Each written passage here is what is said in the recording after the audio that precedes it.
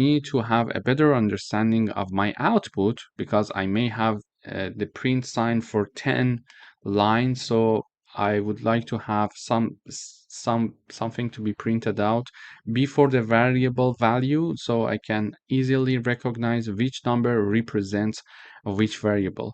So I'm adding a comment here. For example, I'm typing down the print keyword, and within parentheses I have two parts and they are separated by a comma.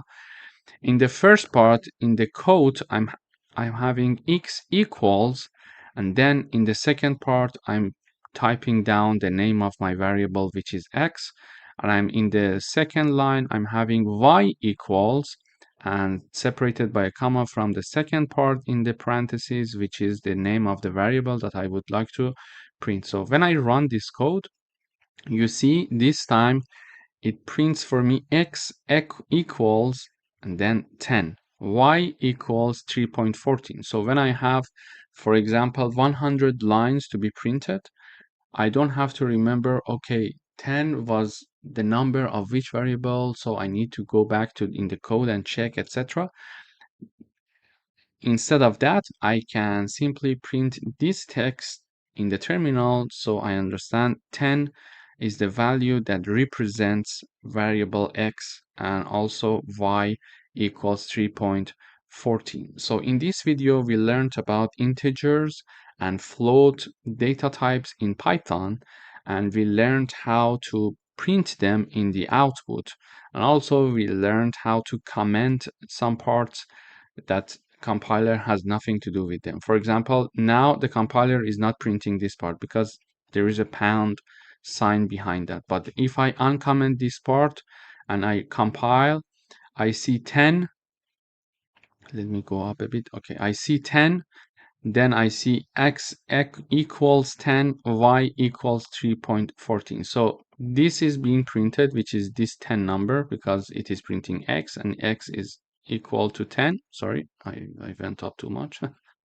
And then I'm having this line being printed out, and then this line being printed out. But this line is not being printed out because there is a pound sign there. So if I remove the pound sign and I compile, I see that now I see that 3.14 is now being also printed out in the output. Thank you for watching. In the next videos, we are going to have some coding exercises with respect to initializing and declaring integer variables and float variables. Thank you for watching. Hello everyone, welcome to this lecture. In this lecture, we are going to talk about strings. So a string is a sequence of characters enclosed in quotes. A string can include letters, numbers, symbols, or spaces. So in order to initialize one string, I am giving it a name r equals, and in quotes, I'm having the string that I want. It is, for example, in this case, Reza Shahin. So a variable r is assigned a string, and this string is Reza Shahin. I can have another string, for example, it could be hello world.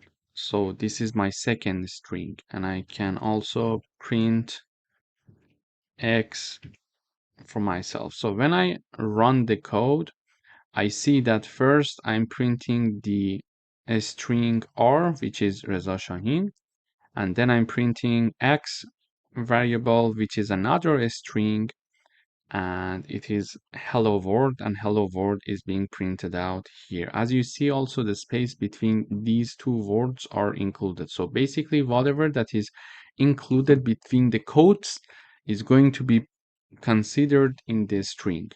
So this is how we declare and we print out one string in Python. Thank you for watching. Hello everyone, welcome to this lecture. In today's video, we are going to work with type checking. So we can have different types of variables, for example, integers or floats. In this case, I'm declaring x equals 10, y equals to 3.14. But however, what would happen if I want to know exactly their type to be explicitly mentioned in the output? To do that, we need to use the type function.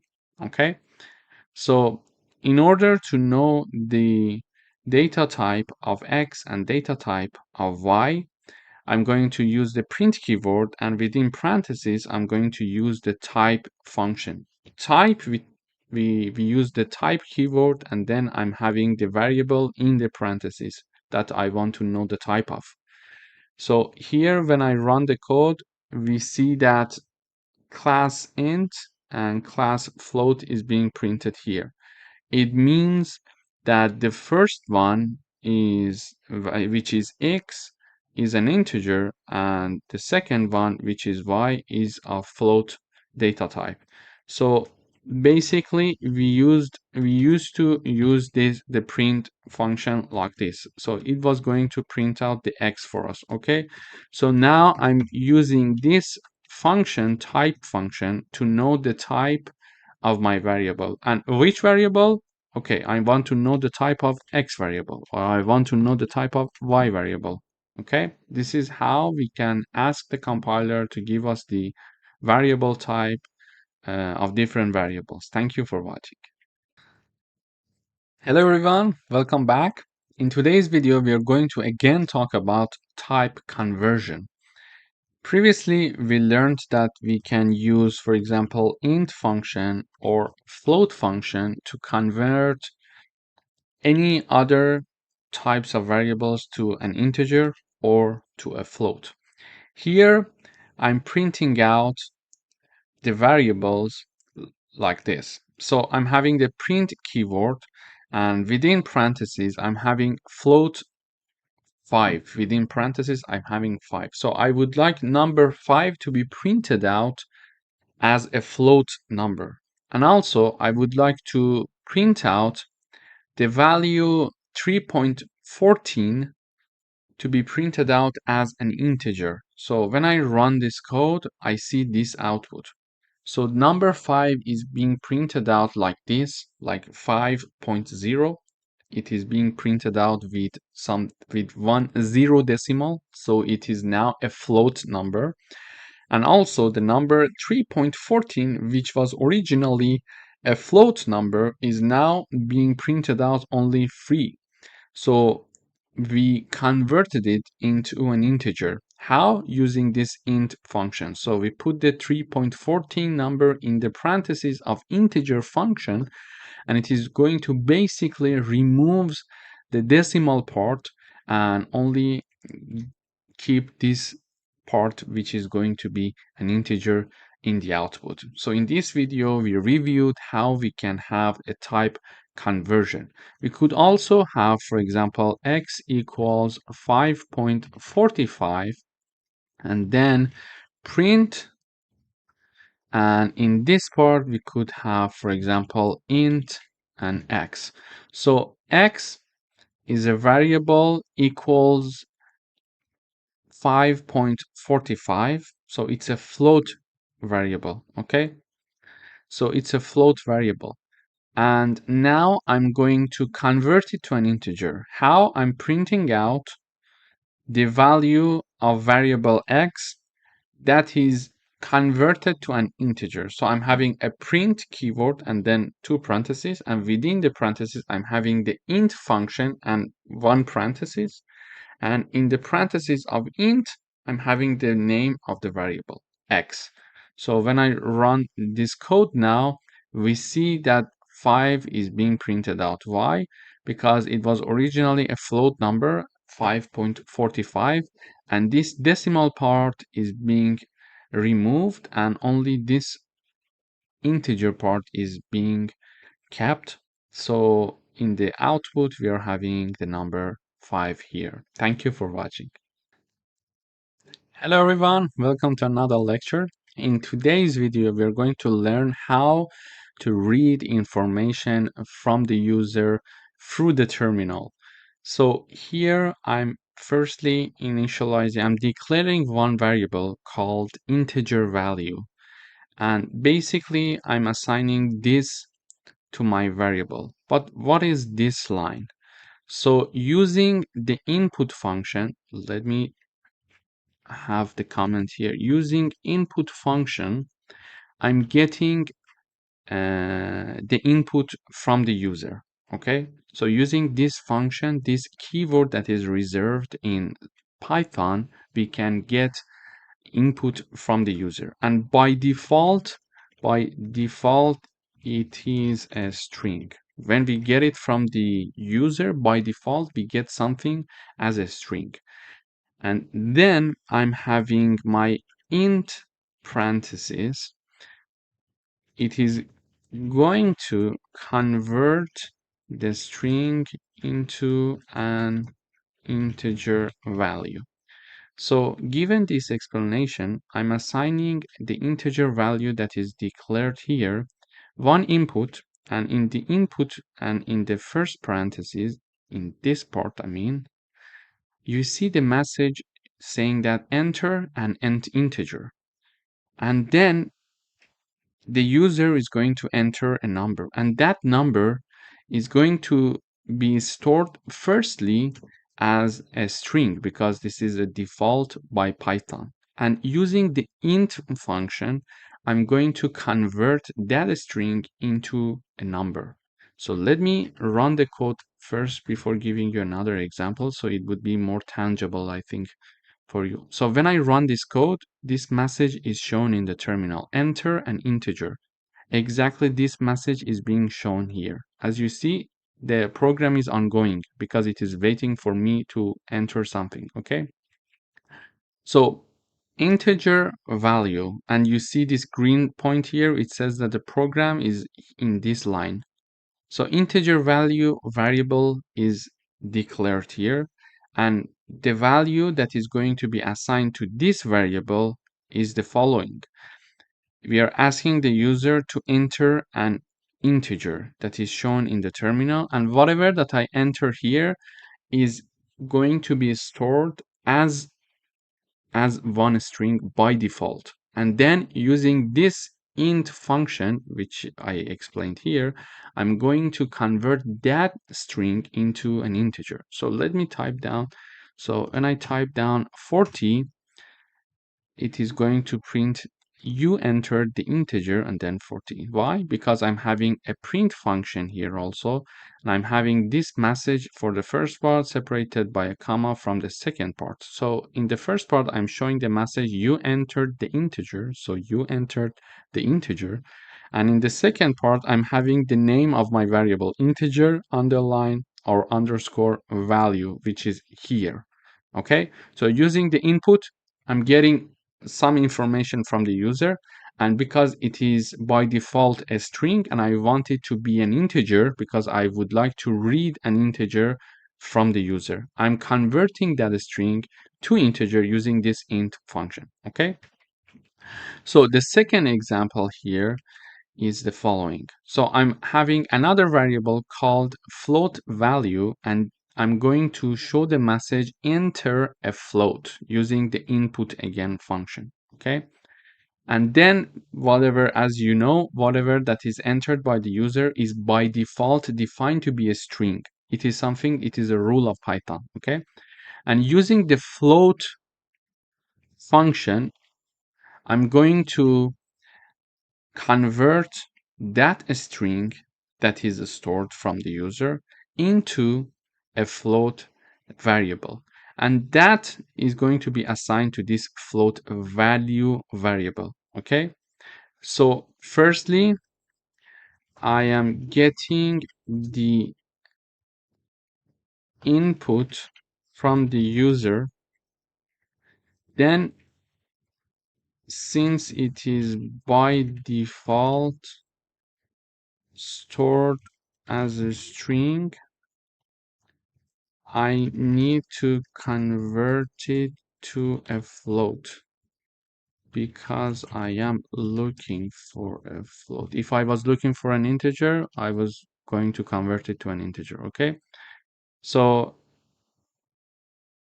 and then the entered value is converted to a float number, and that is going to be assigned to float value variable.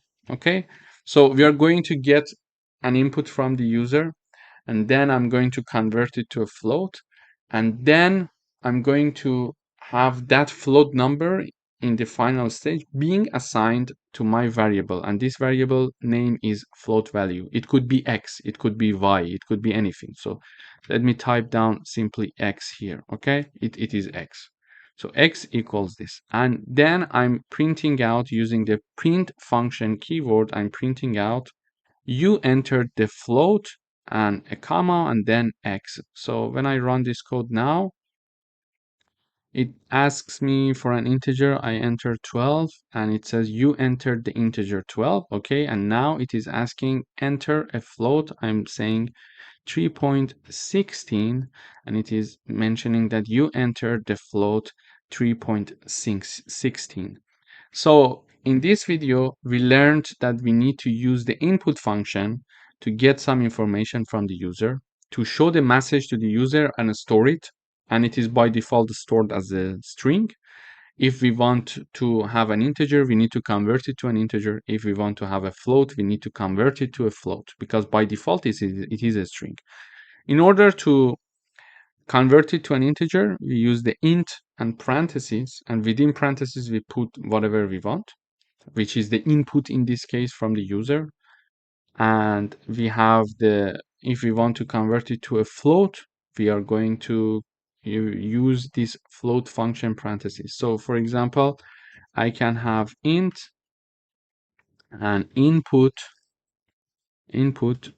So this is how this is going to work. Int and these parentheses, these two parentheses, and then input with the corresponding parentheses. In the input, I'm going to show, for example, write codes saying that enter an integer for me. Okay. And then the user is going to enter something. It is stored in this part using this input function, and whatever that is stored, because it is in the parentheses of int function, because we're having one int keyword here and one parenthesis in the left and one parenthesis in the right. So whatever that is inside it, it is going to be converted from the string that is by default to an integer. The same rule goes with the float. Thank you for watching. Hello everyone, welcome to this lecture. In this video, we are going to talk about modulus operator.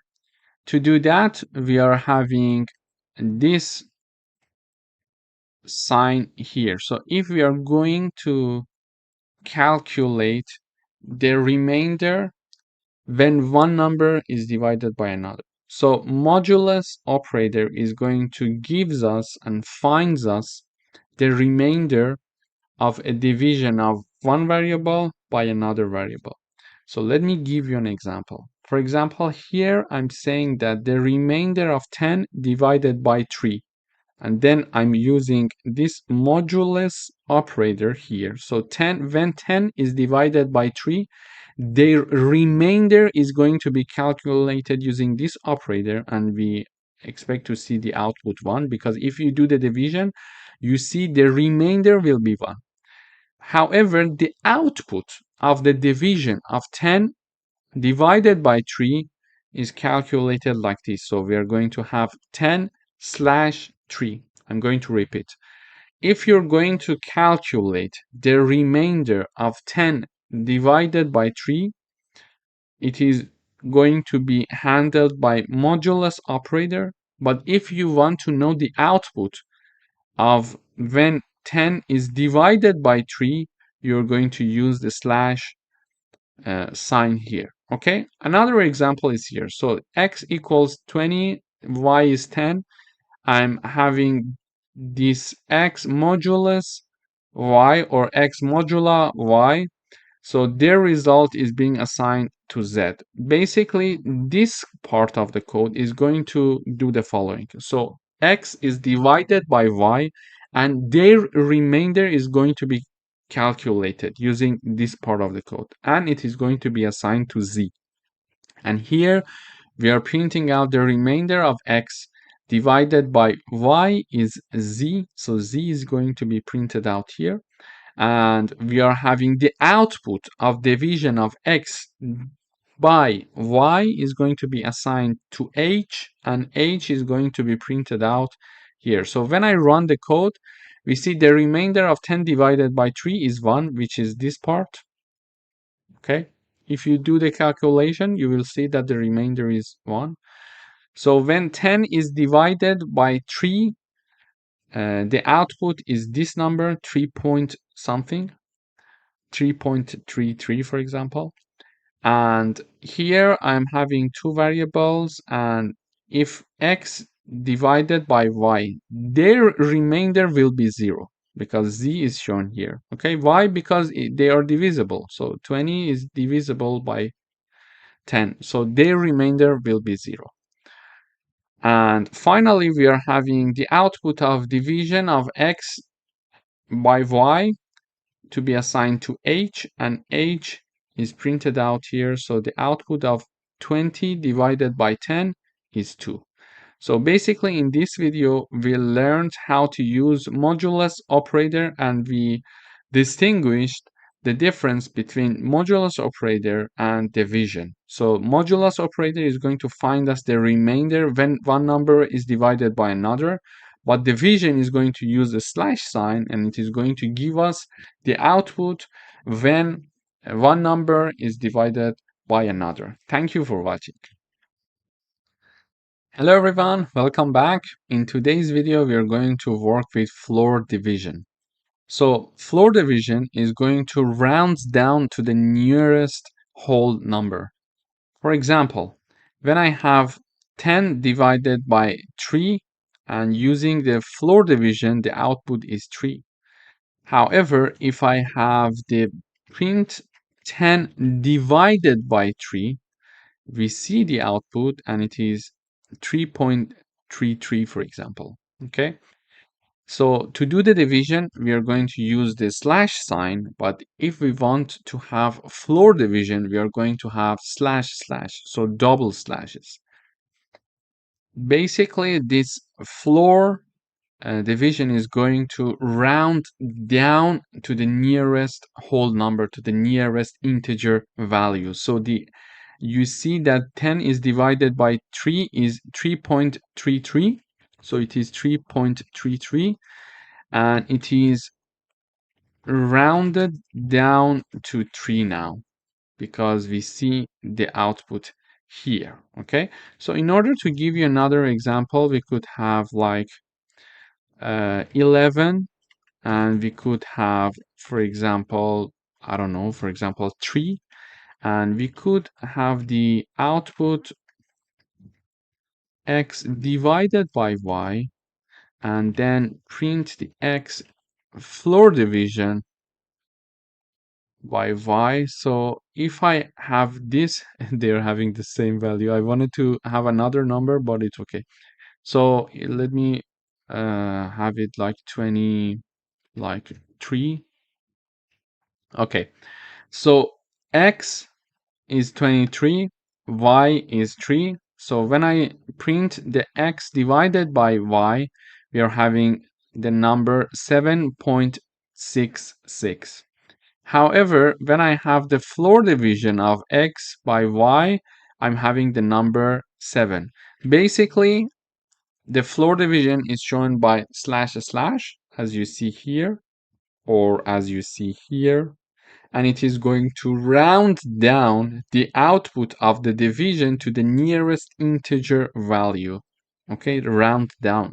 This is why even 7.66 is rounded down to 7. Thank you for watching.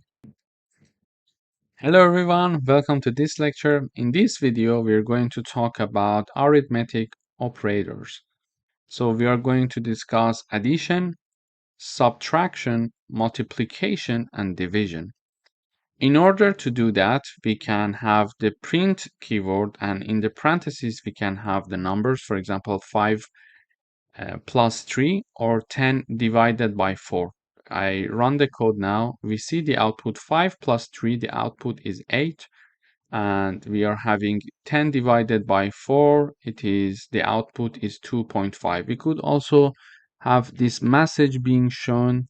So for example, sum of 5 and 3 is this message being shown out.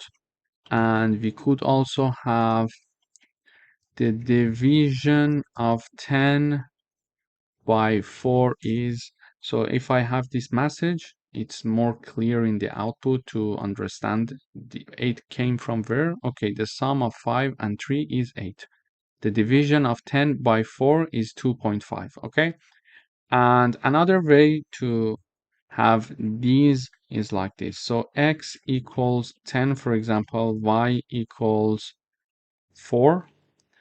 Let me just choose another number. So y equals 4.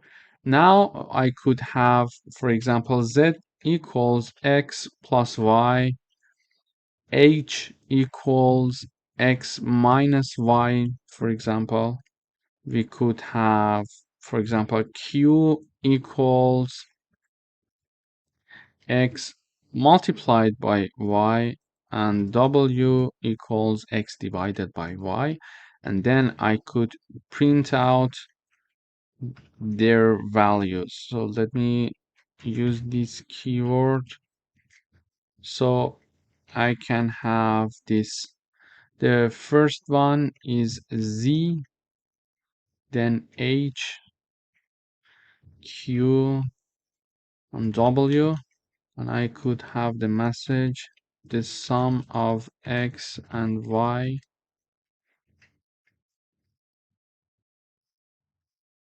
I could have this sorry, I forgot the code. The subtraction of x and y, the multiplication of x and y, and we could have it here, the division of x and y. So let me explain what I did here. So what previously we were printing out the sum directly using the numbers, but I would like to use variables in the print out keyword function. So for example, variable z, print variable z, h, q, or w. To do that, I'm declaring x and y. X equals 10, 20, and y equals 5. I'm having z equals x plus y. So 20 plus 5 is going to be assigned to z. We expect it to be 25. And then I'm having x minus y is assigned to a variable named h. So 20 minus 5, we expect it would be 15, and x multiplied by y, its value is assigned to q, and we expect to see 100 here, and also x divided by 5, the output we expect it to be 4, is assigned to w. And we are going to print the sum of x and y, and we are going to print x, which is this part. Then the subtraction of x and y, which is this part, we're going to print h. We're going to print q to be the multiplication of x and y, and w to be x divided by y. So when I run this code, so let me print out, let me comment this part so we don't see them in the output. So we are having the sum of x and y, 25, which we expected here. The subtraction of x and y, which is 15, 15 is here. The multiplication of x and y is 100. And then the division of x and y, 4. So we see that here we could do some arithmetic operations using variables and direct numbers here. So this is basically how we do mathematical operations in Python. And it's a very good example, I think, for you to start coding as of these videos that we just started, because it would be nice to start coding and get used to the syntaxes and start to see if you're making any mistakes or not. And if you're making any mistakes, check your code with the code that I'm providing for you, and you will understand where the error comes from, and then you can improve from there. So I would suggest you to start coding right away so you get used to all the syntaxes. Thank you for watching. Hello everyone, welcome to this lecture. In this section, we're going to talk about Boolean data types in Python. So a Boolean is a data type that represents one of two values, either true or false. And these values are often used in decision making, logical comparison, and control flow. And in Python, Booleans are case sensitive. It means that when we would like to write them down, we need to use an uppercase first letter. For example, we don't have to write them like this. It's not correct. You see, these examples are not correct. If we want to write down true, we should write it with an uppercase first letter like this. Okay, so let me illustrate it with an example. Here I'm initializing one variable called is sunny, and I'm assigning true to it. And I'm having is raining, and I'm assigning the false assigned to it. So when I compile this code, I'm going to see two variables being printed in the output in the terminal. So the first one is this print that we are printing out the is sunny variable, and the second one is that we are printing out the is raining variable. So because is sunny equals true and is raining equals false, I would expect to see one true and one false in the output when I run the code. So let me just compile. So it is compiling. Okay, we see now one true and one false. So basically, we are assigning Boolean data types to these two variables. The first one is true and the second one is false. And we are simply printing out the values that are assigned to these two variables. In the next lectures, we are going to do some coding exercises using these Boolean data types to understand how they can help us to have a control flow, logical comparison, or decision making. Thank you for watching. Hello everyone, welcome to this lecture. In this video, we're going to talk about Boolean expressions. So Boolean expressions evaluate to true or false. So these expressions include equal sign, not equal sign, lower than, larger than, lower than or equal to, and larger than or equal to. Using these logical operators, we can have some output when comparing, for example, two numbers. For example, here I'm having a print keyword in Python, and in the parentheses, I'm checking if 5 is larger than 3. So if this equation is correct, it is going to print out true for us. And in this case, it is correct. So we expect to see a true in the output. And we are printing out 10 equals 20. This is not correct. Mathematically speaking, this is not correct. So we expect to see false in the output. And 7 is lower than or equal to 7. And this is also true mathematically speaking. Therefore, we expect to see true in the output. So let me first run this code by commenting these lines. So we are going to talk about these three first.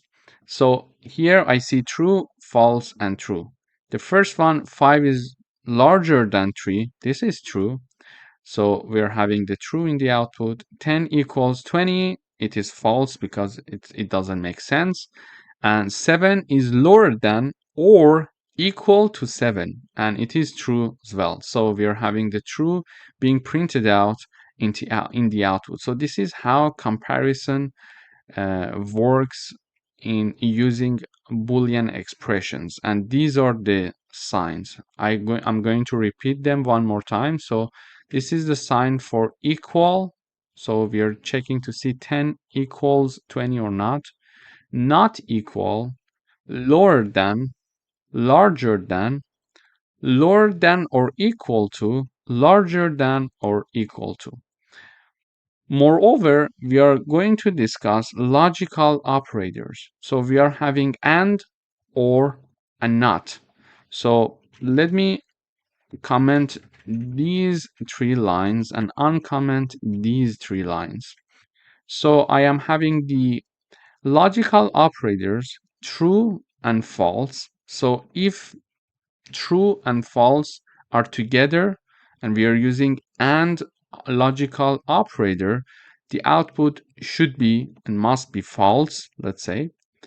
If there is an or, the output is true, and when we are saying not true, the output is the opposite, so it is false.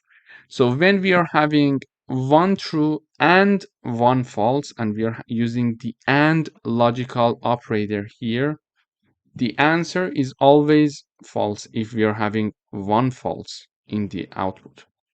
Let me illustrate it with another example. So here, if I have true and true, the output is true. If I have false and false, the output is false. So let me comment these two lines so we can compare these three first. So when we are having at least one false when using AND logical operator, the output is false. When both of them are true, the output is true. And when both of them are false, the output is obviously false. Okay? So, sorry, false. Okay? So this is how the AND logical operator is going to work. And even if the false is first and then we are having the true, here the output is again false because we are still having one false here. Okay, so let me run. Okay, so when we are using AND logical operator, if we at least have one false, the output is for sure false. If both of them are false, like this case, the output is false. And if both of them are true, the output is true. So the only possible option that the output is true is when we are having two truths using AND operator and logical operators. Okay, this is how logical operator is going to work using AND. Okay, so let me now comment these lines and talk about this line. So using OR operator, we are saying that if this one is true or the other one, okay? In this case, when at least one of them is true, the output is true. So if I run, you see true in the output. So for other cases, if I have true or true, print false or false. So let me run this code. So here I'm saying true or false, the output is true. True or true, the output is true. False or true, the output is true. And false or false, the output is false. So using OR operator, logical operator, if we have at least one true, the output is true. And if both of them are false, the output is false. Because we are checking to see if we are having at least one true when using OR operator. So either this or that must be true. If either of them is true, the output is true. But if both of them are false, the output is false. Okay. And finally, we are having the not logical operator.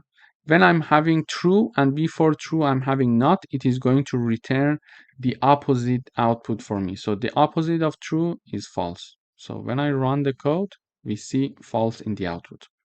So this is a bit abstract for now, the logical operators. You may understand the context, but you may not see how it may be useful for the moment if you have no background in programming. But later on in the very same course, in the section where we are going to talk about if conditions, if and else and elif conditions, we are going to use these logical operators practically, and in practice and examples, coding exercises, you will see how practical they are.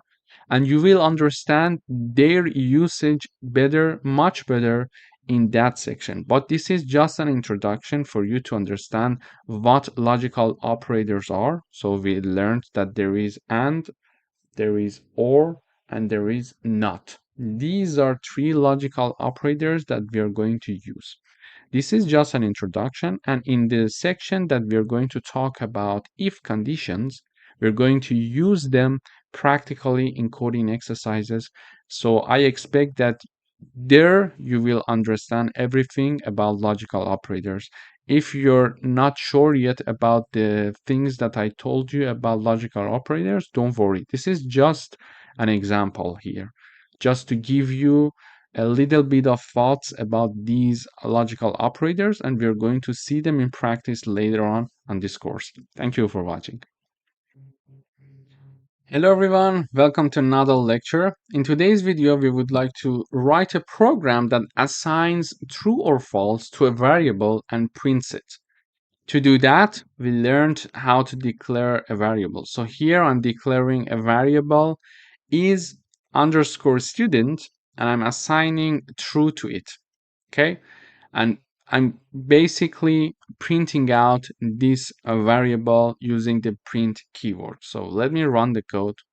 So when I run the code, I see true in the output. I could have, for example, uh, is young equal false. And now here I am assigning a variable that is called, I'm declaring a variable that is called is young, and I'm assigning false to is young, meaning that it's not young, for example, or the person is not young. And using the print keyword, I'm printing out this variable. This could be y, this could be x, for example, this could be x. It's just the name that we give to our variable. So when I run the code, it's false. We see how we can declare and initialize a variable and assign true or false to it and print its value in the terminal in the output. This is how we can start working with uh, booleans in Python. Thank you for watching. Hello everyone, welcome to another coding exercise session. We're going to write a program that compares two numbers and prints whether the first number is greater than the second one. In order to do that, I'm initializing and declaring and initializing two variables called num1 and num2. I'm assigning 10 and 5 to them respectively. And in the output, I'm using the print keyword and I'm checking to see if the first number is greater than the second one using this comparison operator. So the first one is 10 and the second one is 5. So it means that 10 is larger than 5. Is it correct? Yes. Therefore, it is going to print true in the output. Okay. But if I have number 1 equal to 1, we expect to see the output to be false, as you see here. So this is how logical comparison operators uh, is going to work for Booleans expressions. Thank you for watching.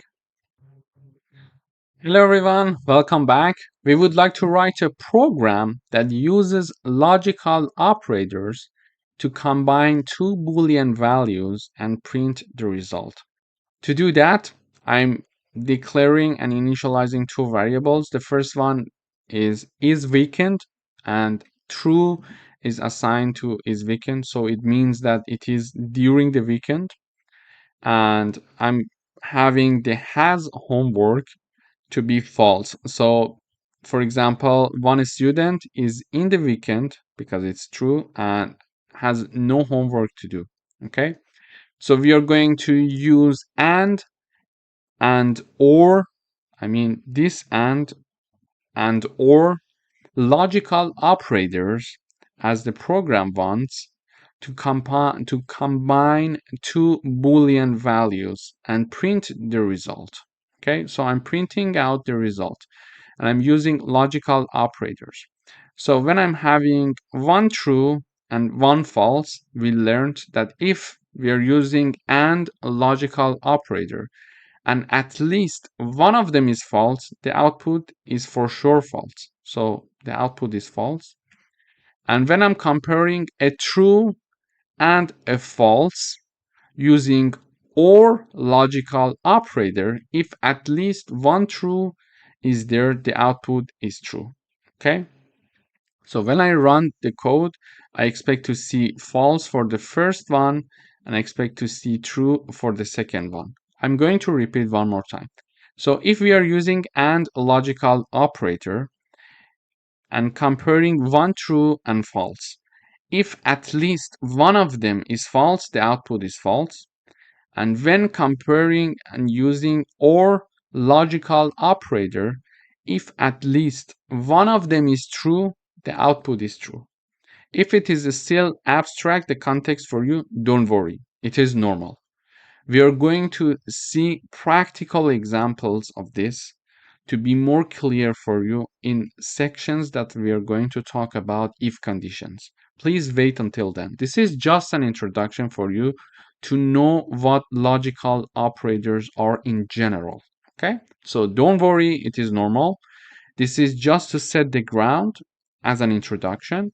Then when I'm talking about if conditions, I'm going to review these concepts, but also I'm going to provide you with practical examples so you see how how they work and what is the logic behind them. Thank you for watching. Wait until then. Hello everyone, welcome back. In today's video, we're going to talk about truthy and falsy values. So in Python, non-Boolean values can be treated as Booleans in certain contexts. For example, truthy values that evaluates to true.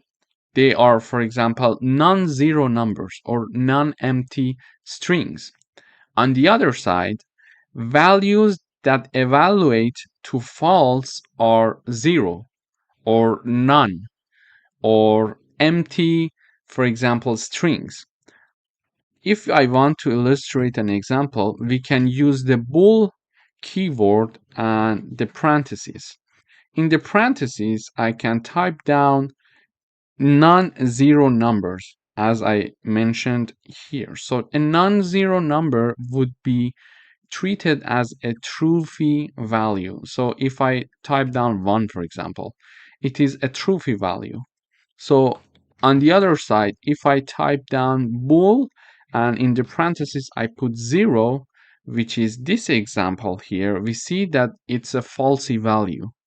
Also, if I have any string that is not an empty one, for example, I'm having bool and in the parentheses I would have Reza Shahin, for example. Okay, so this is considered to be one truthy value. But if I have a bool that contains an empty string, it is going to be considered as a falsy value. Okay, this is how non-Boolean values can be treated in certain contexts as Booleans in Python.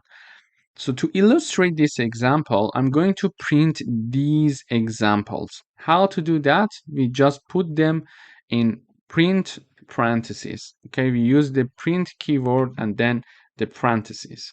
So in the parentheses, I'm having bool and number 1.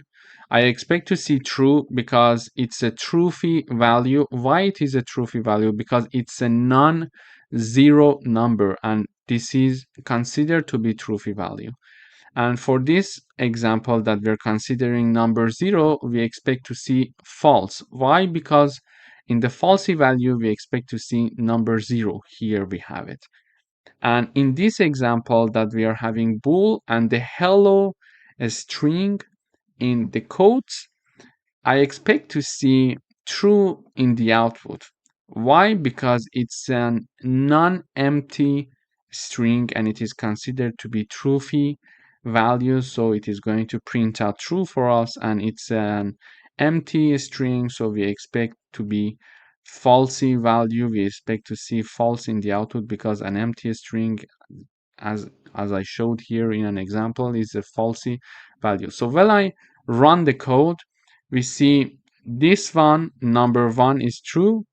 When we're running with 0, it is false. When we are having a non-empty string, it is true, and an empty string is false. Therefore, in this video, we learned about truthy and falsy values and how non-Boolean values can be treated as Booleans in certain contexts. We are going to discuss these types of non-Boolean values later on in the following sections in coding exercises. And I'm just providing the introductions to them. So later on, when I'm going to review them first and then provide you coding exercises and examples, you have some clear idea that what these things are. Thank you for watching. Hello everyone, welcome to this section. In this section, we're going to talk about strings. As previously mentioned, a string is a sequence of characters enclosed in either single quotes or double quotes. And by single quotes, I mean this one, this sign, okay? And double quotes, I mean this sign, okay? And strings are one of the most commonly used data types in Python. And for the strings, both single and double quotes can be used to define strings. So it's optional. We can just choose whatever that we want. And to include quotes inside a string, we can alternate the type of quotes or use escape sequence. Let me illustrate it with an example. Here I'm initializing a variable called name, and using a single quote, I'm assigning Alice to this name, and I'm printing out name using the print keyword in Python. Okay, and here I'm having the greeting variable, and I'm printing greeting using the print keyword. However, I'm using double quotes here. As you see, I'm using double quotes here, and in the output, as we will see in a few minutes, there is no difference between single quotes or double quotes. So it's totally optional. You can either use this or this, okay? But what if you want to include quotes inside a string? To do that, for example, I'm having a variable being initialized here called quote, and I'm printing out the quote here using this line. However, I'm having a single quote for the string itself. As you see, I start from in here, and this single quote ends here. And I'm having she said, comma, and I'm having quotes inside of a string saying that Python is amazing. Okay, so if I run the code, I will explain further other examples, but let me first run the code to show you the difference. So let me also comment these parts. So if I run, we see that in the output we have Alice, hello world. So Alice was declared and initialized using single quotes, and hello world was initialized using double quotes. So you see no difference in the output. They are both the same, so it's up to you. And when I mean to include quotes inside a string, I mean this. So we are printing out she said, comma, Python is amazing. So it's like a direct speech. So if we are going to have quotes sign here in a string, so this is our string and we are having the quotes here, okay? we can alternate the type of the code. So because here I was using the single quote to initialize my string, then in order to include quotes in the string, like Python is amazing to include that, I'm using double quotes. Okay, so you can alternate the type of the quotes. If you're initializing your string using a single quote, you can use double quotes when discussing a quotes in the string. Or if you're declaring and initializing your string using double quotes and you want to include quotes inside your string, you can use single quotes. Okay, so it's vice versa. After that, another way to do that, because we mentioned that either we can alternate the type of the code or use escape sequence.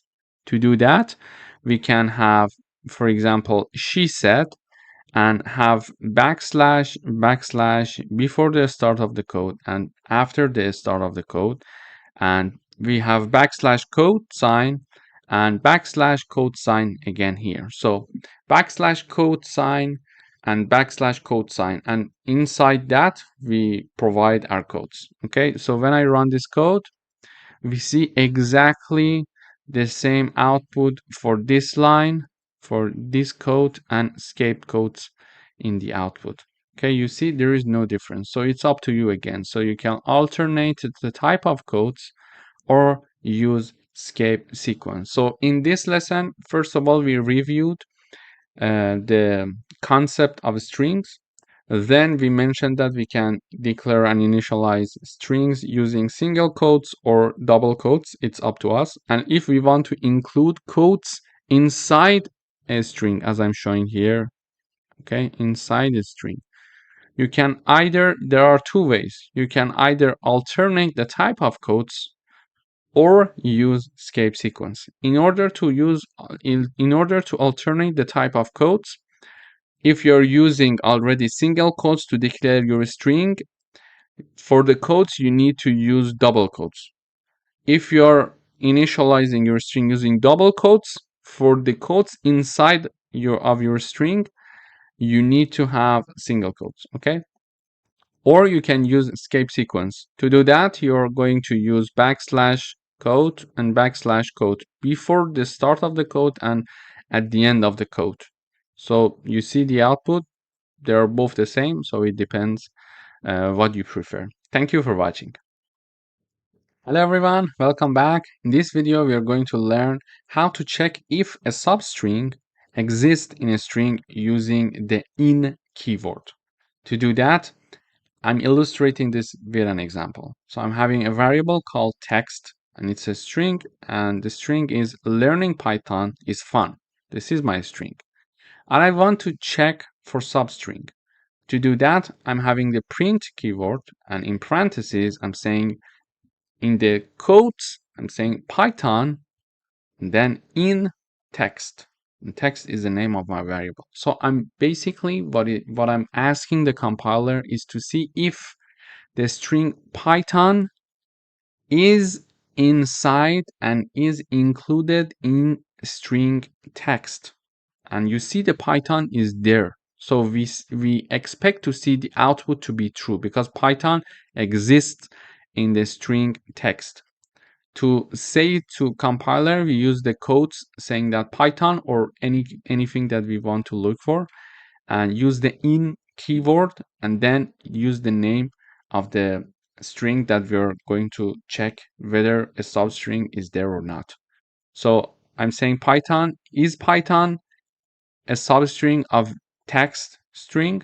Learning Python is fun. So is Python included, let's say, in this string? The answer is yes. So we expect to see true here. And then I'm checking to see if I check and see Java is included in the string text or not. So we see this string is learning Python is fun and Java is not there. But I'm checking to see if Java is included in this string or not. And since Java is not there, we expect to see false in the output.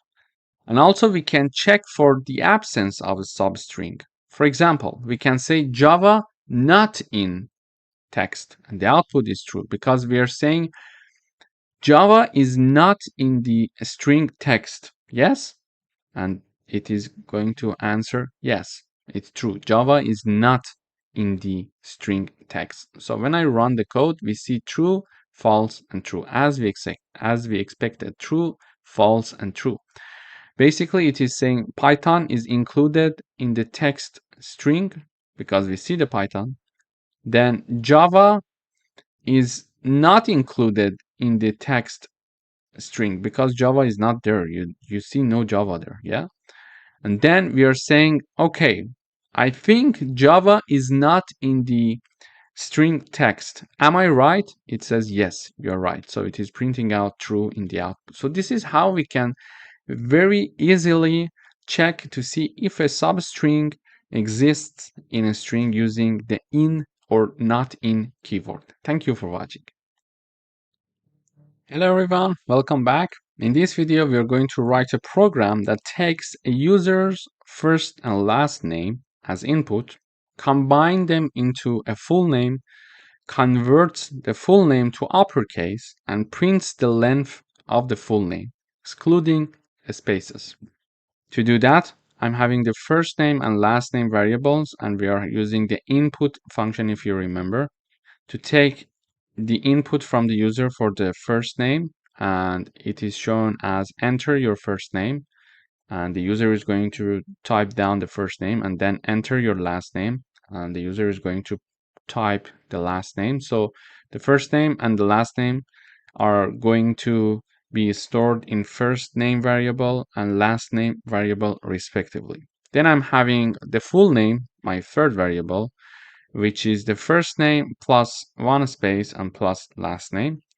Then I'm having uppercase name variable, and it is basically is the full name variable dot upper function. So it is going to make this full name to be uppercase. So let me type down the input. For example, for the first name, I'm going to enter my first name, and for the last name, I'm going to enter Shaheen, which is my last name. Here, the full name is going to be Reza Shaheen with the space in between, as you see here. Okay. And this part, uppercase variable, is going to use this full name, which is this Reza Shaheen, and make all of the convert the full name to uppercase. So previously it was written like this. Okay. It is going to make it to be like this. Okay. It is using the upper function to convert all the characters in uppercases of the full name. Okay. Then I'm having the length variable, and it is going to basically calculate the length of this character of this string, the length of this string for me when considering there is no space in between. Okay. So first of all, I'm using the length function to know the length of my string, and in the parentheses, I'm having the name of my variable, which is the full name here. Okay. Dot replace. So using replace, we can change some of the characters, and we are basically mentioning whatever you see as to be a space, empty place, empty space, just remove it. Okay. So in the first part, we see if you find any space. In the second part, we see, for example, we can type down H. So if you see any space, type down H instead. But because I want to calculate the length of this string without the space between them, I'm going to say, if you see the space, consider no space. So basically it is going to have it be like this. Okay, so when there is no space. So it is going to calculate the length of this string for me when I'm having the replace function. Then I'm having the print in the output full name, is the full name variable is being printed out, and we are saying the full name is, and we're having the variable called full name, uppercase name, and I'm having the uppercase name variable here, which is this part, and the full name was this part. And then I'm having the length of full name. When no space is considered, I'm printing out the length variable, which is here, and it is calculated based on the length of the full name variable, in which we are replacing all the spaces with no space. So it is going to calculate the length of this. So when I run, it says enter your first name, I say Reza, enter your last name, I say Shaheen. So it is printing out full name Reza Shaheen, uppercase name Reza Shaheen, length of full name with no space, it is 10. Let us check and verify this. 1, 2, 3, 4, 5, 6, 7, 8, 9, 10. So the length is 10. So we see that we calculated everything correctly. Thank you for watching. Hello everyone, welcome to this lecture. In today's video, we are going to learn how to combine two strings in Python. So in order to combine two or more strings, we use addition operator. For example, I'm having the variable first name and last name, and they are assigned John and Doe as the first name and last name respectively. And in order to have the full name variable, I'm having first name plus one space and plus last name. So and then I'm printing out the full name in the output. So when I run, I see John Doe. So I'm adding this to have this space here. Okay, so if I don't consider this part, if I remove it, you see that they are smashed together. So you see John Doe. So it is better to have one space here, so it would be more nice. So in this video, we learned how to combine two strings and create our third string using addition operator or plus operator. In order to do that, we simply have the first name, which is our first variable. You see, this is our first variable. This is our second variable, and we are sorry, and we are using addition operator to add these two together and create our third string here, and I'm basically printing out the third string, which is full name. So this is how we can combine two strings. Thank you for watching. Hello everyone, welcome back. In this video, we're going to learn about converting case, upper and lower. Using the dot upper parentheses function, we can convert all characters to uppercases, and using the lower function, we can convert all characters to lowercase. For example, I'm having one string here called text, and it is assigned Python, and I'm using the text dot upper and parentheses, and then text dot lower parentheses. So when I run this code, we see in the first example, in the first output, I'm having the Python being printed with uppercase, all of the characters, and in the second print, we see that all of the characters are printed in lower cases, because in the original example, P was written with uppercase, but in the second output, we see everything is written in lower cases. So let me illustrate with another example. So I would say Reza Shaheen, for example, here, and I print the name upper. My name is the name of my variable, my name dot upper and my name dot lower. So when I run the code, we see that in the first print, everything, all of the characters are in uppercase, and in the last print, we see that all the characters are shown in lowercase. So this is basically how we can convert cases in Python. Thank you. Hello everyone, welcome to another lecture. In today's video, we are going to learn about the replace function in Python. So I'm having one string called text, and it is assigned the hello string.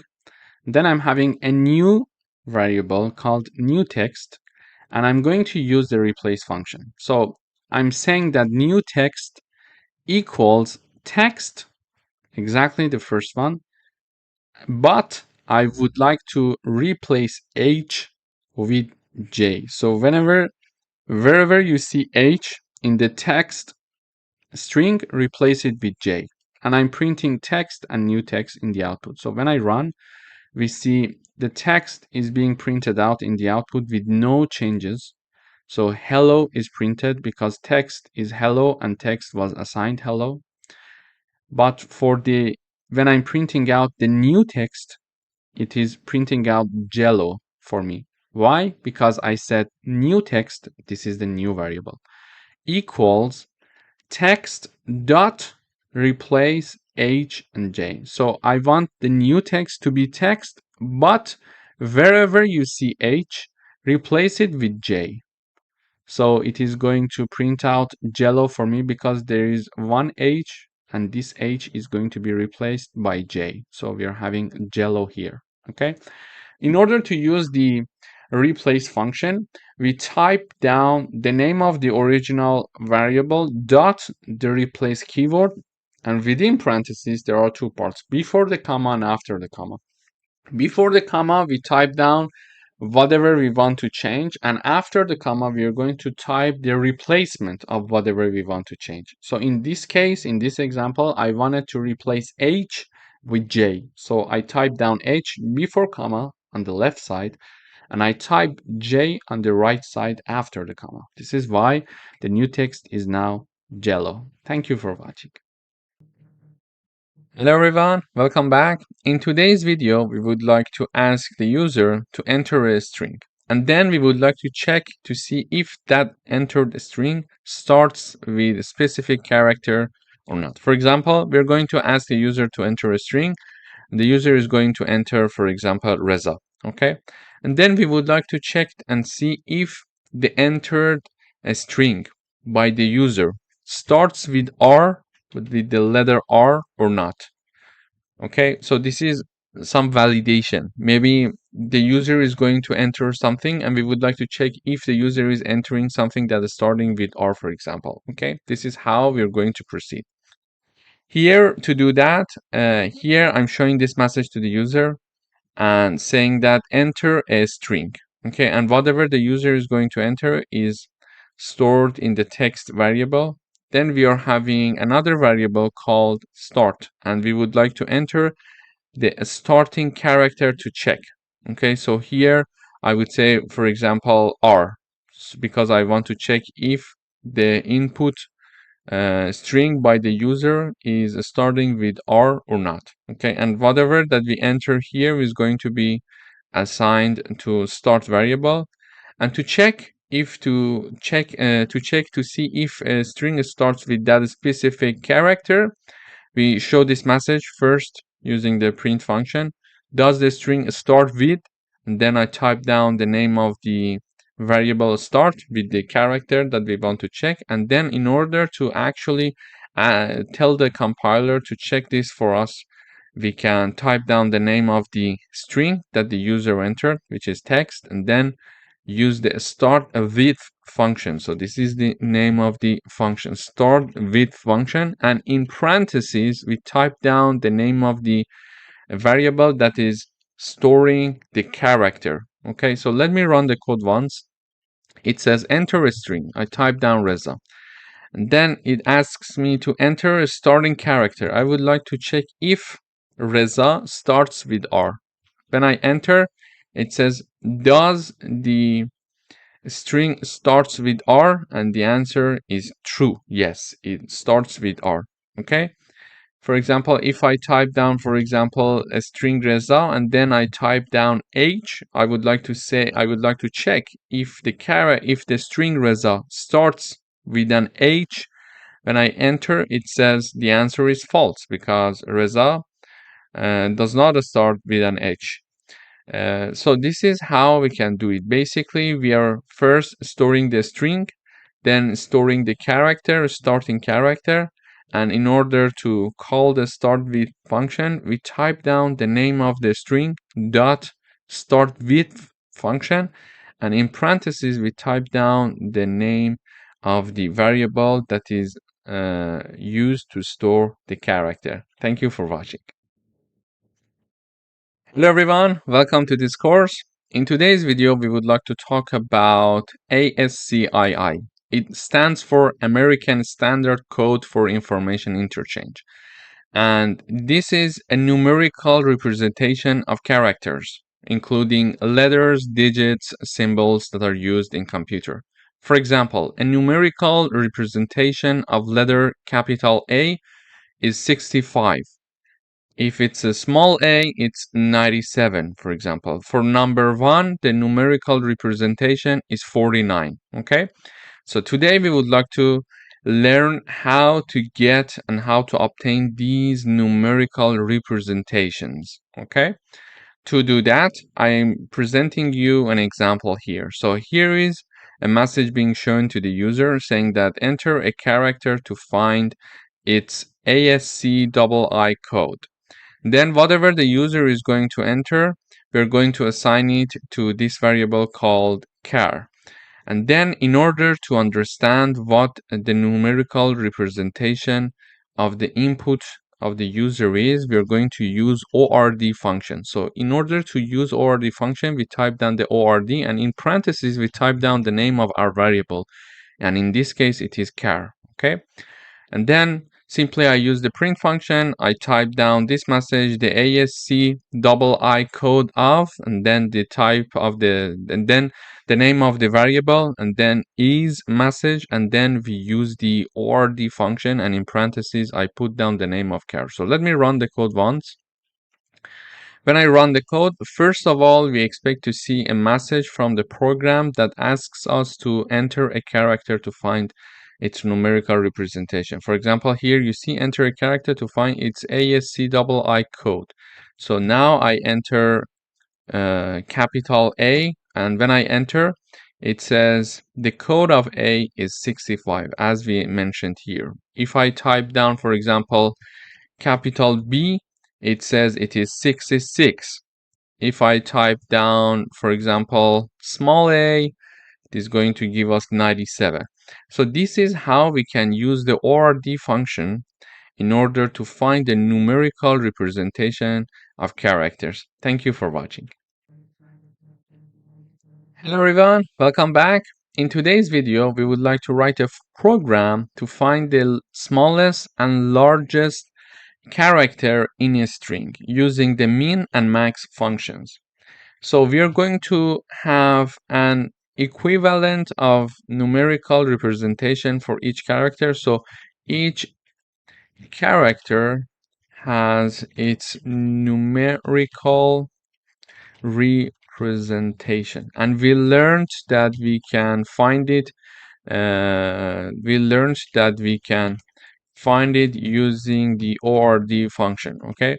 So now we would like to enter one string and understand which character has the largest, let's say, numerical representation, and which character has the smallest numerical representation. Let me first run the code. It says enter a string to find its smallest and largest character. So I type down Reza, for example. It says smallest character is R and largest character is Z.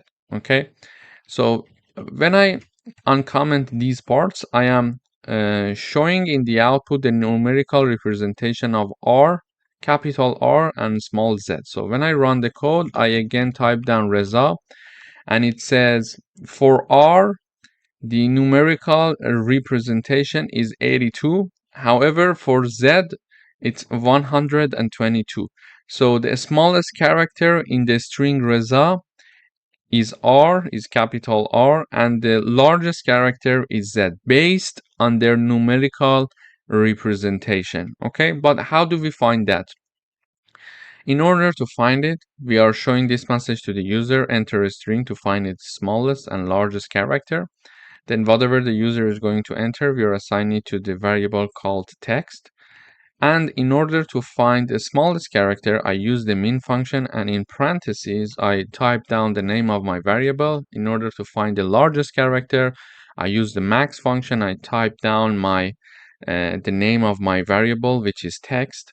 And then here I'm using the print function to show this message, smallest character and largest character. And then using the min function and max function. Just remember to put this comma in between the message that we would like to be shown in the output, so the smallest character, and when we are calling the variable. When we are having this program, it is going to basically help us to find the smallest and largest character in a string based on ASCII code. Thank you for watching. Hello everyone, welcome back. Today we would like to write a program to check if all characters in a string are lowercase or uppercase. And we are going to use isLower and isUpper functions. So when I run this code, it says enter a string. I type down, for example, Reza, and it says, is the string all lowercase? The answer is true because all of them are indeed in lowercase. And the second part is that, is the string all uppercase? The output is false because indeed it's not all uppercase. It's indeed all lowercase. How do we do it? So I use the input function to show this message to the user, enter a string. And then whatever the user is going to enter, it is going to be assigned to the text variable. Then using the isLower and isUpper function, we are checking this string to see if all characters in the string are lowercase or uppercase. To do that, first I type down the name of my variable, then put a dot, then I type down isLower with empty parentheses to check if all the characters are lowercase, and to check if all the characters are uppercase, we are going to simply type down the name of our variable and then dot and type down the isUpper to check if all the characters in the string are in uppercase or not. So when I run the code one more time, this time I type down Reza with capital letters, so uppercase. It says, is the string all lowercase? False. Why? The reason is very simple. This is all in uppercase. And is the string all uppercase? And it is true. So the answer is true. Basically, in Python, we can use the isLower and isUpper functions to help us to find if all the characters in a string are lowercase or uppercase. Thank you for watching. Hello everyone, welcome back. In today's video, we would like to write a program that checks if the characters in a string are numeric. And we can do it using the isDigit function. Let me run the code. So it says enter a string to check if it's numeric. I type down Reza, and the answer is the string numeric? The answer is false because it's not numeric, okay? So when I run the code one more time and I type down, for example, 1, 2, 3, 4, 5, and I enter, it says, is this string numeric? The answer is true. So how can we check that? First of all, I use the input function to show this message to the user, enter a string to check if it's numeric. Then we assign it to the text variable. After that, we are simply printing the output saying that is the string numeric? This is a message that we want to show. This is this one. Then put a comma to call the text variable using and also call the isDigit function. Sorry. So I type down the name of the variable, which is text dot isDigit function, and with empty parentheses. This isDigit function is going to check if this string text contains all characters are numeric or not. Okay, so even if I type down, for example, Reza 1, 2, 3, 4, 5, the answer is false. Why? Because it's not all numeric. It is going to check if all the characters in the string are numeric or not. So if I type down 1, 3, 5, 7, 9, for example, it says true because it has all its characters are in numeric view. So this is how we can use isDigit function to check if all the characters in a string are numeric. Thank you for watching. Hello everyone, welcome back. In today's video, we would like to write a program to check if a string ends with a specific character, and we are going to use ends with function. I'm asking the user to enter a string, and we are storing the string in the text variable, and then I'm asking the user to enter the ending character to check, and we are going to store it in the end variable here, okay? Then we are going to type down the name of the string dot using the ends with function, and in parentheses I'm calling the variable end that stores the ending character. For example, my string text is Reza, for example, and I would like to check if letter A, the character A, is the character that this text variable is going to end with. Okay, we would like to check to see if this string Reza is ending with A or not. This is how we're going to do it, and in order to do that, we're going to use ends with function. We type down the name of the string, which is a text, dot ends with, and in parentheses I type down the name of the variable that is carrying the ending character. So when I run this code, it says enter a string and type down Reza, for example, and then it asks me to enter the ending characters to check. I would say A. For example, it says, does the string end with A? And the answer is true. So if I type down, for example, Reza, and then I type down, for example, W, the answer is false because the string Reza is not ending with W, so the answer is false. Indeed, it is ending with an A. So this is how we can use the ends with function in Python to check if a string ends with specific character. Thank you for watching. Hello everyone, welcome back. In today's video, we would like to write a program to find the index of a character in a string, and we are going to use the find and index functions. First of all, we're going to ask the user to enter a string, and the entered string from the user is going to be stored in the text variable. For example, the user is going to enter Reza, so text equals Reza, okay? Then we are going to ask the user to enter the character to find. So I would like to find the index of character Z, okay? So character would be equal to Z, okay? So I would like to find the index of Z in the string Reza. This is what the program is all about. And we're going to do it using the find and index function. Using the find function, I type down the name of my string called text, and then dot find. This is the find function. Find, and in parentheses I type down the name of the character that I'm looking for to find its string. Okay, and the result of this is assigned to find index, and here I'm using the print function to simply print the value that is stored in find underscore index. Then in order to do the same thing with index function, we're going to type down the name of the string text dot index function. So index function, and in parentheses, again, we type down the name of the character, okay? So here is the char, and then the output of this is assigned to the index variable. Then we are printing out the index. So let me run the code. Before that, let me mention something else as well. So the index of R is 0. The index R equals 0. Index is 1. Z index is 2. And A index is 3. Why? We start from 0. So R, the index of R character in this string is 0. The index of E is 1.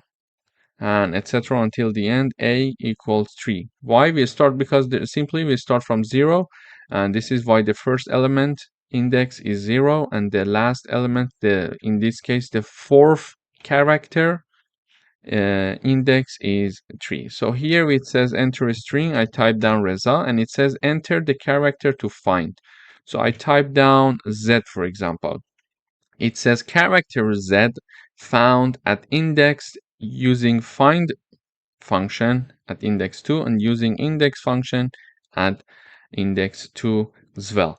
So the Z character is at index 2 indeed, and we use the find function and index function to find the index of this character for us. This is how we can simply type down the name of the string dot the find function, and in parentheses we type down the variable that is carrying the character that we are looking for. And the same goes with the index function. We type down the name of the variable and then the index function, and in parentheses we type down the variable that is carrying the index, that the character that we are looking for to find its index. Thank you for watching. Hello everyone, welcome back. In today's video, we would like to write a program that counts the number of occurrences of a character in a string. And we are going to use the count function. Here, I'm asking the user to enter a string, and enter the string by the user is going to be stored in the variable called text.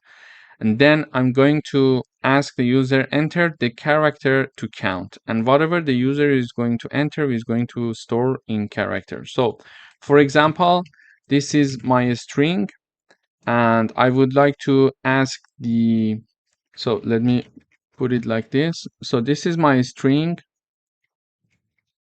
and I want the Python to count the number of occurrences of this A character, this A letter. So in this string, we are having 1 and 2 A's, okay? I want Python to count it for me. To do that, I need to use the count function.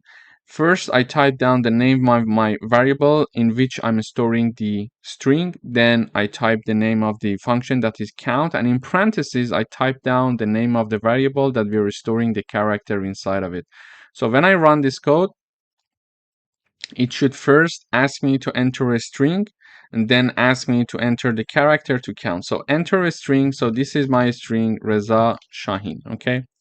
And then enter the character to count. So I would say A, and we see that the result is 2. So there are 2 A's in my string Reza Shahin. As you see, the answer is correct. 1 A, and this is the second A, okay?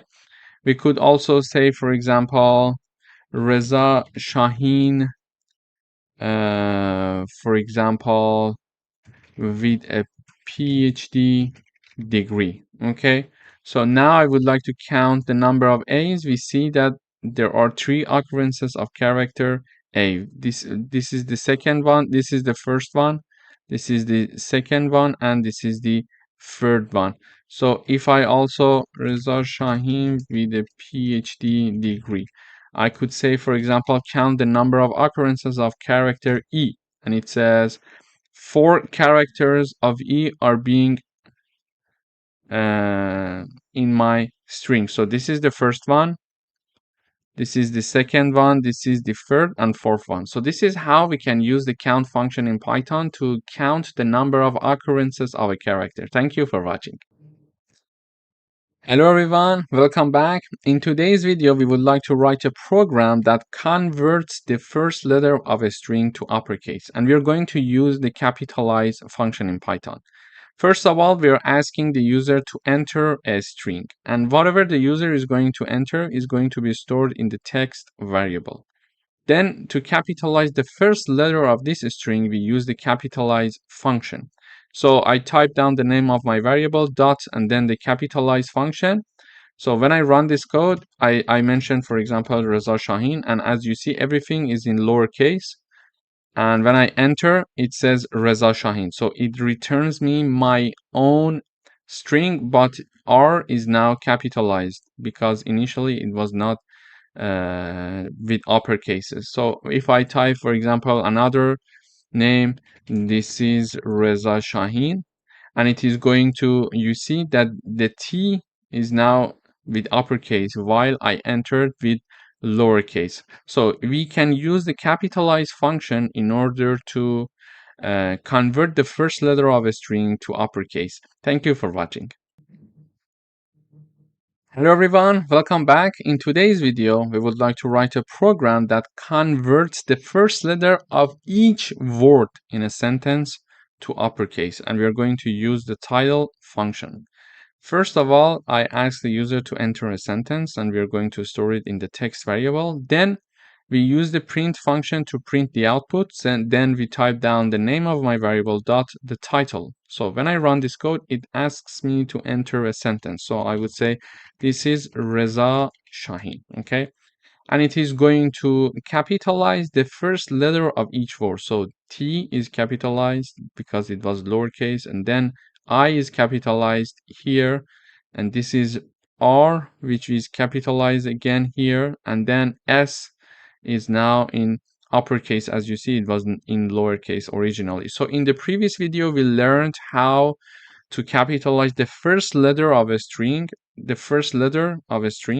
but here we are learning how to have the uppercase for the first letter of each word. This is how we can use the title function in Python. Thank you for watching.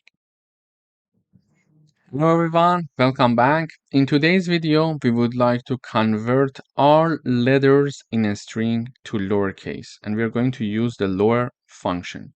First of all, we are going to ask the user to enter a string. We are going to store it in the text variable, and then we type down the name of our variable, which is text, and then dot lower with empty parentheses. So when I run this code, it asks me to enter a string. So everything I would like to be in uppercase. This is Reza Shahin from Python coding lessons. Okay, and when I enter, you see this is my string, and this is the returned string. This is Reza Shahin from Python coding lessons. But you see that all letters in my string are now converted to lowercase. So this is how we can use the lower function to have all letters in a string to become lowercase. Thank you for watching. Hello everyone, welcome back. In today's video, we're going to learn how to convert all letters in a string to uppercase, and we're going to use the upper function. Here I'm asking the user to enter a string as before, and we are assigning it to a variable called text. Then in using print function, I'm printing the output. So I type down the name of my variable dot the upper. So the upper is the function that is going to help me to make all letters in my string to be uppercase. So I type down this is Reza Shahin from Python coding class.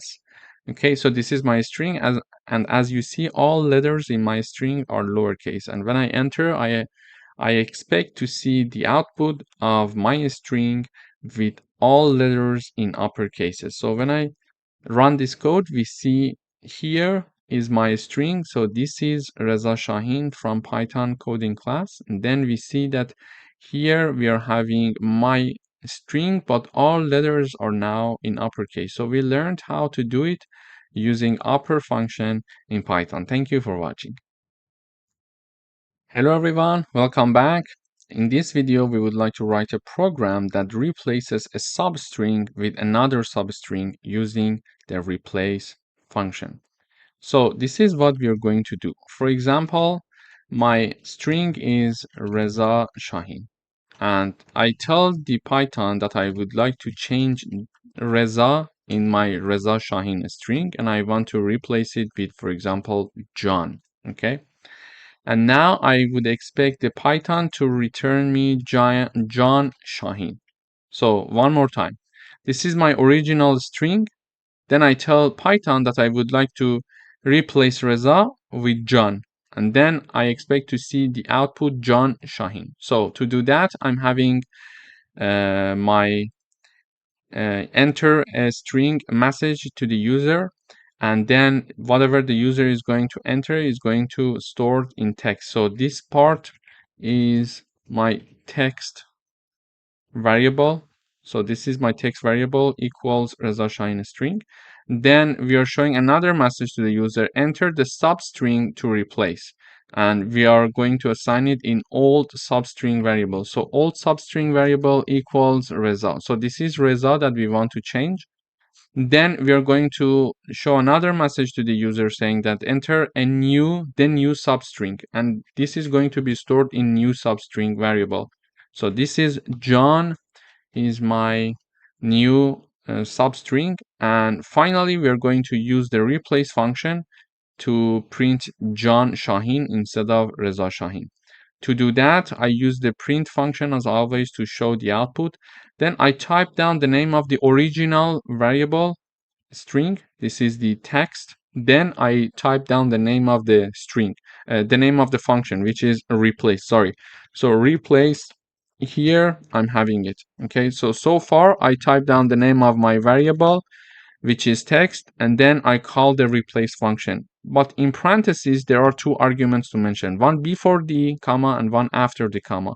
The one that is before the comma, we need to type down the old substring, and after the comma we need to type down the new substring. So I want the old substring to be replaced with the new substring. So the one that we want to change is the left hand side of the comma, and the one that we want to be replaced, to inserted in our string, is on the right side. So when I run this code, it asks me to enter a string. So I would say Reza Shaheen, this is my string. So enter the substring to replace. So which part of this string I would like to change? I would like to change the part that says Reza. Then it says, okay, what do you want to put instead of Reza? I would say John, okay? And then it returns me John Shaheen in the output. So I use the name of my variable, which is text, then dot replace function. So I call the replace function with two arguments. Okay, the first argument before the comma is the argument that I want to be eliminated, and after comma is the argument that I want to be inserted. So these are two arguments. So the first part is the part that I want to be eliminated, and after that I type down the variable, the string that I want to be inserted. Thank you for watching. Hello everyone, welcome back. In today's video, we would like to write a program to split a sentence into words, and we are going to use the split function in Python. Here I'm asking the user to enter a sentence, then whatever the user is going to enter is going to be stored in the text variable, and then simply we call the name of the variable, which is text dot, and then we call the function, which is a split. So when I run this code, everything should be taken care of. So I would say this is Reza Shaheen from Python class, okay? And then we see each word in this sentence is now splitted into words. So this is Reza Shaheen from Python class. So each word in my string in the sentence that was stored in the text variable is now divided into words, as you see it here. So this is how we can use the split function in Python. Thank you for watching. Hello everyone and welcome back. In this video we are going to talk about string indexing. So strings are indexed starting from 0 for the first character. Negative indexing allows you to access characters from the end of the string. For example, -1 is the last character in a string. Let me illustrate it with an example. I'm having a string called word and I'm assigning Python to this string. In the output, I'm printing out two characters indexes. Okay. So in the first one, I'm typing down the name of my string and then assigning 0 in the braces. And then I'm having word again here and number -1. So when I run, first I see P and then I see N. This P comes from the fact that this is the first index of my string, and the first index in my string is this P here. Okay, because we mentioned that it starts from 0 for the first character. So the first character is P here, and therefore when I type down 0 for the string word, it is going to print out in the output the P character. However, when I want to access the last index, instead of just going from the left side, I can start from the right side to go back. It's easier sometimes. To do that, I'm using -1 to access this last character in my word string. So let me illustrate another example. For example, my name. And I assign Reza to my name. So if I print my name, I print the first one, the first character with index 0. So let me comment these parts. So when I run, I see R here. Okay. So what if I print out the second character here using the 1 index? It is going to print E for me. The third one is Z, and the fourth one is A. So the fourth one is A, but we are typing down 3. Why? Because we started from 0. 0, 1, 2, 3. So the fourth one is 3. Okay. And instead of having 3 to print the last character of this string Reza, I could type down -1 to access this A, or -2, for example, to access Z here. It depends on what we're looking for. But this was a good example to understand string indexing. Thank you for watching. Hello everyone, welcome back. In this video, we're going to talk about the length of a string. In order to measure the length of a string, we need to use the len function, len and parentheses, to find the number of characters in one string. To do that, I can have one string called message, and I'm assigning hello to this message. Okay, but how many characters this string includes? Let us count 1, 2, 3, 4, and 5. But if we have a string that is very lengthy, how to measure that? It's hard to count it by ourselves. You see, in order to have that, we can use the len function. The len function works like this. We have the len and parentheses. In the parentheses, we type down the name of the string that we want the len function to measure its characters. Basically, I'm using the len keyword. I'm putting the name of my string inside the parentheses. This is going to calculate the number of characters in the message string, which is 5. We know it because we calculated it. And now I'm going to print the output. In order to print the output, I just put this part in a print function. And in a print function, inside the parentheses, I'm having len, and then the name of my string, which is message. So when I run, I see 5. If I have another string, so I have my name, and the string is, for example, Reza Shahin.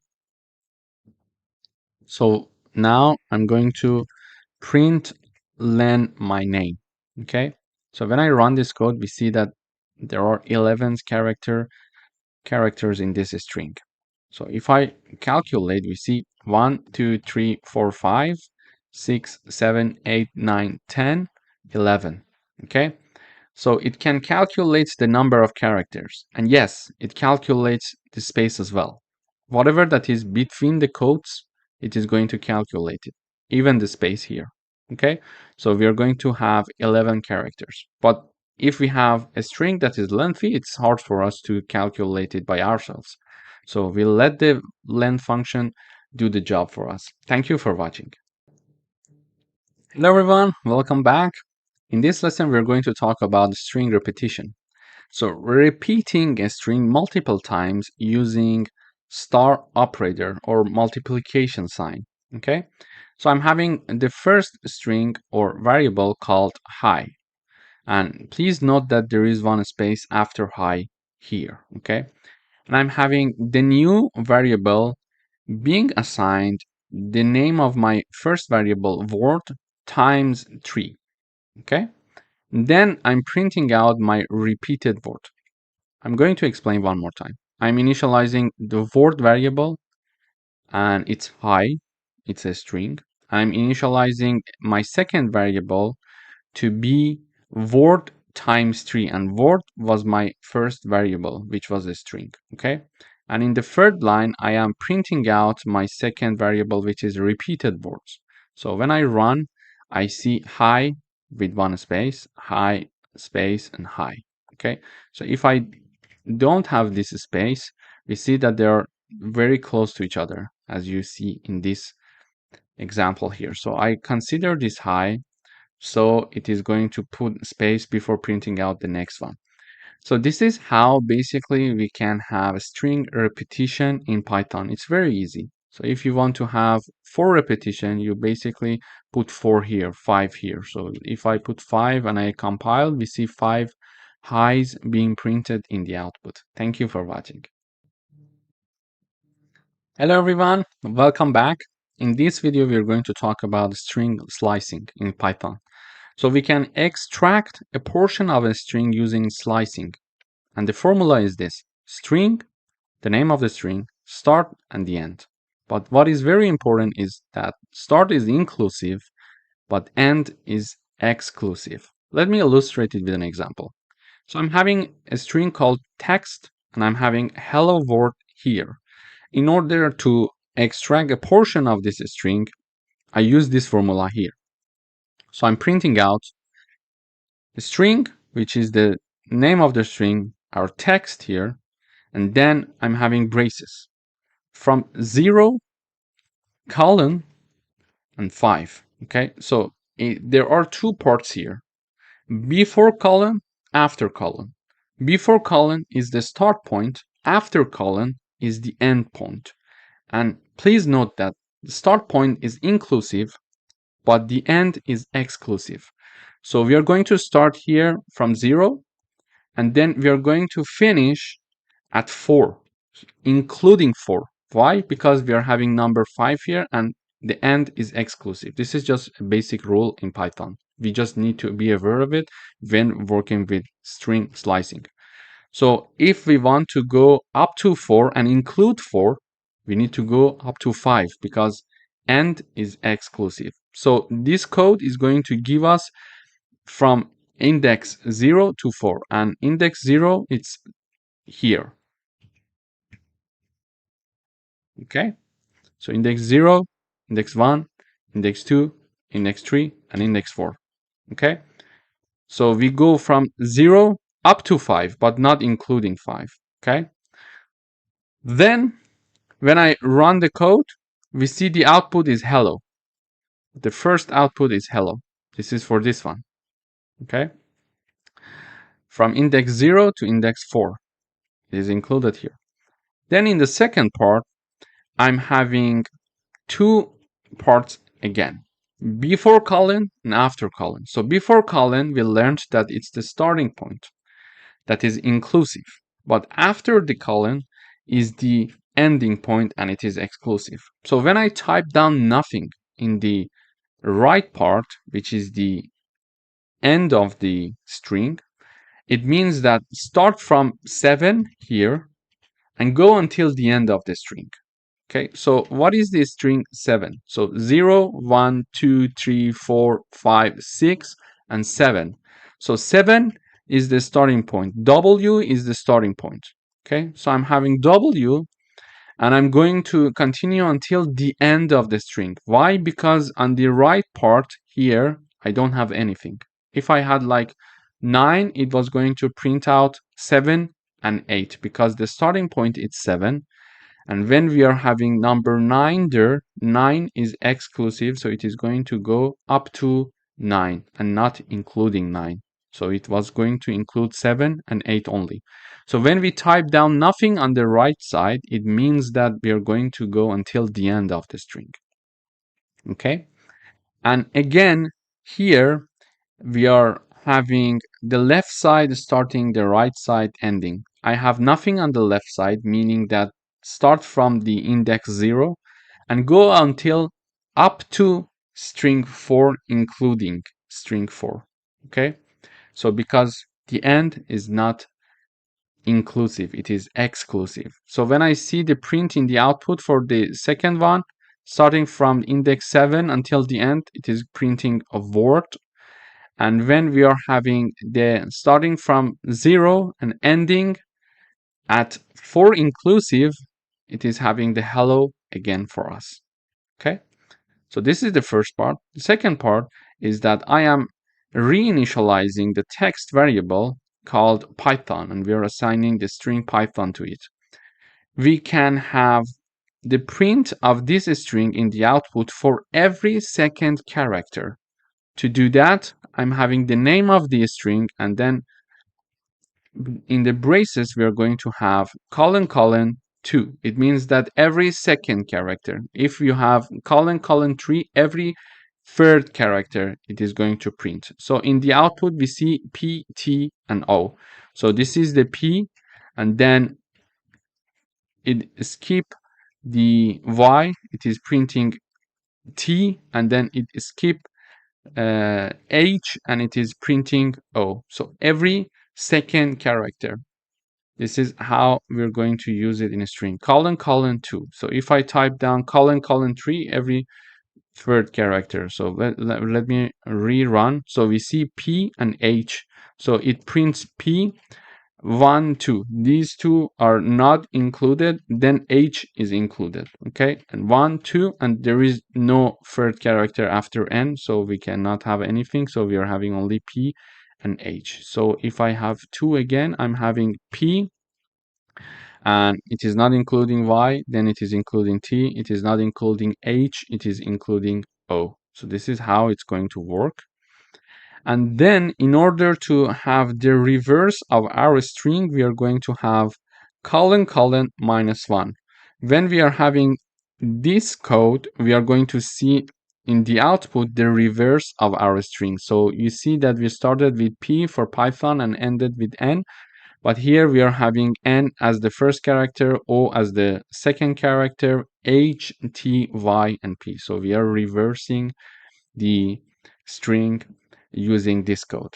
Thank you for watching.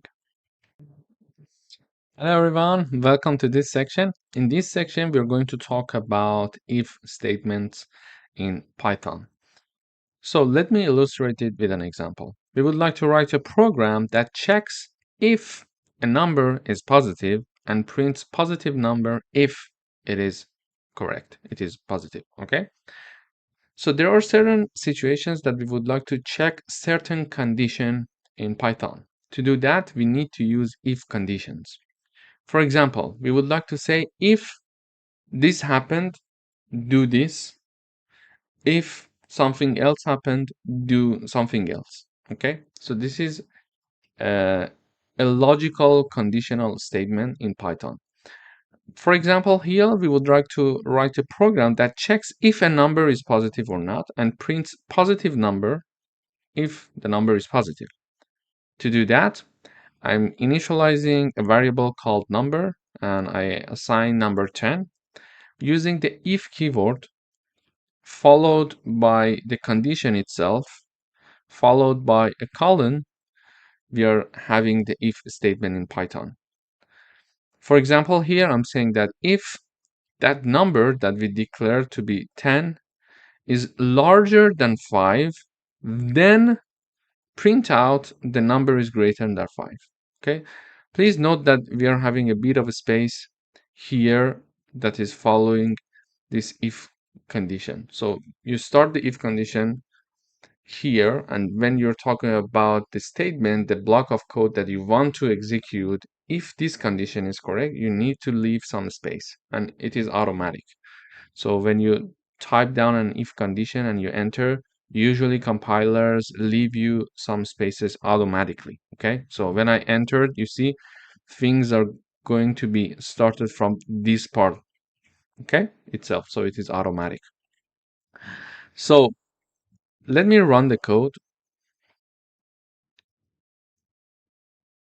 So now the compiler is providing the output for this statement in Python. So you see that in the output, the number is greater than 5. You see that?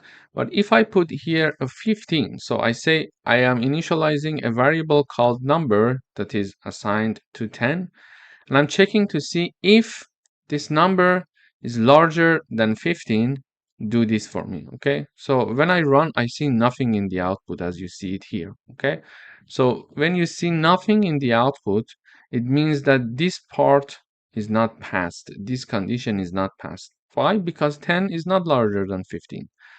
So in order to have one if statement in Python, we are having the if keyword followed by the condition. So in this case, we are saying number is larger than 15.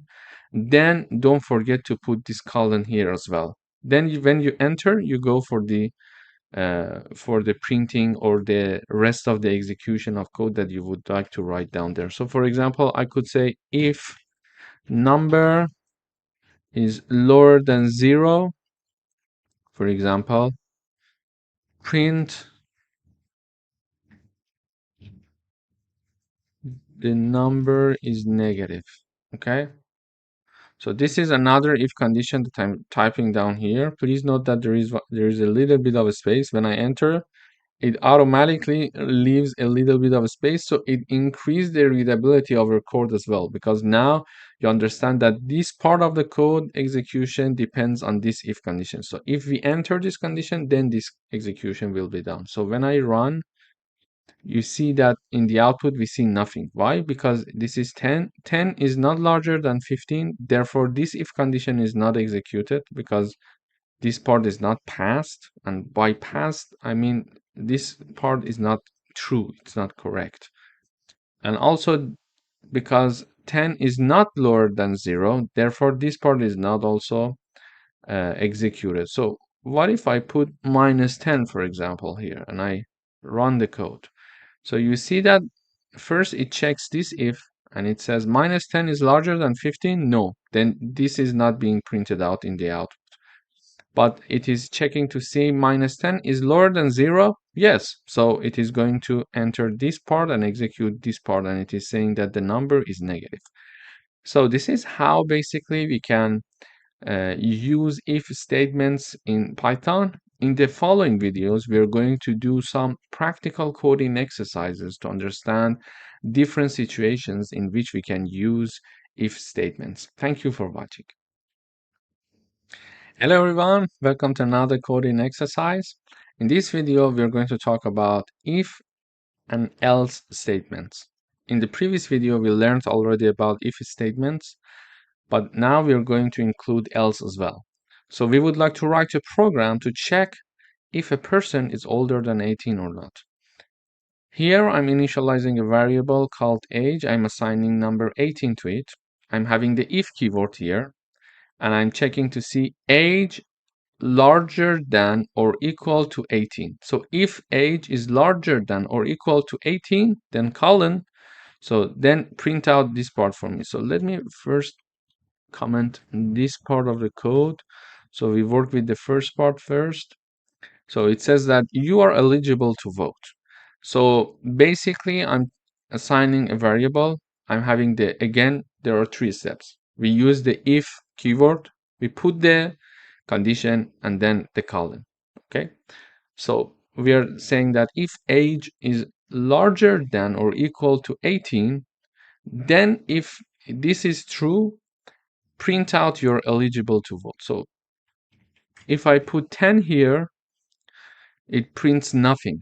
You see, it prints nothing because 10 is not larger than 18. In this case, we can have else conditions. For example, we want to check because in the output I see nothing. I get somehow, okay, did I do everything correctly? Because I'm not seeing any message in the output. But in order to make sure that you did everything correctly, it's nice to have sometimes an else condition. So if the condition is true, do this. Otherwise, using else keyword, otherwise do this. Okay. So I'm saying that age equals 10. First, I'm checking 10 is larger or equal than 18. No. Otherwise, because it does not pass this condition, print you're not eligible to vote. So when I run, you see that you are not eligible to vote. So it's not going to execute both of the conditions. It is going to either be in the first one or in the second one. Okay, so let me illustrate with another example. So the person age is 22. So this is a program to check if someone can vote or not. Okay, so when I run, it says 22 is larger than 18, so you are eligible to vote. Okay, but if I put, for example, instead of 22, 12, it says you're not eligible to vote in the output. Why? Because 12 is not larger than 18. So this if and else condition is somehow, if the condition is true, do this. Otherwise, say that, for example, you're not eligible. So anything that is not larger than or equal to 18 is going to be included in this else part. Okay, you understand? So this is how an if-else statement would work in Python. We check one condition. If this condition is true, do this. Any other things, otherwise, anything other than the condition that I'm putting there, just included in the else part, then you say that, okay, in the else part, it means that you're not eligible. It doesn't matter if the person is 12 years old, 2 years old, 5 years old, or 17 years old. If it's not included in the larger than or equal to 18, it is considered to be else. Okay, thank you for watching. Hello everyone, welcome back. In this video, we are going to talk about if, elif, else statement in Python. So we would like to write a program that assess the mark of a student and grade it based on different conditions. For example, it is going to grade A to the student if the mark is larger than 19, larger than or equal to 19. It is going to issue grade B if it is larger than or equal to 75.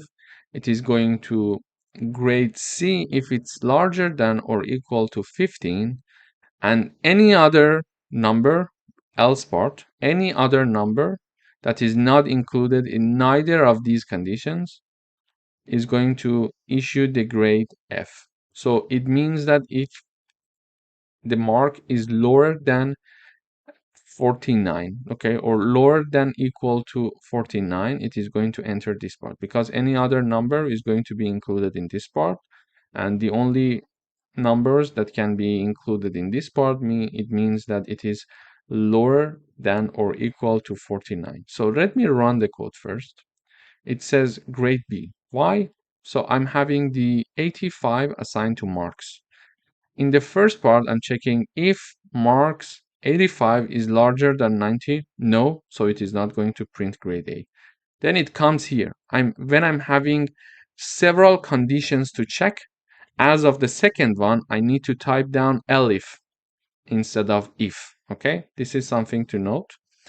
I'm checking elif mark is larger than or equal to 75. So my number was 85, and it is larger than or equal to 75. Okay, it is true. So this condition is passed. Then it is going to print out grade B for us in the output. So if I type down 92, for example, now we see grade A in the output. So now it is 92. 92 is larger than 90. Yes, so it is going to enter this part of the code and execute grade A. So what if it is 55 and I run, it says grade C. So it is 55. 55 is larger than 90. No, it is not going to print this part, therefore. It jumps to the next if condition. Elif, as of the second condition checking, we are going to type down elif. Be careful about it. So elif 55 is larger than 75. No, so it is not going to execute this part. So it is going to jump to next elif. It says 55 is larger than 50. Yes. So it is going to enter this part and execute grade C. Okay. So what if I have number 40? So here, before running the code, I'm going to discuss the detail. 40 is larger than 90? No. Then it jumps here.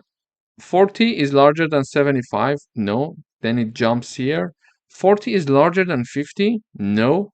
So because 40 is not going to enter any of them, we are having the else part. So if I don't have the else part, nothing is going to be printed out in the output because 40 is not in any of the ranges above.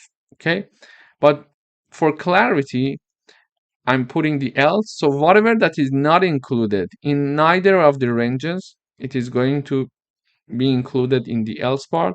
So it says grade F. So when I run, we see grade F in the output. So this is how we can have the checking of the first condition, it is F. As of the second condition, when we want to check, we type down elif, and if we are going to check 100, for example, statements, we type down elif. And for the last one, when we want to say, okay, if neither of the above ranges and if conditions is not passed for certain value, we're going to enter the else part.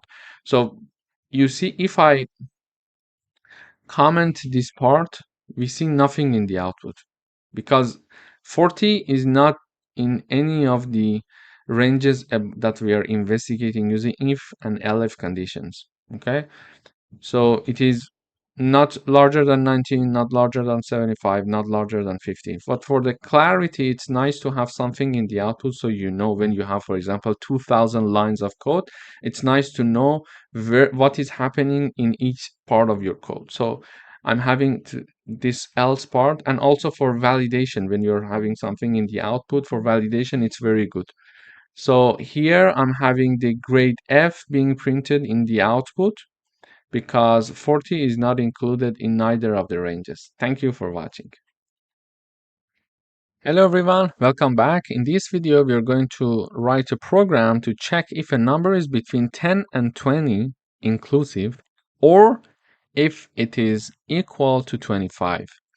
So I'm having a variable called a, it is assigned number 15. First is to check to see if this number is between 10 and 20. We can use and to check if the number is between 10 and 20. To do that, I'm having the if condition, if keyword. I'm having this part of the condition first, saying that a is larger than or equal to 10, because it says inclusive. We are having the equal sign as well. And at the same time, it is lower than or equal to 20, because we want to make sure it is between 10 and 20. If it was saying that it's larger than 10, we didn't need this part. Okay, we want to check it must be at the same time larger than 10 and lower than 20. So we need one and operator, logical operator. Why? Because both of the conditions must be met, therefore we need one and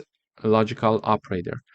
So it says to check if a number is between 10 and 20, or the program itself, the problem statement itself is saying or if it is equal to 25. So either this condition or this condition. So either this condition must be true or this condition must be true, because it says to check if a number is between 10 and 20 or it is equal to 25. So it says that we are having this to check if it is between 10 and 20 using AND operator.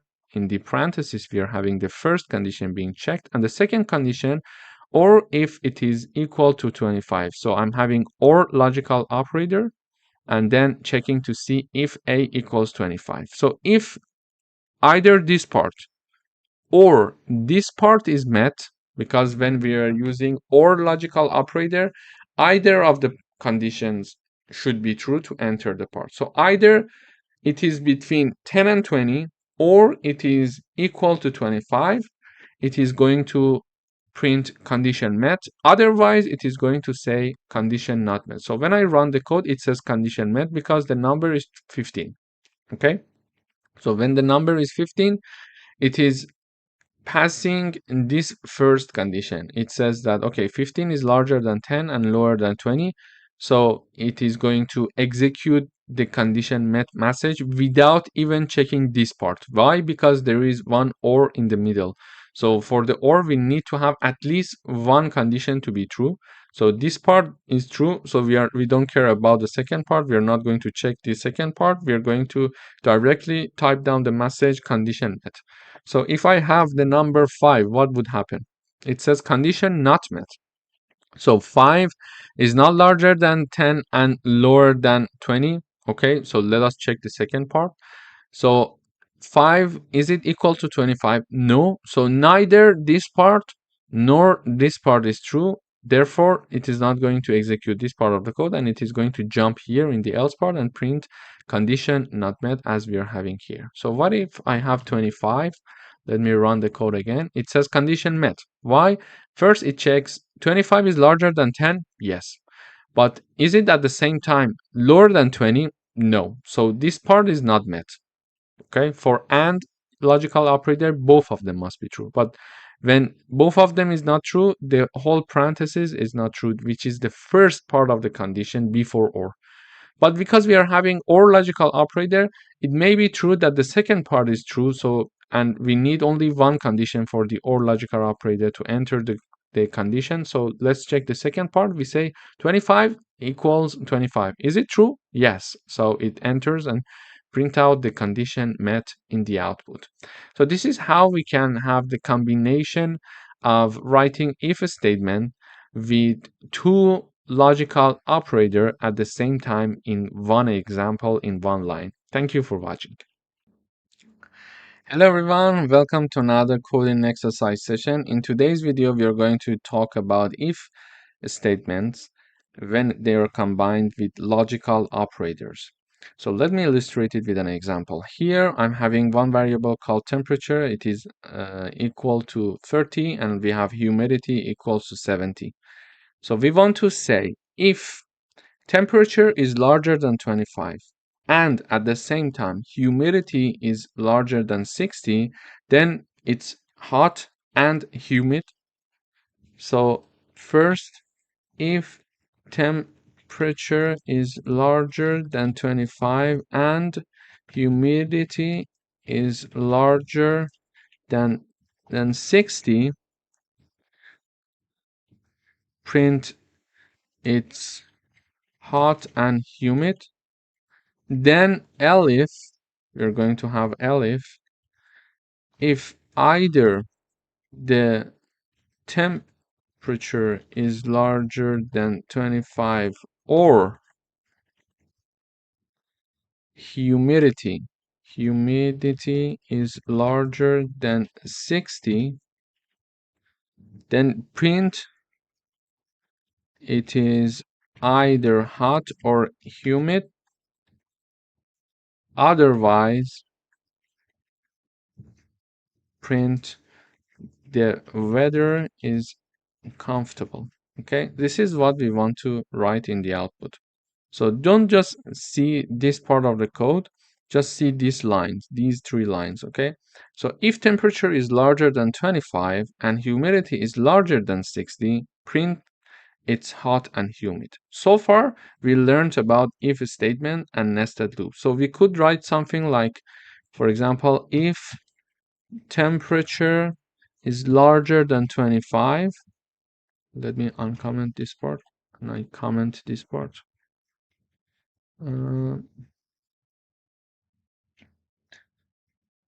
So we can have something like if temperature is larger than 25 and then if humidity is larger than 60, print hot in the output. Okay, so this is one way to type this code down. So for the first part, we can say if temperature is larger than 25, so we are checking if temperature is larger than 25 and humidity is larger than 60 and humidity is larger than 60, print it's hot and humid. So this is a nested if condition, one if inside another if. So it is going to enter if the this if condition, if the temperature is larger than 25, then it is going to check, okay, the temperature is larger than 25, but the humidity, is it larger than 60? If so, go to this part and print this part for me, okay? So when I run the code, it says it's hot and humid because the temperature is 30, humidity is 70, so 30 is larger than 25. So first condition for the first if is passed. Then 70 is larger than 60, then it is going to print hot and humid. But sometimes, not always, but sometimes it is possible to use logical operator to avoid nested if conditions and have a better way, an easier way to type down this code. How? This is how. So we can have the checking of conditions in one line. So I can say if temperature is larger than 25 and at the same time humidity is larger than 60, instead of typing a nested if condition like this, I'm having in one line and using AND logical operator. When we are using the AND logical operator, we are going to have two conditions to be checked, and both of them must be true to enter the if. Okay, so if the temperature is larger than 25, but humidity is not larger than 60, it is not going to enter this part. It is not going to print it's hot and humid. At the same time, both of the conditions must be true. So the temperature must be larger than 25 at the same time, and humidity must be larger than 60, so it enters and prints this it's hot and humid message in the output. Okay? And I would like to have another condition to be checked. Because it's another condition to be checked, I'm using elif keyword and I'm saying if temperature is larger than 25 or humidity is larger than 60. What's the difference between these two lines? So it's and it's or. So when it's and, it means that the first condition and second condition, both of them must be true to enter the condition. Okay? But when we are using the or logical operator, it means that either the first one or the second one must be true. Okay? One of them at least must be true to enter the condition. This is for sure. But not necessarily both of them. If one of them is correct, it's done. We are going to enter the if condition. So it says temperature is larger than 25, okay, or humidity is larger than 60, then print out it's either hot or humid. Otherwise, if neither of these conditions are true, print the weather is comfortable. So let me run the code now. It says it's hot and humid. Why it enters this part? Because it starts from this part and checks to see temperature is larger than 25. Yes, because it's 30, and humidity is 70. 70 is larger than 60. Yes, so both of the conditions are true. It is going to print this line for us. But if I have the temperature to be 15, for example, and I run the code now, we go and analyze the code now again. So it says temperature is 15. 15 is larger than 25? No. So it is not even going to check the second condition because it's a AND logical operator. Both of the conditions in this line must be true. So if one of them even is not true, it's not going to check the other one because it's using AND operator. So this part is not going to be executed. It jumps to this part. Okay? So it says temperature is larger than 25. So 15 is larger than 25. No, it's not true. But we are using the or logical operator. Let's check the other side also. So humidity is 70. 70 is larger than 60. Yes. So one of the conditions is true and is passed. Therefore, it is going to execute this part for us. It's either hot or humid. And if we have a situation, if, for example, the humidity is like 10, for example, and I run the code, it says the weather is comfortable because it checks to see 15 is the temperature. 15 is larger than 25. No. So it is not even going to check this part because it's AND logical operator and both of the parts must be true. Therefore, it's not going to execute this part. It jumps here. It checks temperature is 15. 15 is larger than 25. No. But because we are using OR logical operator, it's not a problem if one of them is not true. Let's check to see if the other part is true or not. So humidity is 10. 10 is larger than 60. No. So we are having two conditions and neither is passed. Therefore, this part is not going to be executed as well, because for or logical operator, at least one of them must be true. But for the AND, both of them must be true. Okay, this is the difference. So let me type down both of them must be true. One of them, if, let me type it like this, if one of them is true, it is executed. Okay.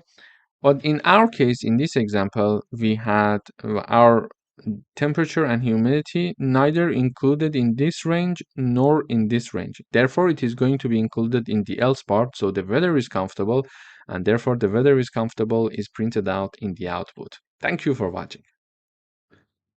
Hello everyone, welcome to this section. In today's video, we are going to talk about for loops. So a for loop is used to iterate over a sequence or a range of numbers. So the for loop iterates through each element in a sequence, performing an action for each element. The range function in Python is often used to loop over a sequence of numbers.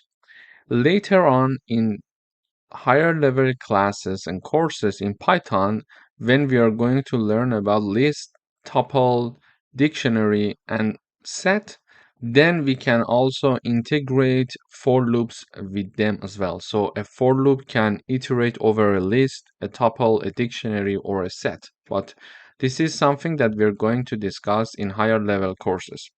For now, we are going to learn how to use the range function in Python to iterate over a range of numbers. Let me illustrate it with an example. So now we would like to write a program that prints numbers from 1 to 5 using a for loop. This is the statement of our program. So in order to use the for loop, we have the keyword reserved in Python for. Then we are having the I. It could be anything that we want. We choose our iteration variable to be I. And then we are going to use the in keyword reserved for this. Range is the function of the Python that we are going to use, and the range is divided by a comma. So there are two ranges in parentheses that we are going to have when using the range function, the starting point and the ending point. So let me run this code. When we run this code, this I is going to iterate over this range for us. One thing to mention is that the starting point in Python for range function is inclusive, but the ending point is exclusive. It means that it is going to iterate over for all I in the range between 1 to 6, but it is going to iterate over 1, 2, 3, 4, and 5, and not 6, because the end is exclusive. So it is the start point that is inclusive, okay? And then we are going to print I. So in the output, we are having number 1 to 5 being printed out. But how does it work? So let me put some comment here. So for the first time, we say that we are using this range function. And when we are having the range function, we need to choose the start point and the end point, okay? Start point, end point.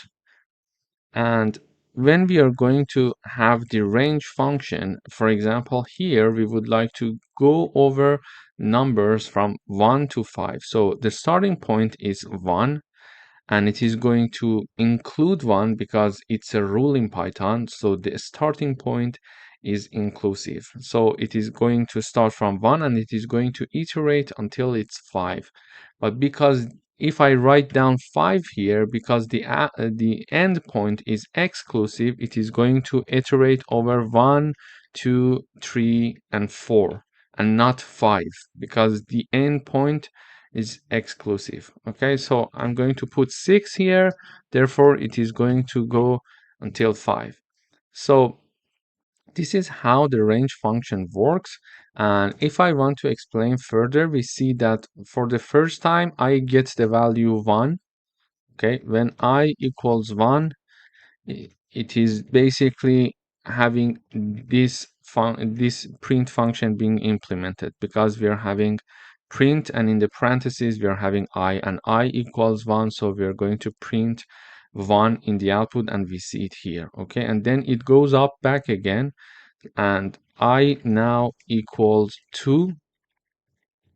I now equals 2, and it is going to print 2 for us, and we are having it here, and it goes up again. I is incrementing, and we are having the I equals 3, print 3, I equals 4, print 4, and finally I equals 5, print 5. So this is basically what happens in each iteration in this for loop, that we are having this output here. So in this lesson, we learned how to write a for loop. We are having a for keyword and one variable to be defined here, then using the in keyword and providing the range, a starting point and an ending point. Starting point is inclusive and the ending point is exclusive. So if I type down until 6, it is not going to go for the 6th one, it is going to go until 5, okay, until the end of 5, including 5. And for this loop, I am printing I. So I, when it starts, because it starts from 1, I equals 1, it is printing 1. Then I is 2, I is 3, printing 3, I is 4, printing 4, I is 5, printing 5, and that's it. It is finished. The for loop is finished, and these are the output of our program. And one thing to mention here is that this is the range function that we are using to iterate over a range of numbers, and it has two parts in the parentheses, starting point and ending point. They are separated by a comma. In the next videos, we are going to discuss further practical coding exercises, so you would get used to the syntax of loops, of different types of loops, including for loops. Thank you for watching. Hello everyone, welcome back. In this video, we're going to talk about while loops in Python. So a while loop repeats as long as a specific condition is true. So the while loop requires a condition to be true, and if the condition becomes false, the loop stops. So we need to be careful to avoid infinite loops by ensuring the condition eventually becomes false, okay?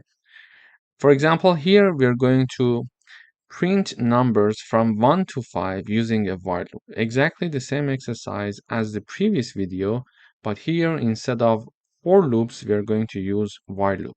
So I'm initializing I variable to be 1 before starting the loop, and then I'm having the while keyword, and then the condition here and colon here. Okay, so 3 parts: the keyword while, the condition here, and the colon. Okay, so I'm going to write down while I is lower than or equal to 5, do these things for me. Okay, while I is lower than and equals to 5, print I, and then increase the value of I by 1. Okay, this sign, let me plus equal, it means that when I'm typing down I plus equal 1, it means I'm typing down I equals I plus 1. So they are basically the same in Python. So I equals I plus 1 is exactly, it is going to do the exact thing as I plus equal 1. Okay, but because it is more concise and more and shorter, we're going to use this way of writing it. But whenever you see this, it means this. Okay, you can type it down somewhere in comments for yourself for a while to get used to it. So let me illustrate it with an example.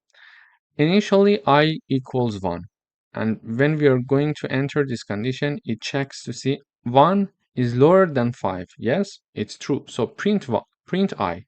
So it is going to print 1 for us. And then in the next line, we are having I equals I plus 1. it means that I equals 1 plus 1. Therefore, I equals 2. Okay? So this line is exactly like this line. And basically, it means that I equals 1 plus 1. Why? We already have 1 here. So this one is that one. And we also have this I here. And I initially equals to 1. So when it equals to 1, we are typing down here. So now I equals to 2. Okay? So we incremented the value of I by 1 value. So now I equals 2 at the end of this loop, and it is going to check the condition again. 2 is lower than 5, yes. So it is going to print 2. Then it is typing down I plus 1. Okay, so it means that I equals 2 plus 1, therefore I equals 3. But why 2 plus 1? Because we are having this formula, I equals I plus 1. So I equals 2 plus 1. This plus 1 is exactly the same thing here, but we are having 2 because we entered this loop initially using I equals 2, because this is why we were printing 2. So 2 plus 1, now I equals 3. I equals 3, we are going up here again and we are checking the condition. 3 is lower than 5. Yes, it is lower than 5.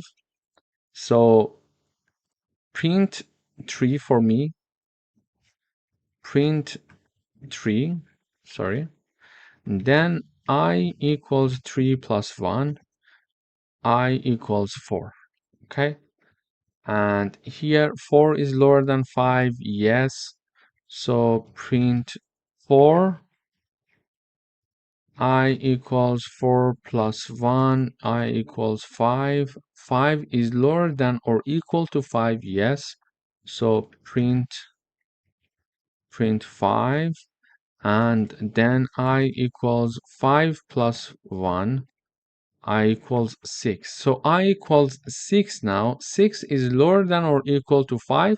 No, it's not. Therefore, it is not passing this condition, and thus it is not going to enter this loop anymore. So this is not an infinite loop, because we mentioned here we need to ensure that the condition eventually becomes false here, and now it becomes false because I equals 6 and 6 is not lower than 5. Therefore, the condition becomes false, and now when I run this program, you see here I'm printing 1 to 5 here. So let me explain it one more time. If we want to have the while loop, we need to initialize the variable a priori to the while loop. So I'm initializing this I here, then I'm having the keyword while, then the condition and one colon, sorry. And as long as I is lower than or equal to 5, I'm going to print the value of I and increase the value of I by 1 unit. And when I'm having I plus equal 1, it means that I plus equal 1, it is exactly equal to this equation. I equals I plus 1. But because it is shorter, we are going to use this one. But we could use this one as well. Okay?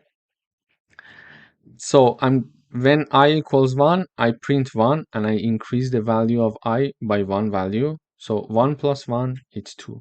2 is lower than 5, yes. So print 2, and 2 plus 1 is 3. So 3 is lower than 5, yes.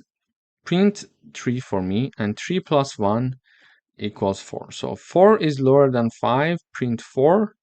4 plus 1 is 5. 5 is lower than or equal to 5, yes, print 5. Increase the value of I by 1 value, so 5 plus 1 is 6. And 6 is lower than or equal to 5, no. So it's not going to enter this while anymore. But what happens if I comment this line? So if I comment this line, it is going to have I equals 1. It is going to say 1 is lower than 5. Yes, print 1. and go up again because we commented this line. Okay, I still it is 1. Okay, 1 is lower than 5, yes, print 1. Again it goes up back again. 1 is lower than 5, yes. So we are not changing the value of I, so it becomes an infinite loop. So when I run this code, you see it is simply printing 1 again and again. So it is not going to finish because it's an infinite loop. So I need to stop it. Okay, so I need to interrupt it. You see how many 1 it has been printing. Let me go up again. It's not going to finish. So when I go up, oh la la. Okay, so we need to make sure that it is not an infinite loop and it is going to end at some point. This is the important part when we are having the while loop. Thank you for your watching. Hello everyone, welcome back. In today's video, we are going to talk about nested loops.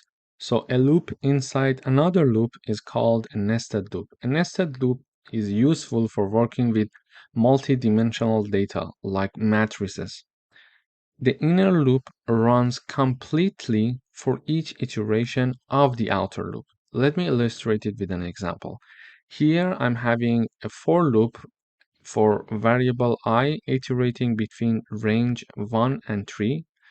I'm having another loop which we call inner loop.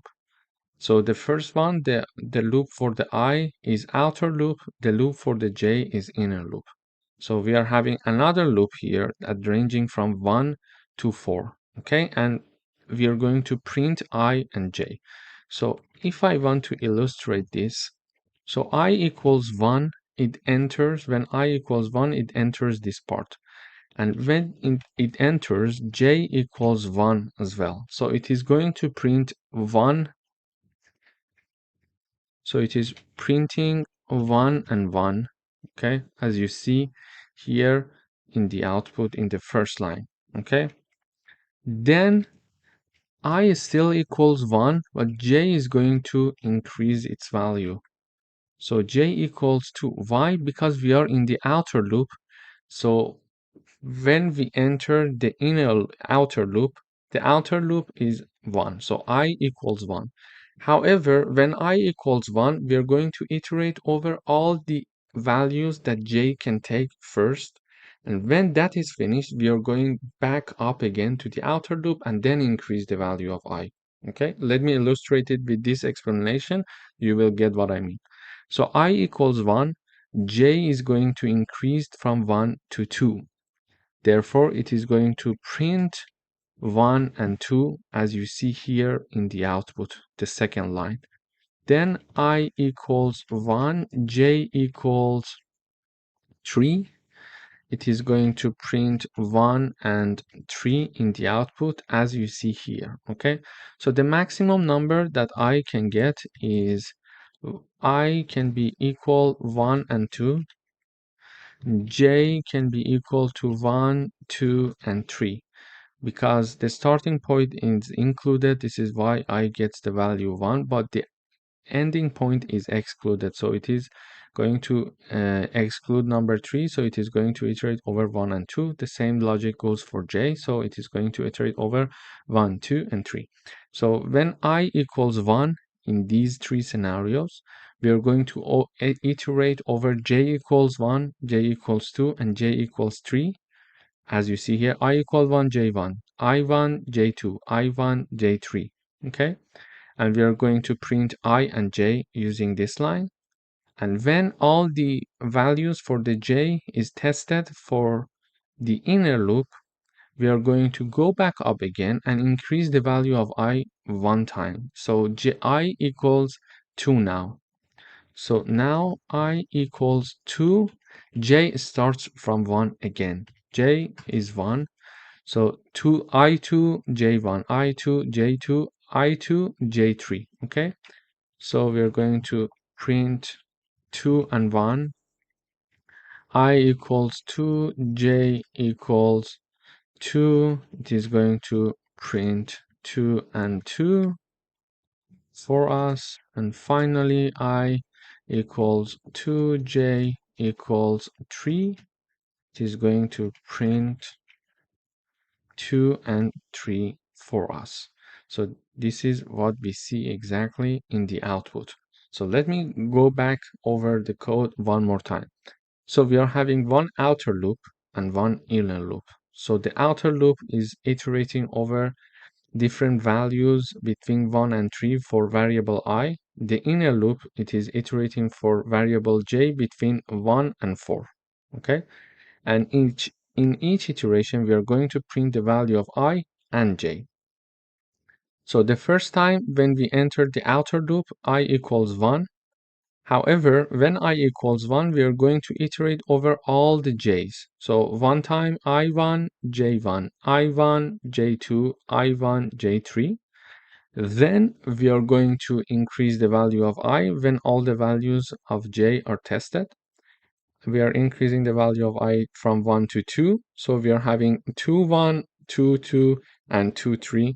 And we are printing them in the output as you see here. Basically, this is the concept of nested loop in Python. Thank you for watching. Hello everyone, welcome back. In this video, we are going to talk about break statement. So a break statement is used to exit a loop, even if the loop's condition is still true. It is useful when we want to stop the loop based on certain conditions. So let me illustrate it with an example. We would like to stop the loop when the number equals 5, okay? So we are going to have a for loop. It is going to iterate over I in the range 1 to 10. And we are having the colon here. And we are having one if statement. So if I equals 5, break. If I equals 5, break. Otherwise, print I. Okay, so when I run this code, it is printing 1, 2, 3, and 4. So let me illustrate what's happening here.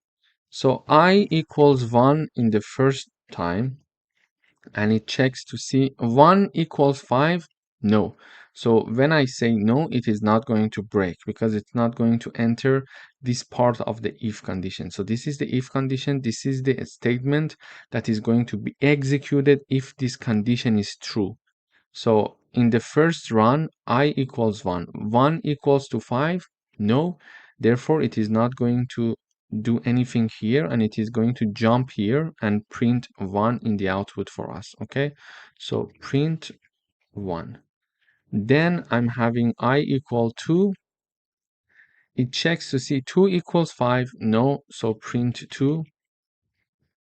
I 3, print 3 because 3 is not equal to 5. And I equals 4, print 4. However, when I equals 5, it checks here. 5 equals 5. Yes? Yeah, that is true. So when 5 equals 5, it is going to execute this part of the code. So it is going to break. When it breaks, it means that it exits this for loop. Okay, so it is going to exit this part and it is going to come here where we have nothing more to execute. So this is why when I equals 5, it is not printing anything for us because this print comes after the break. But if this print comes before the break, it is going to also print the 5 for us. But it is now, let me put it here.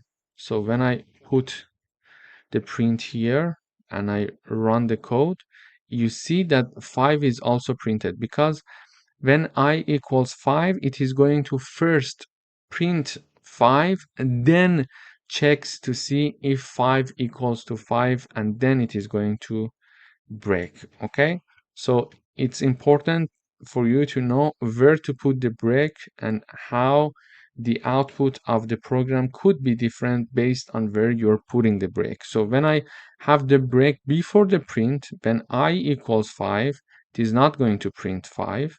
But when the print is before the if condition, it is first going to print 5, then break the loop, so it is not going to go for the I equals 6, 7, 8, and 9, because this loop was supposed to go from 1 to 9. I'm saying 1 to 9 because the endpoint is exclusive, so 10 is not going to be considered. It is going to go from 1 to 9. So it is when we are having I equal 5, it is breaking, so it is exiting the loop. Therefore, I equals to 6, 7, 8, and 9 are not executed here. Okay? So this is how we can use the break statement. When certain conditions are met, we can have the break and exit the loops. Thank you for watching. Hello everyone, welcome back. In today's video, we would like to write a program that asks the user to enter the price of 3 items one by one, and we would like to use a loop to collect the prices and calculate the total cost. To do that, we are initializing a variable called total cost to be 0. Then I'm using a for loop starting from I. So the I variable is initialized starting from 1, that and ends at 3, because the start is inclusive and is exclusive. So if I type down the range between 1 and 3, I is going to take values 1 and 2 because the end, that 3, is exclusive. So therefore, if we want to ask for 3 items, we need to ask for the range of 1 to 4. So for any I in the range 1 to 4, we are going to ask the user to show the message saying that enter the price of the item 1, for example, item 2, and item 3, and whatever the user is going to enter is going to be converted to float and then be assigned to the price variable here. Okay, and the price variable here is going to be added to the total price. When we are having the plus equal sign, it means that total underline price variable equals to total underscore price plus price. Okay, so this equation equals to this one. They are doing the same thing, but it is a way to write it more concise. So you can write it down like this if it's a bit complex for you or confusing. So it means that the total price, the new total price, equals to total price plus the price. So in the first iteration, the total price equals 0, and the price is whatever the user is going to enter. So imagine that the user is going to enter prices are 20, 25, and 10. Okay, these are the prices. So when I equals 1, price equals 20. So the user is going, we assume that the user is going to enter 20. So total price equals 0 plus 20. Why? Total price, this is the formula, equals total price plus price. So the total price in the first iteration from before that, we know that total price equals 0. And then 20 is the number that we assume that the user is going to enter for the first product. So this means that total price equals 20. Okay. And in the next iteration, we are having this. For example, when I equals 2, price equals 25. This is just an assumption. And then we are going to, I'm assuming these assumptions because I want to give you a hint and a detailed examples, a detailed explanation of how this total price is being calculated. So total price equals total price plus price. So here it is total price plus price, and total price was 20 from the previous iteration, and the newly entered price is 25, so it is equal to 45 now. And in the last iteration, when I equals 3, price equals 10, because we assume that the user is going to enter number 10, and total price is calculated as the previous total price, which is 45, plus the newly price that is added by the user, which is 10. Therefore, the output will be 55. And we mentioned that in the output, after doing the calculation, we mentioned that total price is 55. So when I run this code, sorry, I'm having an error in this part here. So when I run this code, it asks me enter the price of the item. So I enter 20 first, okay? When I enter 20, it says enter the price of the item again, because there are three items that we are going to enter. So the second item price is 25 based on my assumption here. And it again says that enter the item. I'm assuming that the third item price is 10. So it is going to calculate the total price item is 55. Why it asked me three prices here? Because we were having a range from 1 to 4, and 4 is exclusive. Therefore, it is going to ask three times to enter the total price, and whenever I'm entering the price, it is adding the price to the total price variable, which was initially set to be 0, and in each iteration we added the price that we entered here to this total price variable, so the sum will be 55.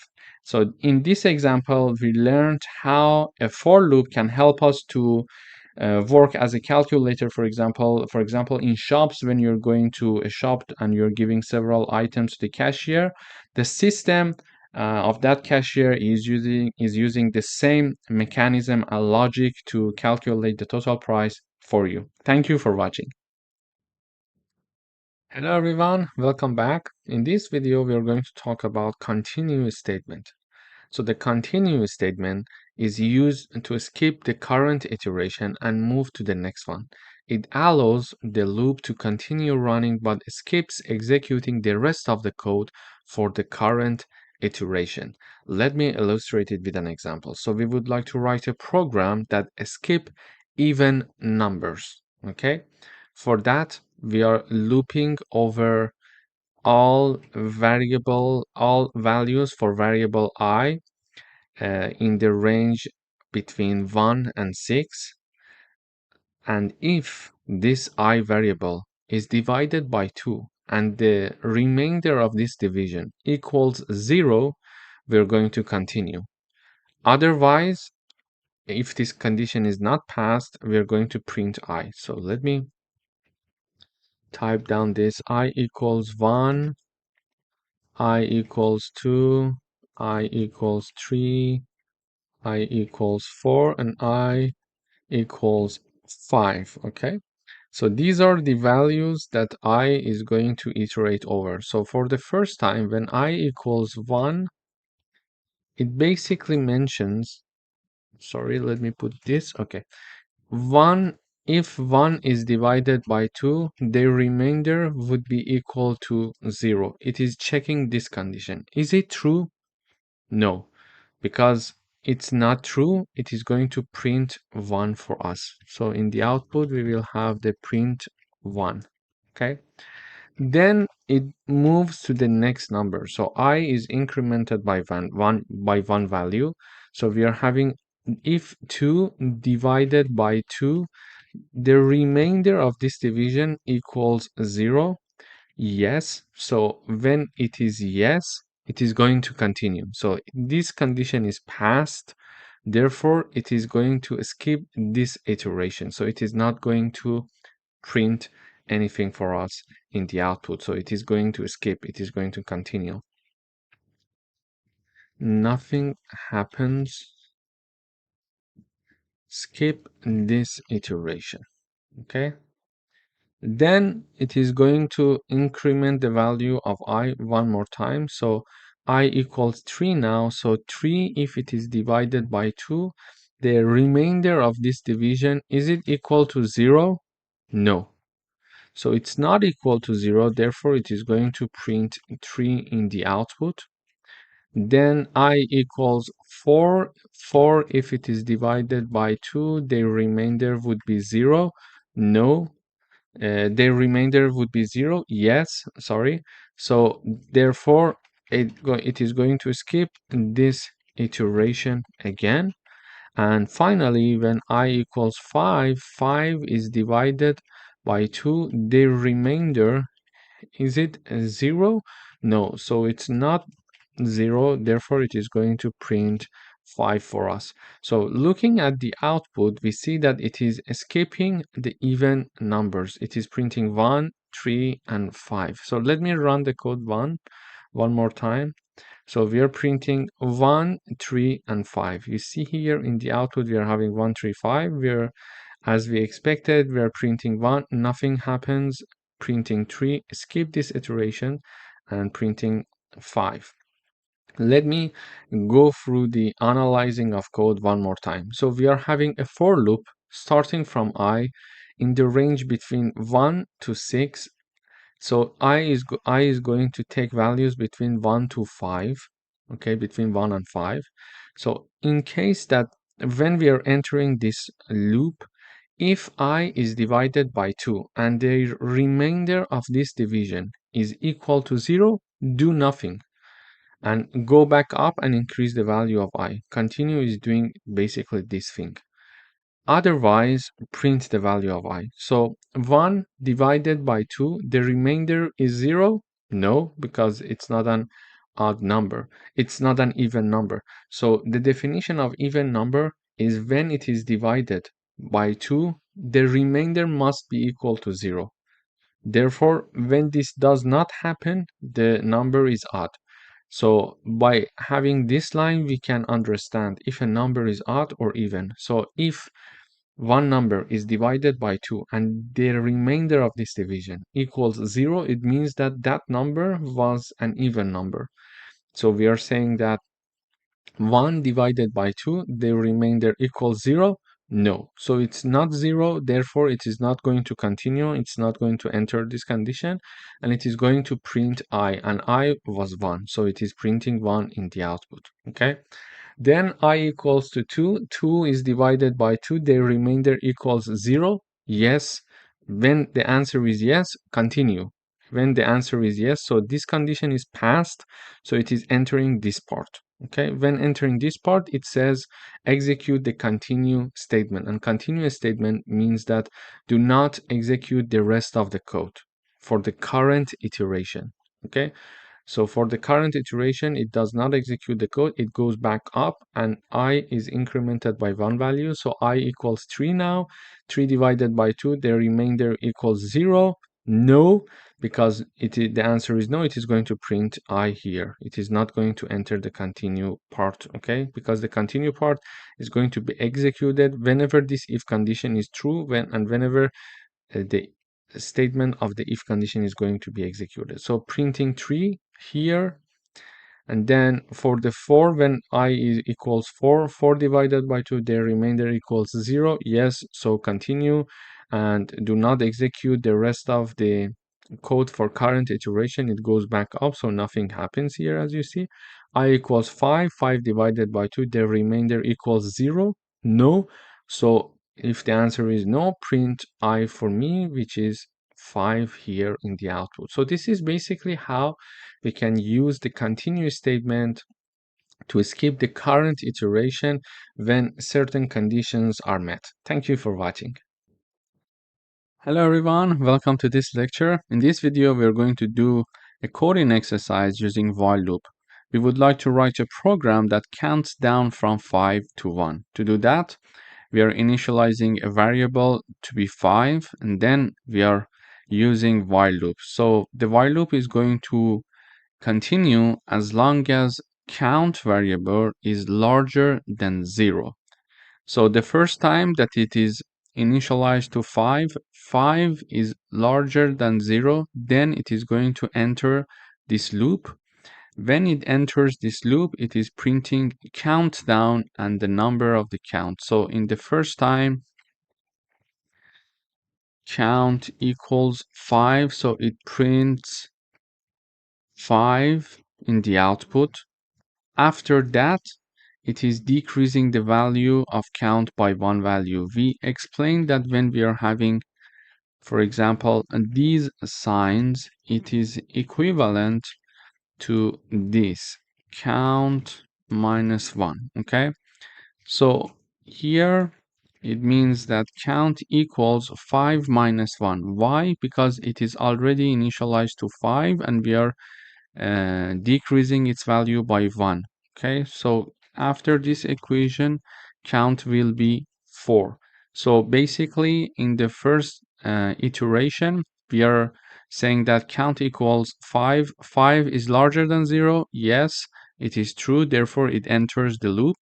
It prints the value 5 for us, as we indicated here, and it decreased the value of count by 1 unit. So count is now 4. It goes back up.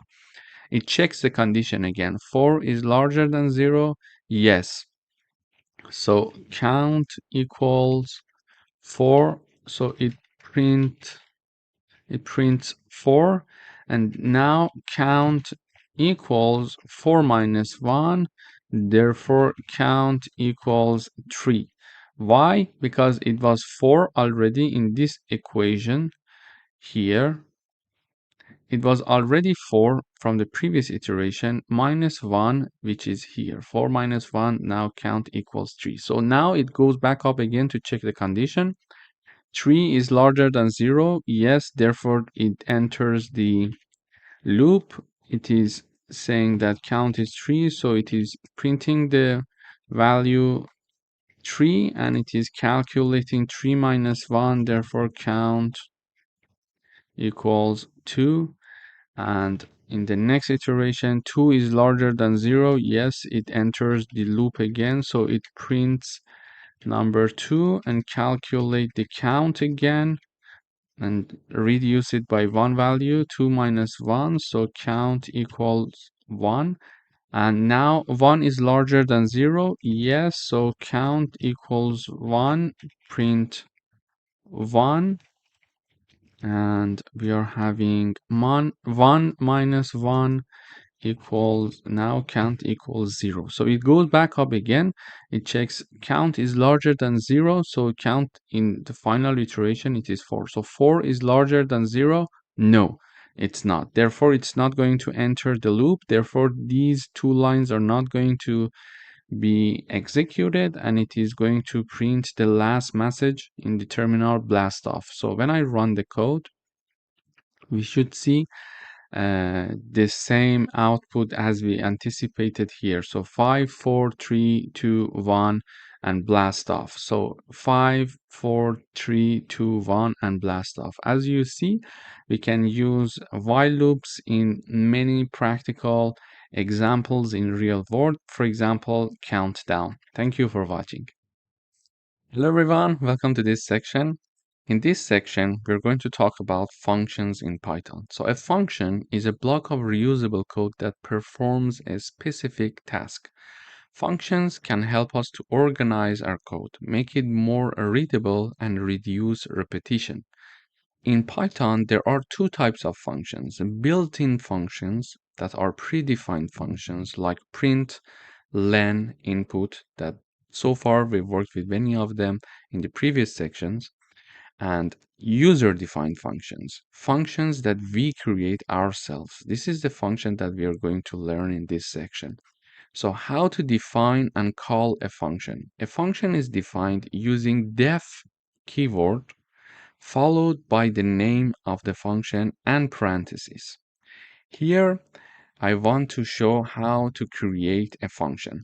We use the def keyword and we name the function. For example, this function name is greet, and then the parentheses. In the parentheses, we will learn later in this section that we can pass some arguments to these parentheses later on in this section. But for now, we just know that we need to put parentheses. Then a colon. After that, we are having this print function here. So this is the built-in function, and this is the user-defined function. And this function is going to print hello world message for us in the terminal. So when I want to call this function, I simply just type down the name of the function followed by parentheses, and then this function is called, and this function is executed. So when I run this code, you should see hello world message in the output. So now it's compiling because it's for the first time. It may take a bit of time. Okay, now we're having hello world in the output. We saw that we only had this function call here one time, and one time this function executed, and this function is simply typing down hello world. So if I call this function more than once, this function is going to be executed. Oh, sorry, greet. So when I call this function twice, this function is being called twice, therefore this part is executed twice. So whenever we call the function, the compiler goes up here, starts with the first line of the function, and this function is only have a single line, so it is going to print hello world. So we saw that how we can create a function and how we can call a function. And there are three parts for function to remember: the def keyword, the name of the function, and parentheses. And later on, we'll learn about some arguments that we may want to include in the parentheses. So here we could, instead of calling this function, I could type down print hello world. And if I wanted to have it twice, I could type it down twice. Okay?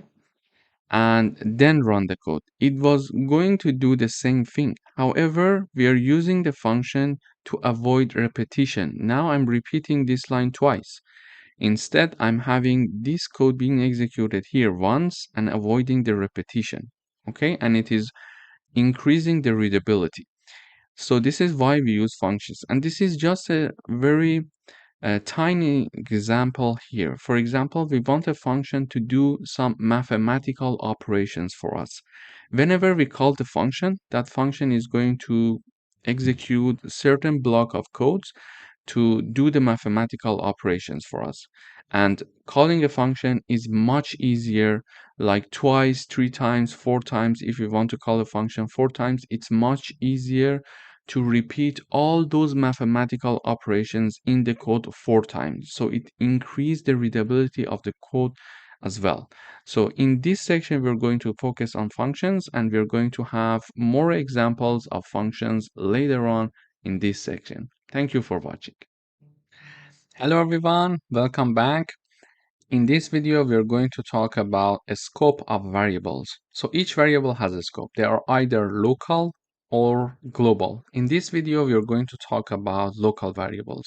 So variables that are declared inside a function are local variables, and they can be only accessed within that function. Let me illustrate it with an example. I'm having a function called greet, and I'm using the def keyword, and there is no argument for this function. So when I call this function, a local variable is initialized to be equal to hello world string, and then it is going to print this variable for me, which is called message. Okay, so I'm having the greet function being called here. So when I run, I see that I'm calling the greet function. The compiler goes up here, initialize the message variable, and then it prints the message variable. So we see the message variable in the output, hello world. Okay, but can I access this message variable?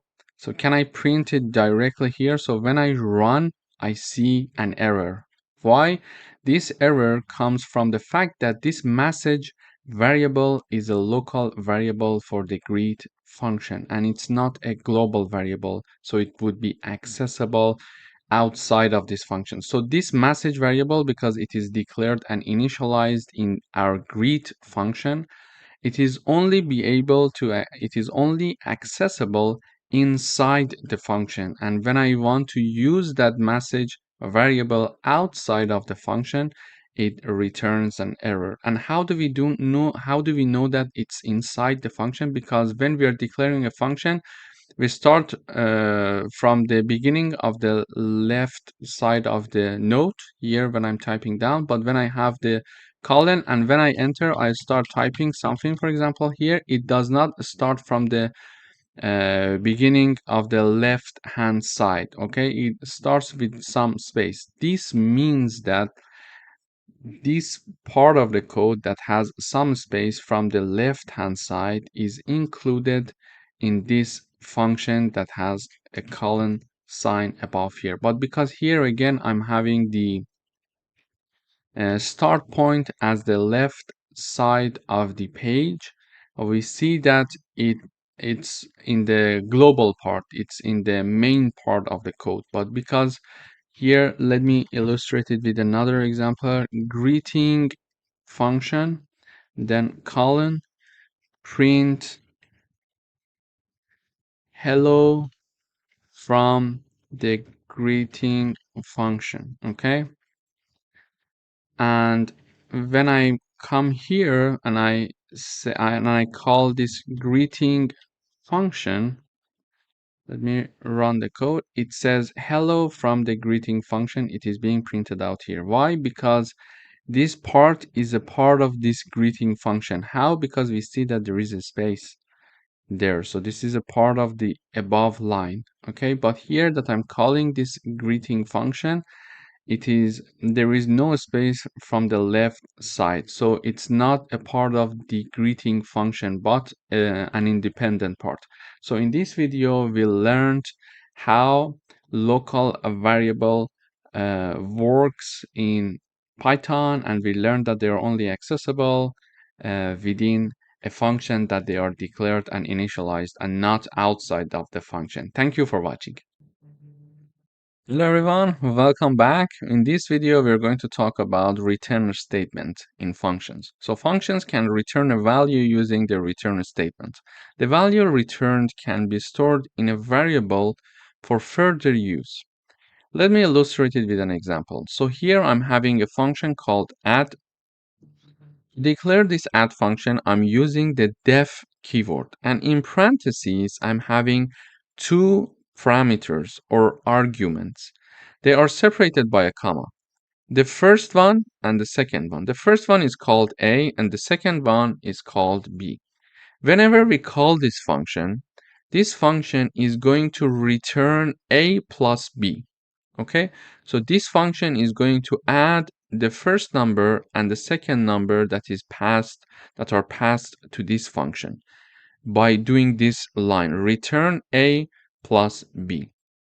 So let me show you how I'm calling this function. Now when I call this function, I'm having a variable called result, and this result variable equals the result of this function, the output of this function equals this result variable.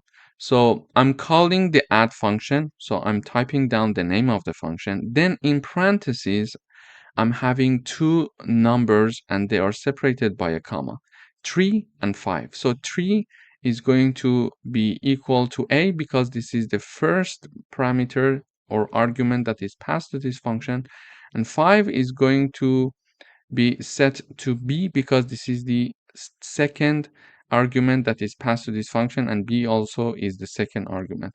So I'm calling the add function and I'm passing 3 and 5. And when I'm calling this function is going to return a value for me. It is going to return the value A plus B for me. And A plus B equals 8. So the output of this function is going to be assigned to my result variable here. So 8 is going to be stored in the result, and now I'm printing out the result. So when I have the output, when I run the code, I see that when I'm printing the value of result, I see 8 in the output. I can have, for example, a new variable called x equals add, and then I'm having 2 and 2. I can have y add 5 and 6, for example. I could have z equal add, for example, x and y. And in the output, I would like to have the result of x, then x, print the result of y, then print y, and then finally I want to show the result of z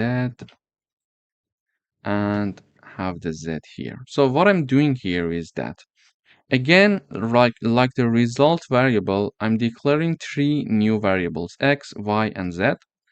I'm calling the add function, asking the function add to perform the a plus b with two numbers, 2 and 2. So when I call this add function, the first 2 is placed for the a, the second 2 is placed for the b, and a plus b is going to be returned when I'm having this line, and the result of the return, the output of the function is going to be stored in x. So I expect the value of x will be 4. Then I'm calling the function another time and assigning the result to variable y. And when I'm calling the function, I'm having 5 and 6. So 5 is a and 6 is b. 5 plus 6, the result is 11. So I expect to have the 11 for the y. So 11 is the output of this function, and this is going to be assigned to variable y. And then I'm calling the function one more time, this time with the variable x and variable y, and they are previously taken two values. So I expect the result will be 15 because x is 4 and y is 11. So x is now placed for the a and y equals b. So 4 plus 11 equals 15. So when I run this code, I see the result of x. So here also I'm printing out the output of x, y, and z.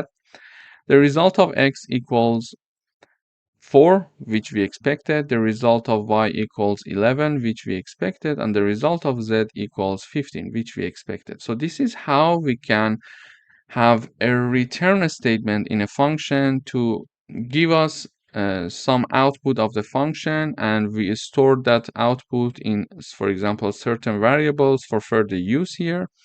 And also we learned how functions can be useful, because now I'm performing this line of code a plus b one time only, but I'm using it 4 times in my code. Instead of typing down these mathematical operations 4 times, I'm just calling it with different parameters. So it is much easier to have a function to do the job for us, and we have different part of the code where we call the function to do that job for us.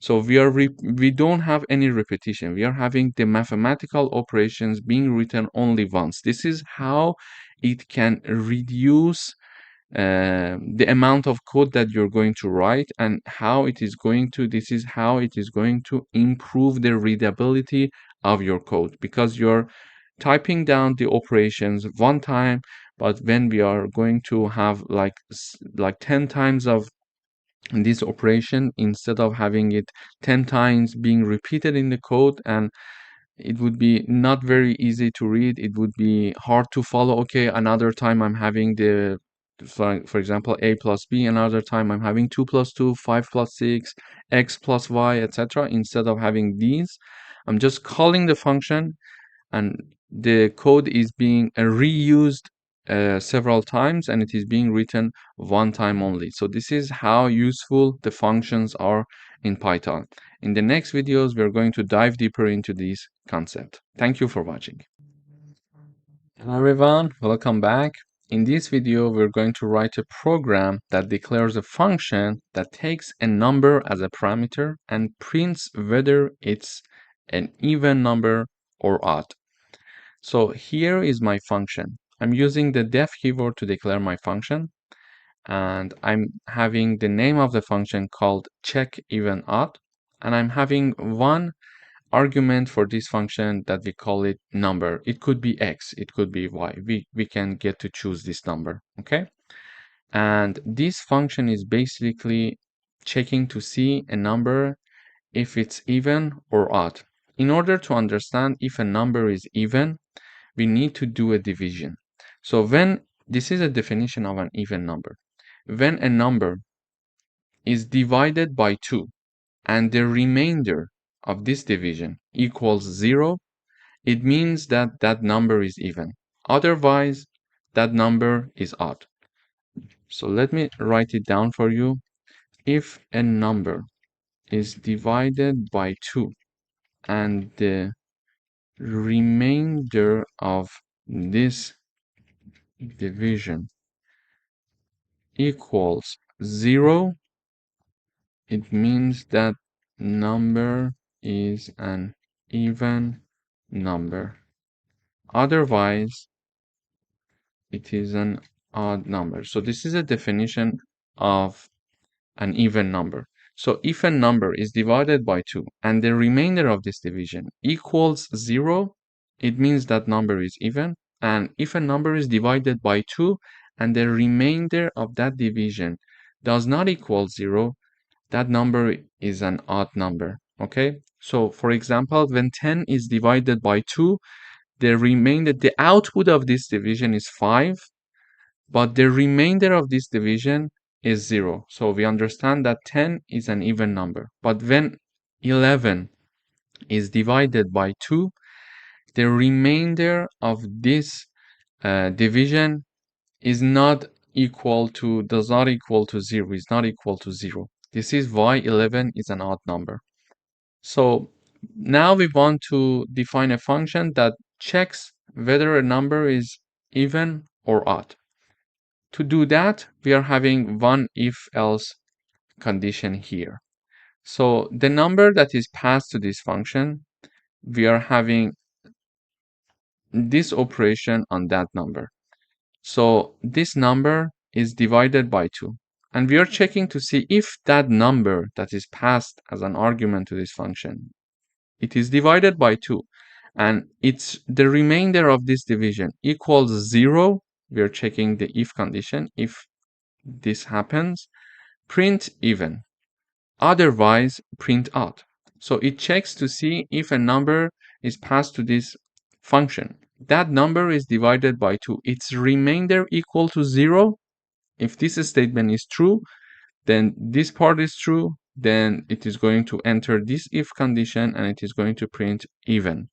Otherwise, it is going to print odd for us. Let me illustrate it with an example. So I call this check even odd function, and I'm passing number 10 as the argument. And I'm calling this function one more time, and I'm calling the function, I'm passing the argument that is 7. So let me run the code. So when I run the code for the number 10, I see even in the output. When I have the number 7, I see odd in the output. So one thing to remember is that I'm using the modular sign here. So the modular sign is going to return the remainder of a division. So this number is divided by this number. When I'm using this modular sign, it means that if this number is divided by this number, print me the remainder. Okay, give me the remainder. So when I'm having, let me illustrate it with an example. So when I have 10 divided by 2 here, when I run this code, you see number 5 in the output, okay? 10 divided by 2. But when I have print 10 modulo 2 and run this code, we have the output 0. What does it mean? It means that if 10 is divided by 2, the remainder of that division is what number? This is 0. Okay, so this is how the modulo sign is going to help us to understand the remainder of a division. It was a very good example. And now we see that here I'm having this block of code being executed whenever we call this function. Just imagine that we were not using the function. So I'm calling the function 2 times using 2 lines. Okay. And this part of the code is written only once. So if I wanted to not have a function, and every time that I was checking a number to see if it's odd or even, I had to write these 4 lines. So whenever, for example, I want to check 10 numbers, each time I had to write 4 lines of code. So 10 numbers multiplied by 4. So 40 lines to check 10 numbers if they are odd or even. However, here I'm having only 4 lines being written only once. And when I'm calling that function, I'm just using 1 line to call this function to do the mathematical work for me. So if I want to call this function 10 times, it will take 10 lines plus these 4 lines that are written only once. It will be 14 lines of code. However, if I want to this mathematical operations, these 4 lines for 10 numbers to be checked, the result will be 40 lines of code. And this is just a simple example. So it is very useful to use functions to reduce the repetition in our code and therefore increase the readability. Thank you for watching. Hello everyone, welcome back. In today's video, we're going to talk about functions with default values. So we can assign default values to parameters of a function. So if no argument is provided, the default value is used. Here I'm having a function called greet. I'm declaring it using the def keyword, and I'm having a parameter here, but this is a bit different from what we saw so far. Previously, we were having a function, for example, called def hello, and it was having the name and it was printing in the output for us the hello message and then, and then the name. Okay, this is what we saw so far. So when I call this hello function, let me comment these 2 lines. So when I call this hello function and I'm having an argument here, so when I call it, it says hello Reza, okay? And when I call this function with no argument, there is an error here. And we saw that that this error will come up when we are having an argument in the parentheses for the function when we are declaring it. Okay, so in order to avoid this error, we are going to have functions with default values. So here I'm having a function called greet with default values. So it has the name again, it has the same argument, it is having 1 argument in the parentheses, and it has this part that is extra. What is this part is going to do is the following.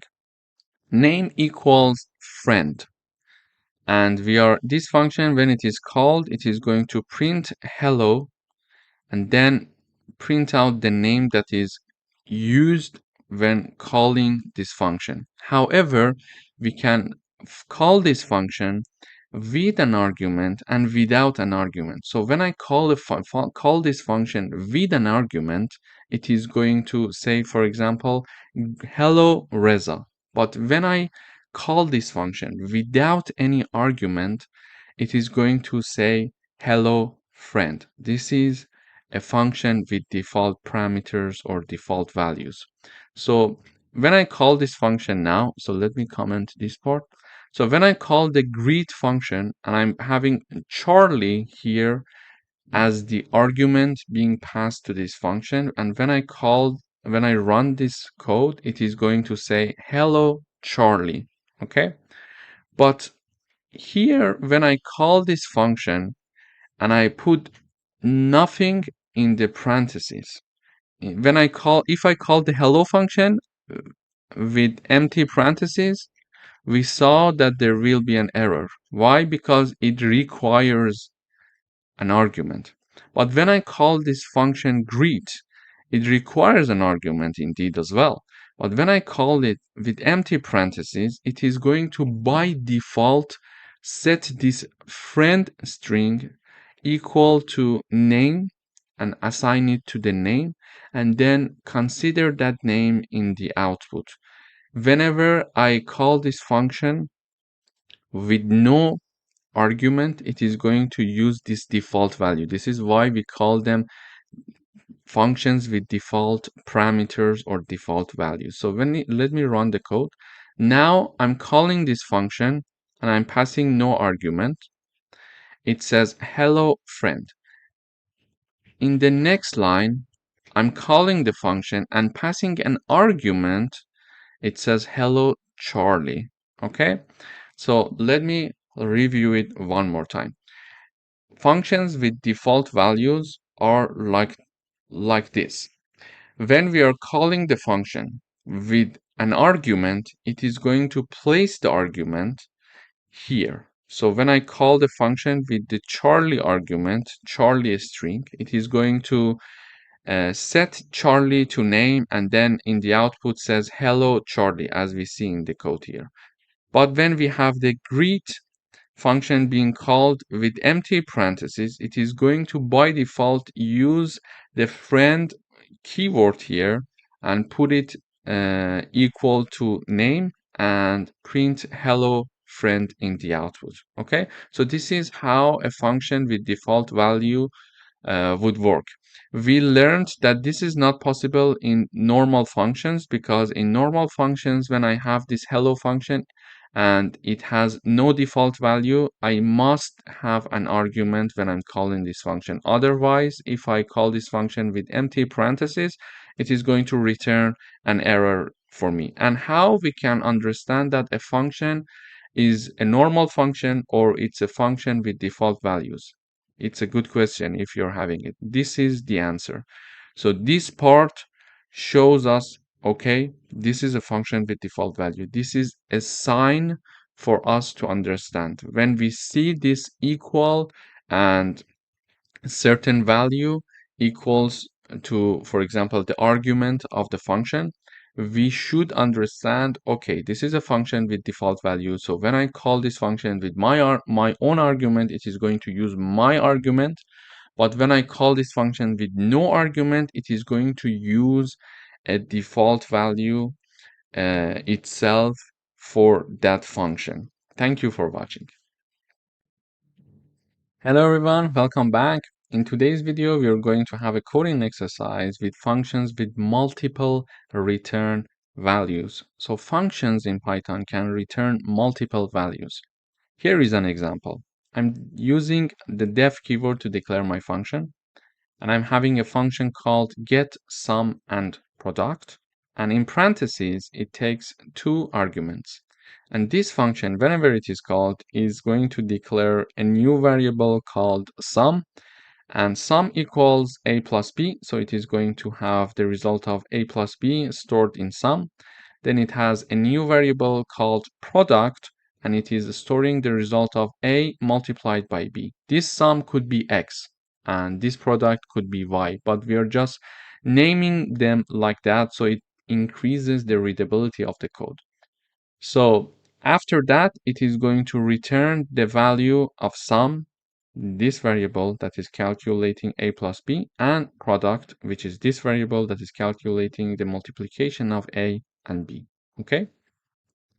And whenever I want to call this function, as before, I'm having the get sum and product name, so the name of the function, and then in parentheses, I'm having two numbers because it takes two numbers in parentheses as the argument. So 3 and 4. I'm calling this function with 3 and 4. However, because this function is returning two values in the output, this line of code, this call of the function equals two variables on the left side. So the first one is the result of the sum, and the second one is the result of product.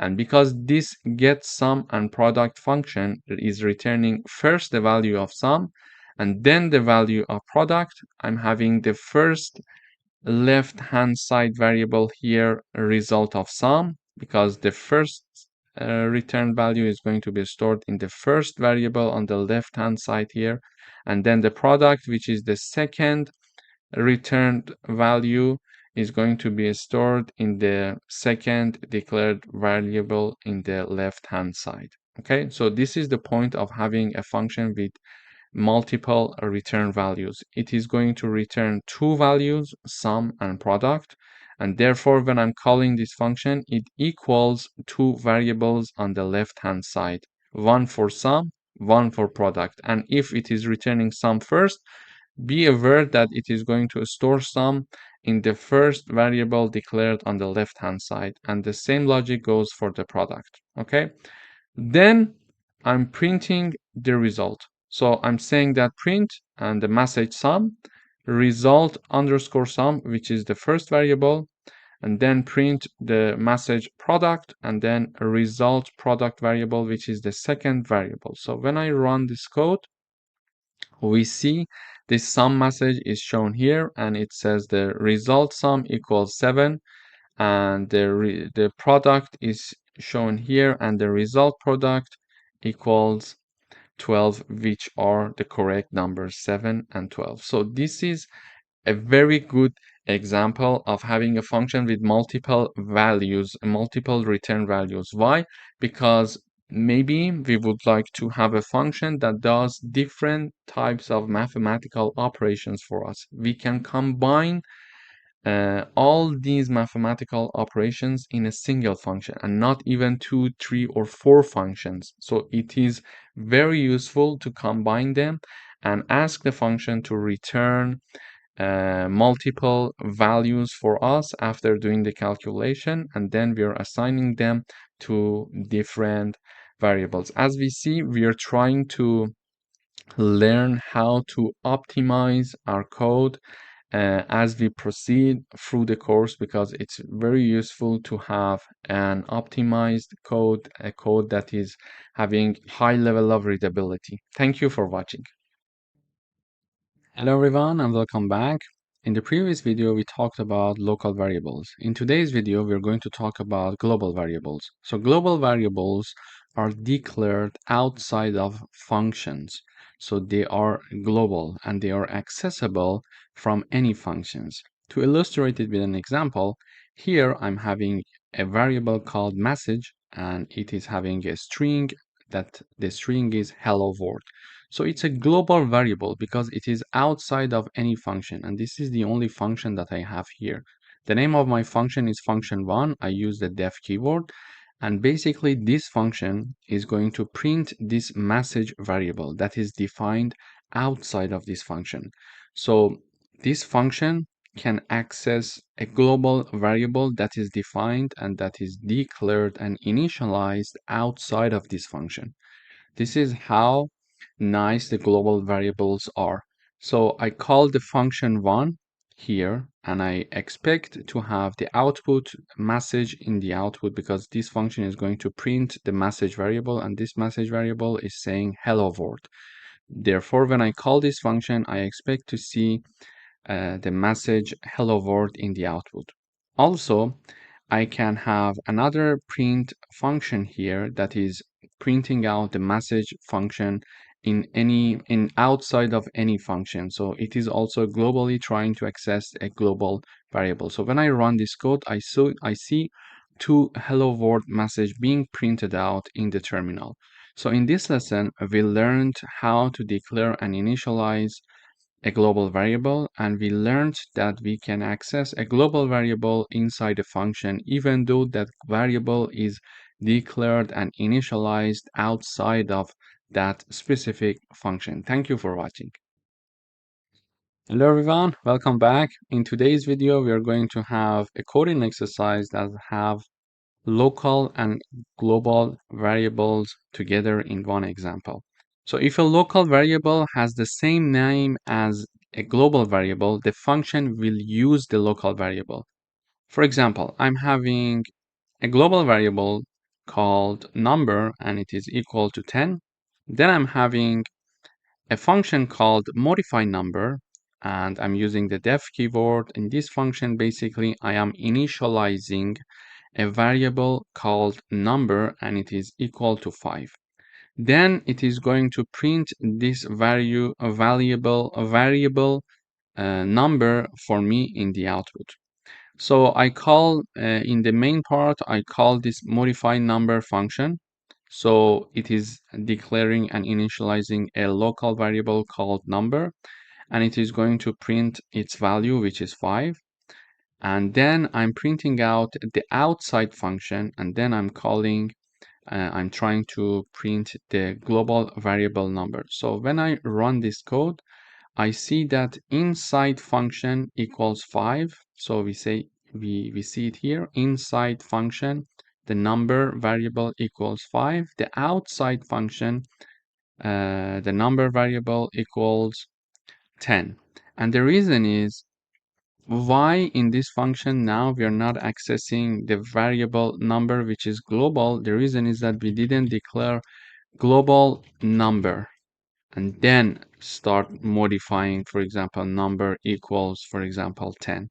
This is why when we are not typing down this line of code, when we are typing down only the declaration of a variable like number which has the same name as the global variable, it is going to consider it as a local variable. However, if I comment this part and I have this part right here and this part right here, I'm using this line for the declaration of the global variable inside my function, and then I'm having this global variable equals to 20. So now the global variable has been modified to 20. So when I run this code, I see inside function the variable is 20, and outside function the variable is also 20. So this is very important to use the global number uh, creation and declaration of the global variable inside a function if we want to use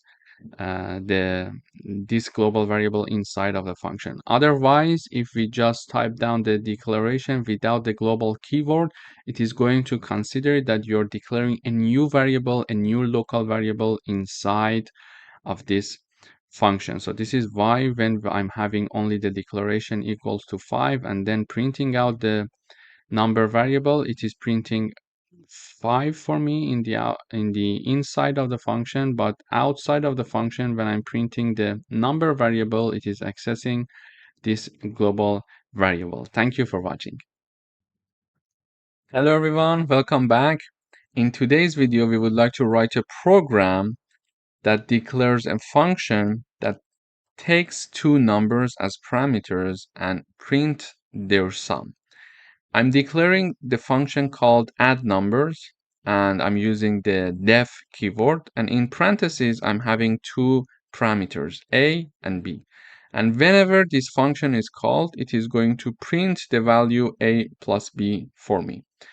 To call this function, I'm typing down the name of the function, and then I'm typing down two numbers, so 3 and 7.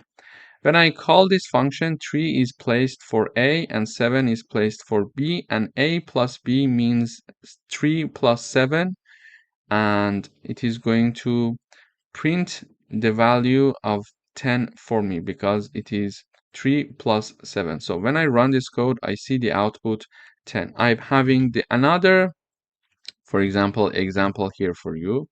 I'm having add numbers, meaning that I'm typing down the name of the function. I'm passing two numbers, 10 and 20. I run this code, the output is 30.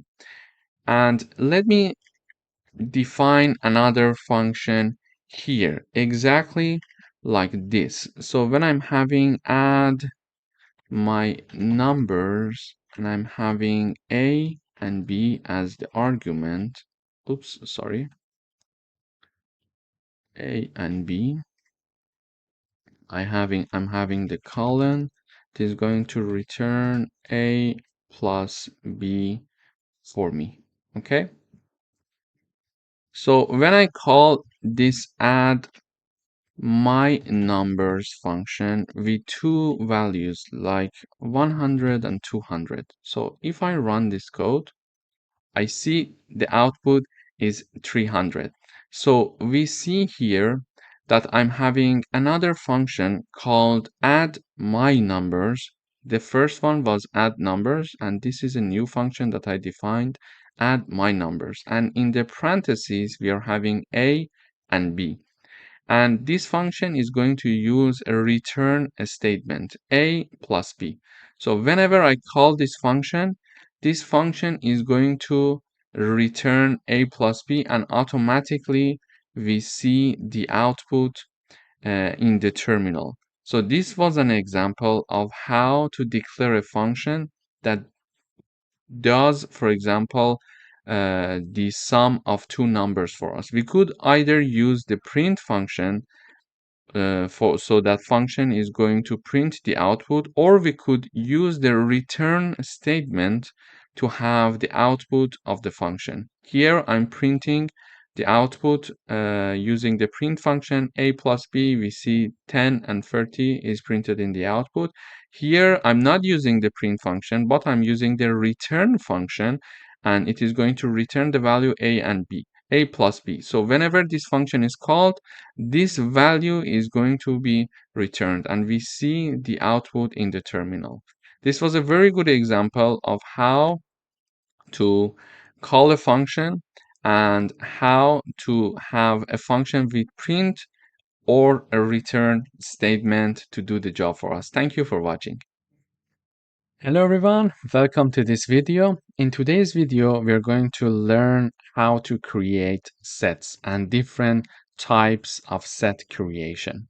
Here, I'm having my first set being declared using set function. So when I'm having this set function to be assigned to a set variable, it means that I am defining an empty set. So whenever we want to define an empty set, we are going to use the set function.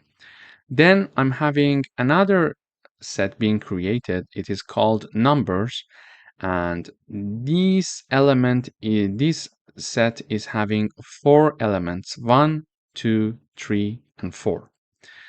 And finally, I'm having my third set being declared here, and it has 3 elements: 1 integer, 1 float, and 1 string. As we see, there is no problem if there are elements of different types, of different data types, let's say.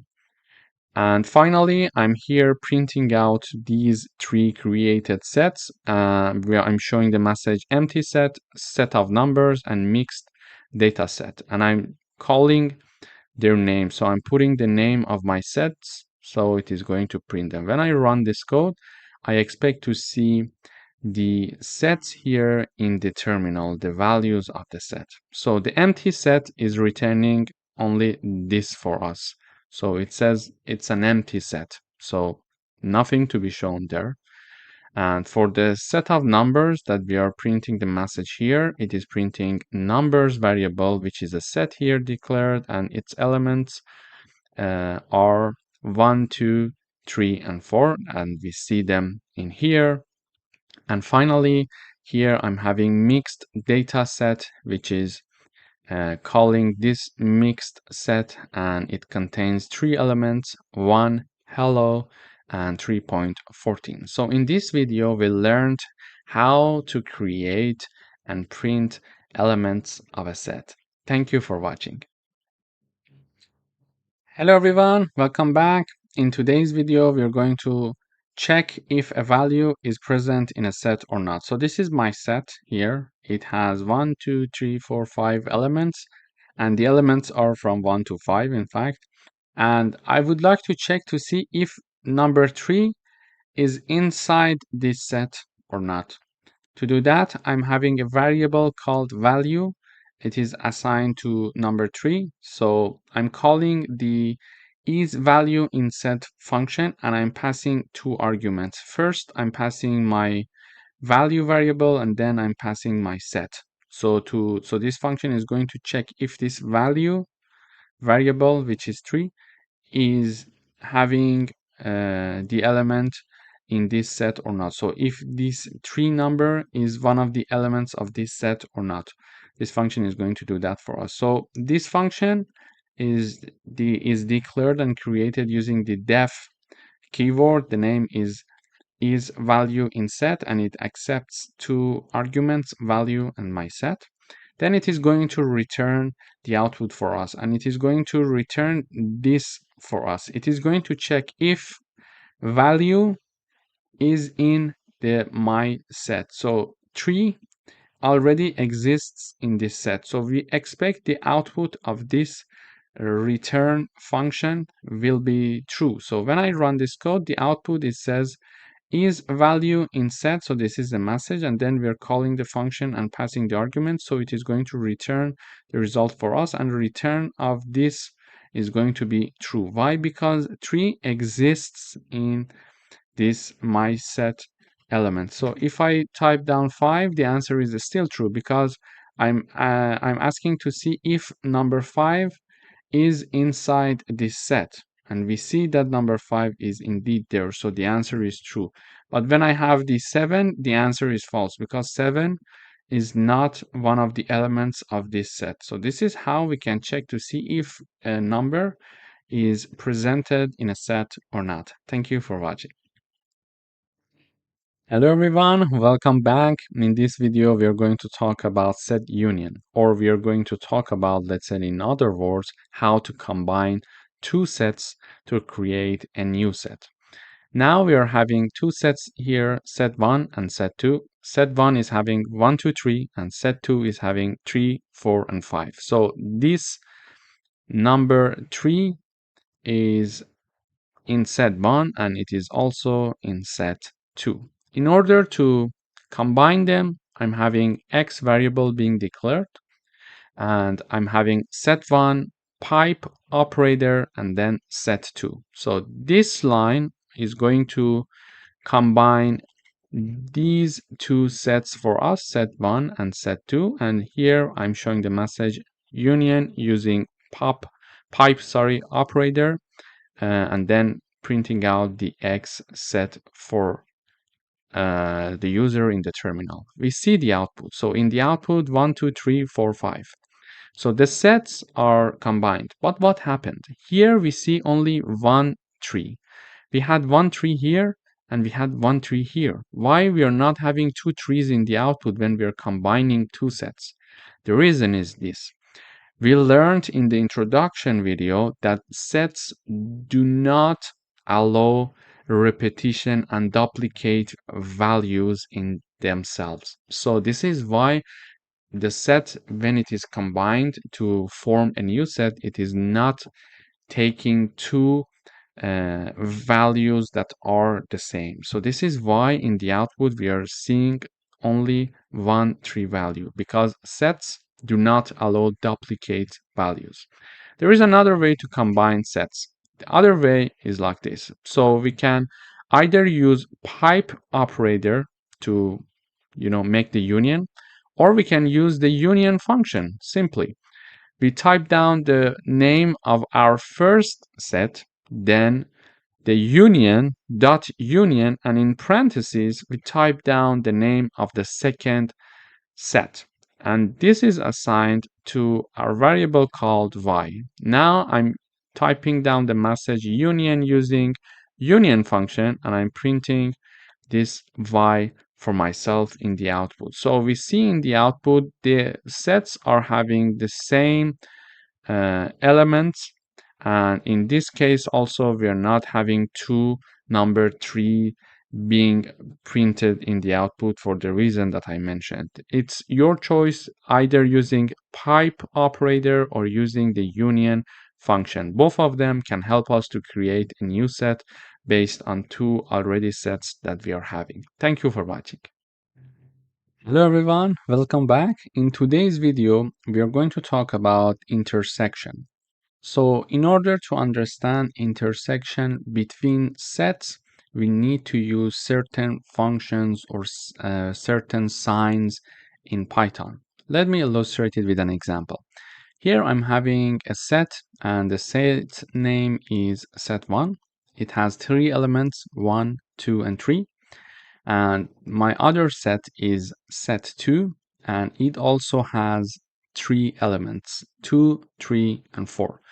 And as you can see it here, numbers 2 and 3 are shared between these two sets. So 2 and 3 is shown in the first set and also in the second set. So how can I have a code that can give me the shared numbers between two sets. So I would like to have the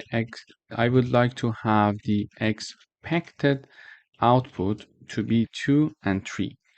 This means that I would like to write a code, and that code computes the shared number, or let's say intersection, between these two sets and return me 2 and 3.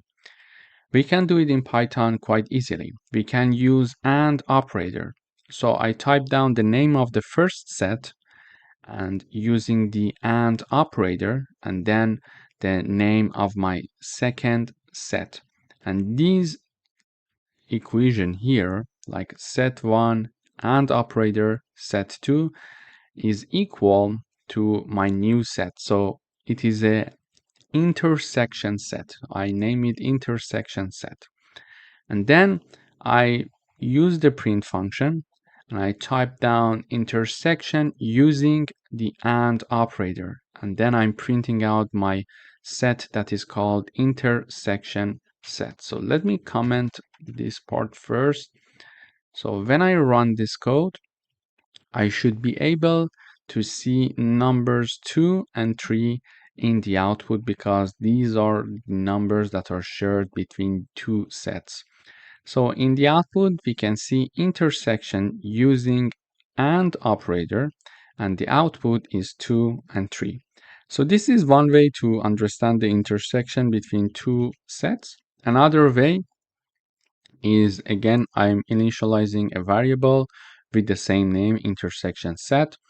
And what I'm doing, instead of using the AND operator and typing down the names of the sets before and after the AND operator, I'm typing down the name of my first set, then I put a dot here, then I type down the intersection keyword. So it is going to call the intersection function for me. Okay, so I'm typing down the intersection, and then in parentheses, I type down the name of my second set.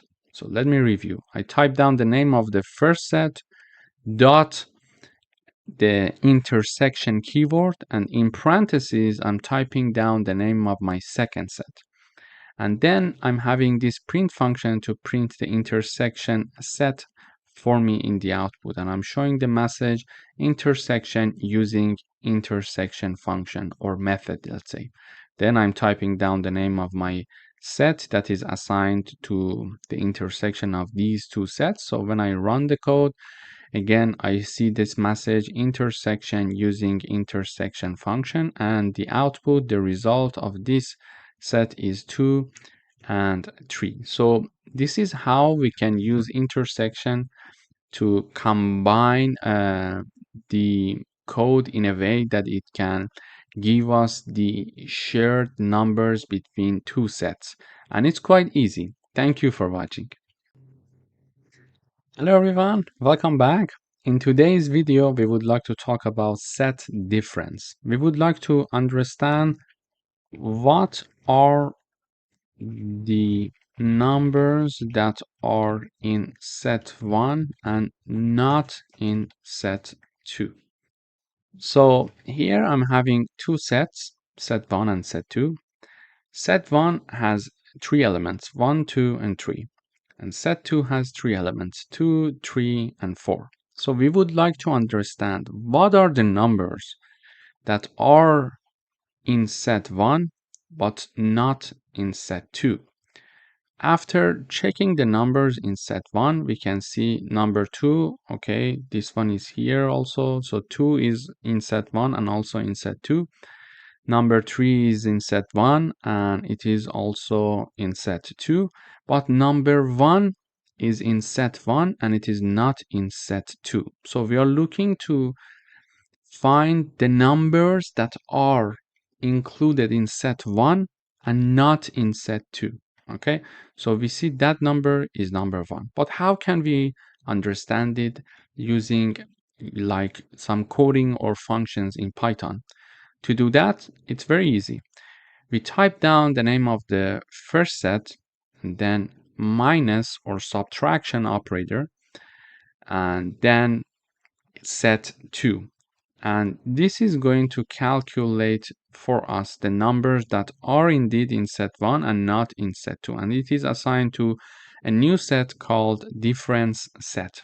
So then here I'm using the print function to type down the message difference using and this minus operator or sign. And here I'm typing down the name of the difference set here. There is another way to do it as well. The other way would be to type down the name of the first set dot the difference keyword, and in parentheses we type down the name of the second set, and this is assigned to my new set that is called difference set. So, and we are typing the message saying that difference using the difference function or method, and then I type down the name of my set that I want to print its value. So when I run, I see number 1 is shown. Using both methods, we reached to number 1, showing that we did the correct calculation, because when manually we checked that, it was again number 1. So it is very important to know that this method is going to give us now the things that are included in set 1 and not in set 2. This is why the set 1 is first and then the set 2. Set 1 is first and then the set 2. If we want to understand the numbers that are in set 2 and not in set 1, we need to change the place of set 2 and set 1 in these equations. And these are two ways to find the difference between these two sets. And as you decide, it's your choice. You can go ahead and choose which one, whatever that you're comfortable with.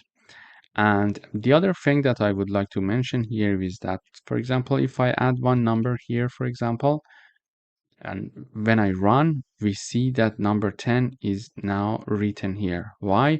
Because now I added a new value to my first set, and this value is not in set 2. So this is why I can see 1 and 10. So if I include 10 also here, and I recompile, I should not see 10 anymore here. So when I recompile, yes, we can see that only number 1 is there. Thank you for watching.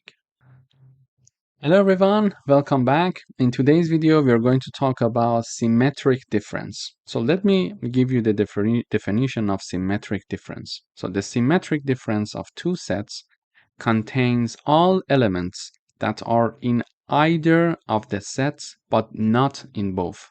This means that the symmetric difference excludes elements that the two sets have in common. To illustrate it with an example, I have set 1. It has 3 elements, 1, 2, and 3.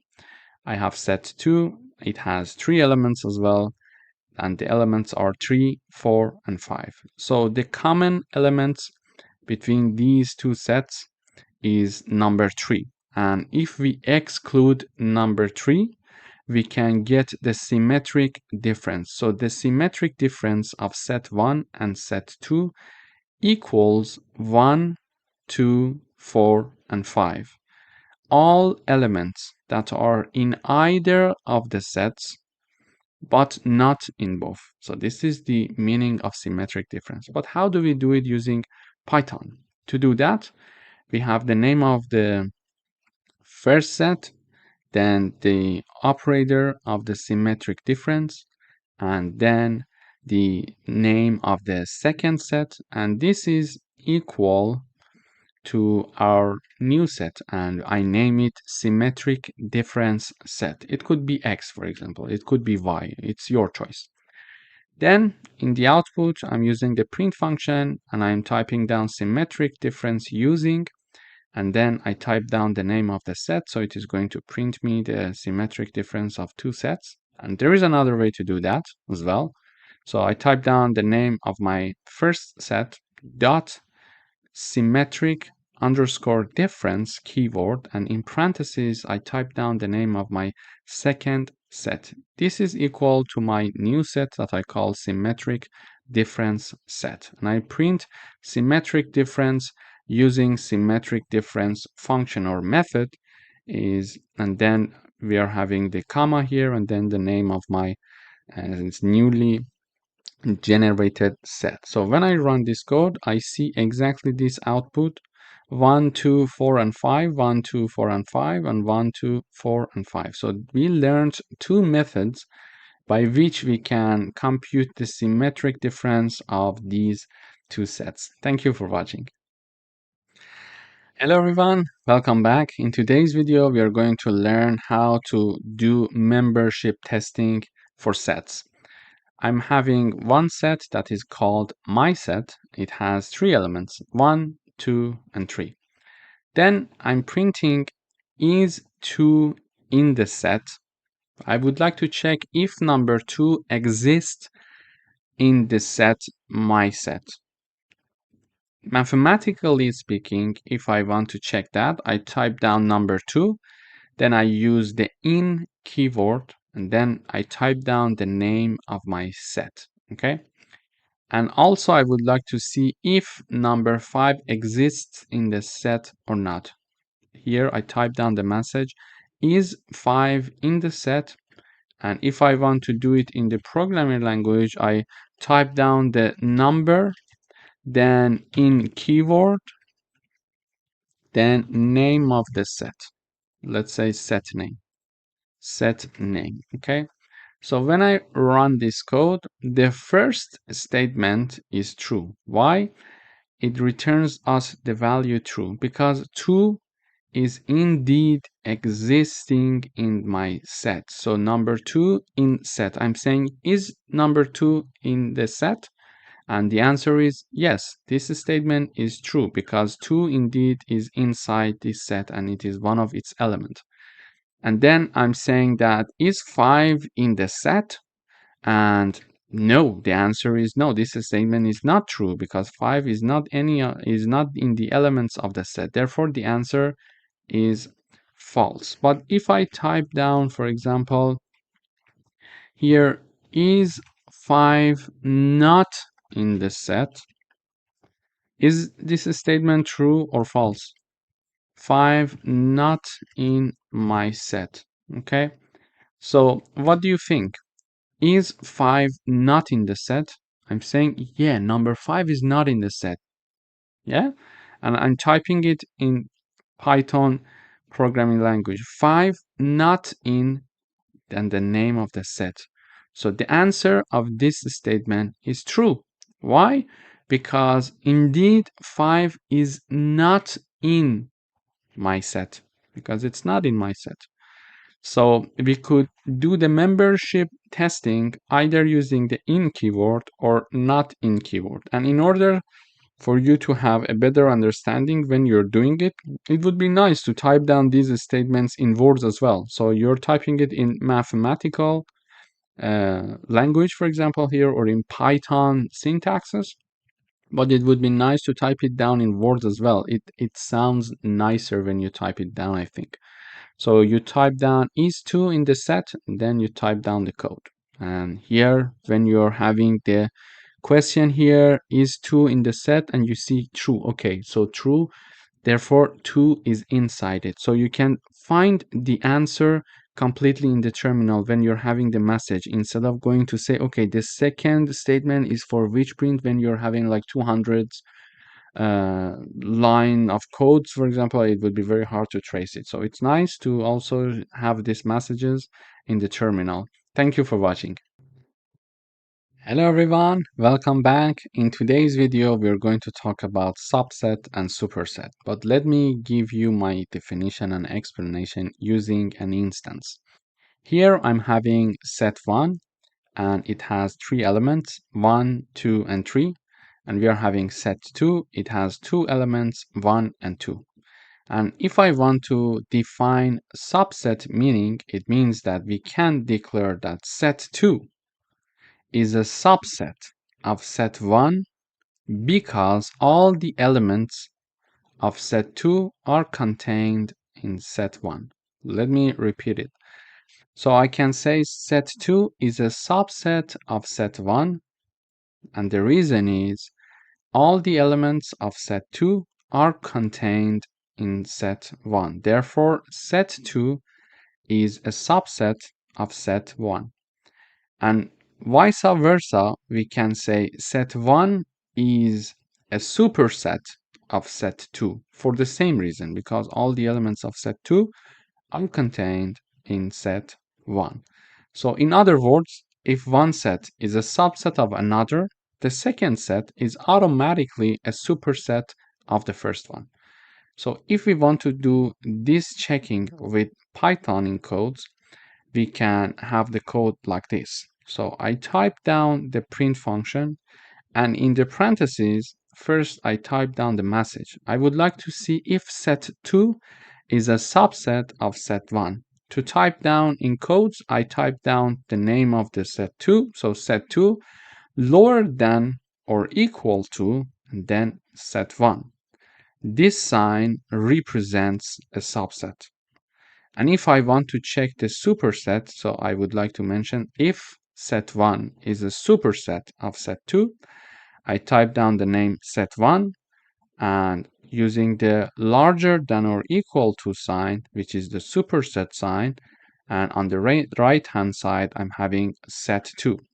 So for the subset, when we are checking, I type down the set2 on the left hand side, and for the superset, I type down the set1 on the left hand side. So when I run this code, we see this in the output. So I'm asking to see, is set2 a subset of set1?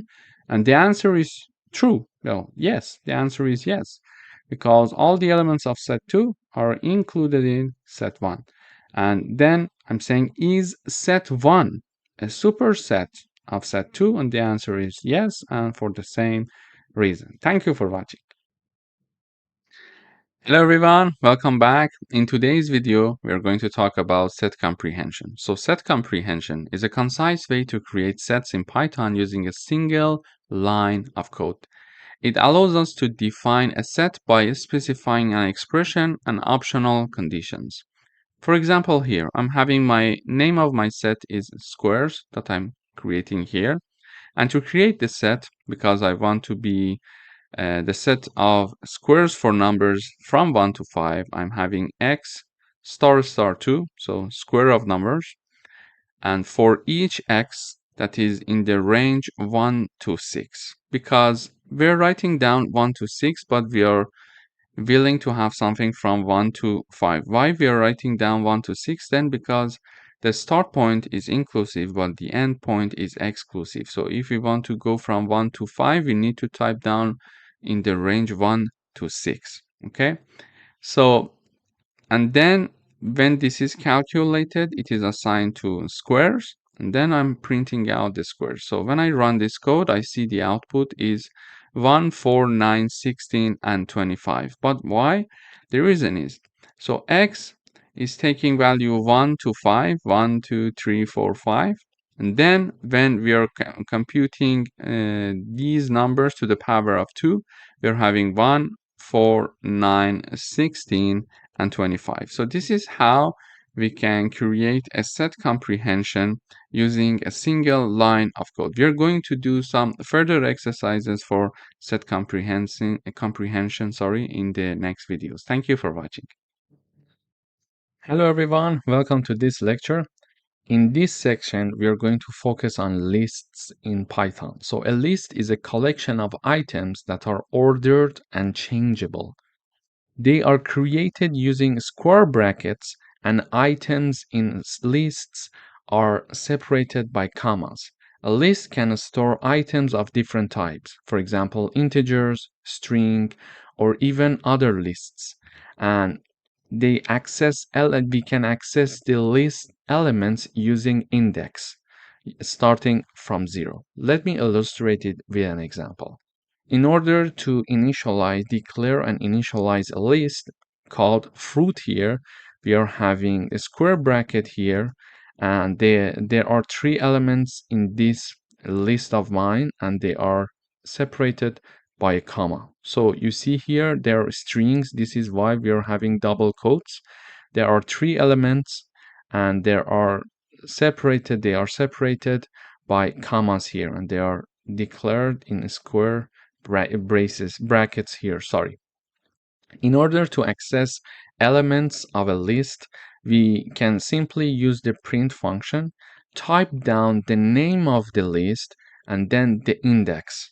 Okay, so because our indexing system starts from 0, we are having 3 elements with these indexes. So apple is the first one, so the index is 0. Banana is the second one, the index is 1, and cherry is the third element in this list, but its index is 2. So 0, 1, 2 are the indices in this list of us, okay, of ours. This is very important to note that all of the lists start from indexing 0. Please keep that in mind. So if I want to print the first element of this list, I'm going to type down the name of the list, and in the square brackets, I'm going to type down the index. So if I want to print apple, I'm typing down index 0.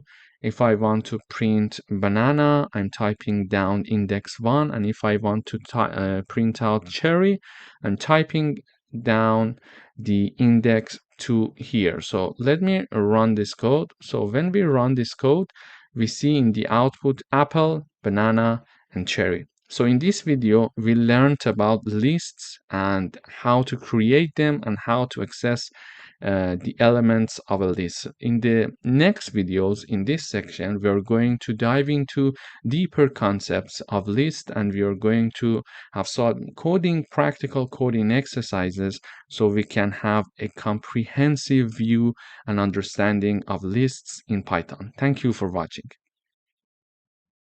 Hello everyone, welcome to another lecture. In this video, we're going to talk about list operations. In particular, we're going to learn how to iterate over all the items of a list using for loops. We would like to write a program to print all items in the list. Here is our list, fruits, and it contains apple, banana, and cherry. Okay, so previously we learned about this code, so we can print fruits exactly like that. It is very easy to do it. Okay, but now we are going to learn how to access all the elements using a for loop, not basically printing out only the fruits list typically. Okay, now we would like to loop through the list. To do that, we are typing down the name, the for keyword, then a new variable I'm calling fruit. We can call it x for the sake of simplicity.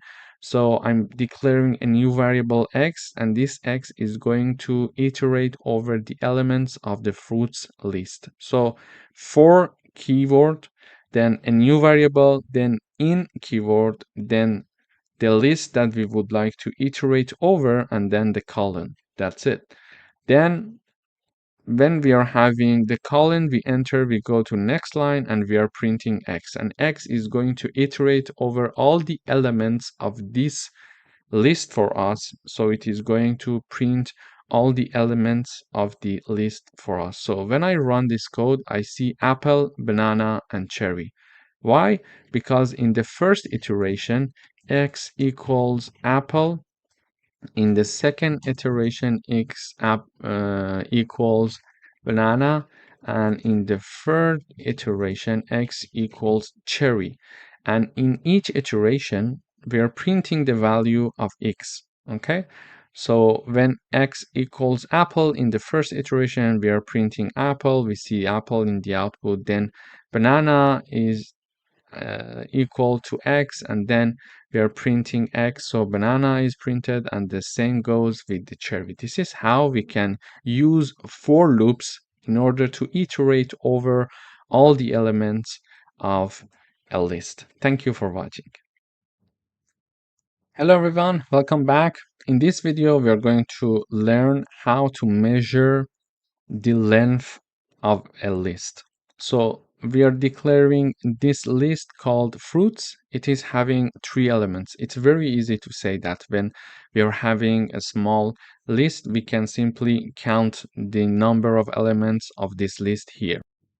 However, if we are having a very large lists that is containing like 200, 300 elements, it's very hard to uh, check the length of the list manually and start like saying, okay, 1, 2, 3, 4, 5, etc.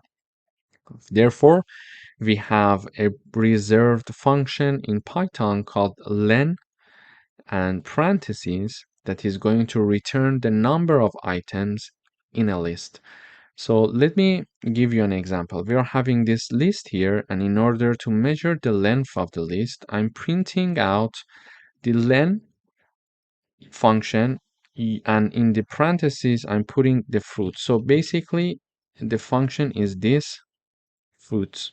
Okay, so this is the function. We are typing down the name of the function, and then in parentheses, I'm typing down the name of my list. And because I want to print this value, I'm putting it in the print parentheses. So when I run this code, I see it says 3. So in this video, we learned how to use the len function to know the number of items in a list. Thank you for watching.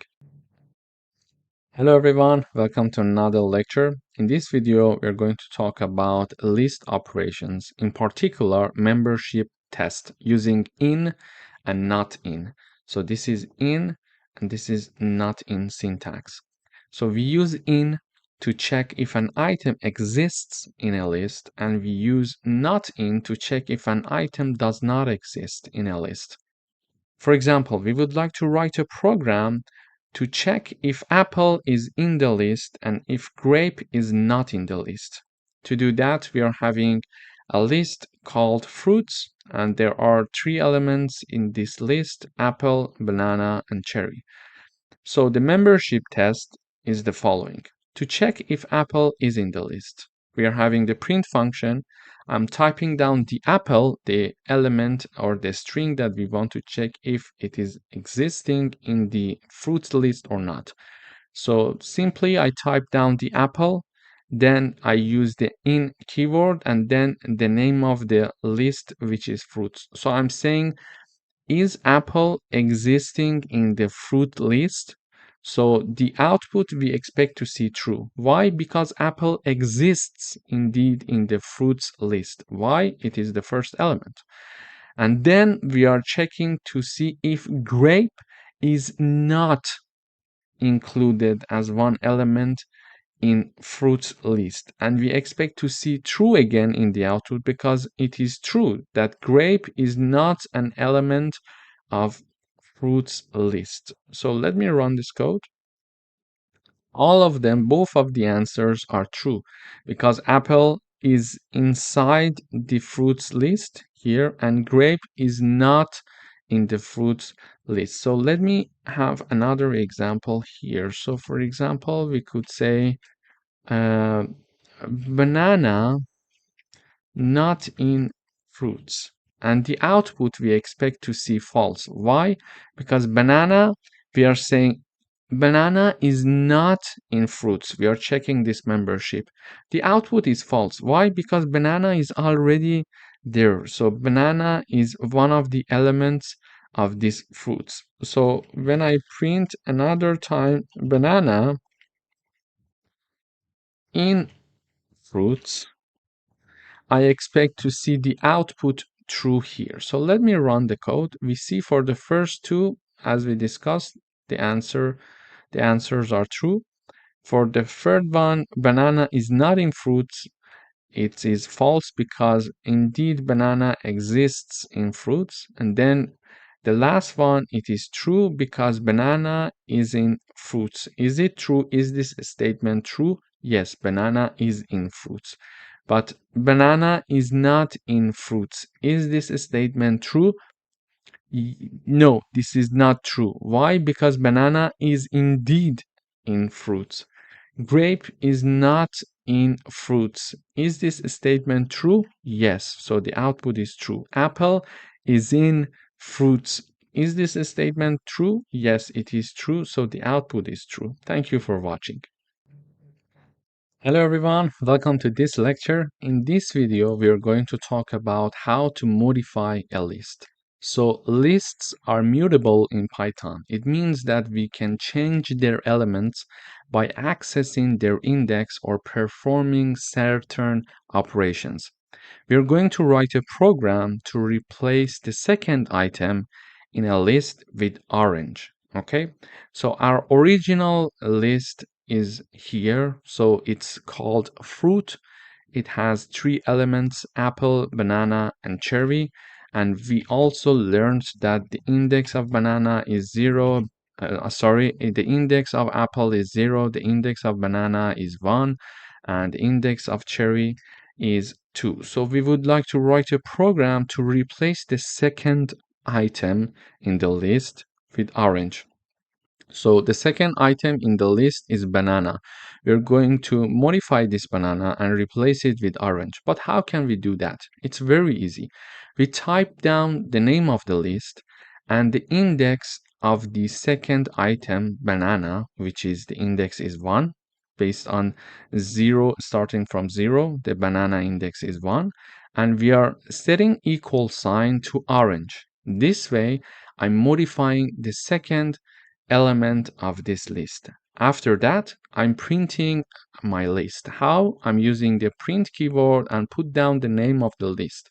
So when I run this code, we see that apple, orange, and cherry is being now printed in the output. But what if I would like to change cherry to something else? So for example, I would like to modify cherry. So I would type down the name of my list and the index of my third element, which is cherry, and the index is 2, and I'm going to uh, have the equal sign, and I'm just typing down pineapple. Okay, so now I would like to replace cherry with pineapple and then print out the fruit list. So when I run this code, I see this new list of mine here: apple, orange, and pineapple. So this is basically are the rules of how to access certain elements in a list for further modification. Thank you for watching. Hello everyone, welcome to this lecture. In this video, we're going to learn how to modify a list using remove, pop, delete, or del and clear functions in Python. So basically, when we are calling the remove function, we need to put one item in parentheses, and it is going to remove the first occurrence of the item that is mentioned in parentheses. Then we can have the pop function. It is going to remove the item at the specific index. So in the parentheses, we can type down the index, or the last item is going to be removed if no index is specified in parentheses. Then we are having the del keyword, the delete keyword it means, and then the list name, and then the index in a square brackets. It is going to delete the item at the specific index. And finally, we can have the clear function that is going to remove all elements from the list. Let me illustrate it with an example. So we would like to write a program to remove banana, pop the last item, which is this function here, delete the first item, and then clear the list. Okay, to do that, I'm having one list called fruit, and it is containing of 4 elements. It is containing 4 elements: apple, banana, cherry, and orange. So it says that use the remove function to remove banana. To do that, I'm typing down the name of my list dot remove, and in parentheses, as indicated here, we need to type down the name of the item. So I'm typing down the name of the item, remove banana. So banana is typing down here, and now I'm printing out the fruit list here. So let me comment these parts because we're going to uncomment them step by step. So I'm removing banana from the list, and then I'm printing out the list. So I expect to see apple, cherry, and orange when I'm printing out the fruit list after this modification. So this banana must have been removed. must be removed. So we are seeing apple, cherry, and orange. Indeed, this remove function helped us to remove the banana string from this list. Then we are having the pop function here. So it says pop the last item.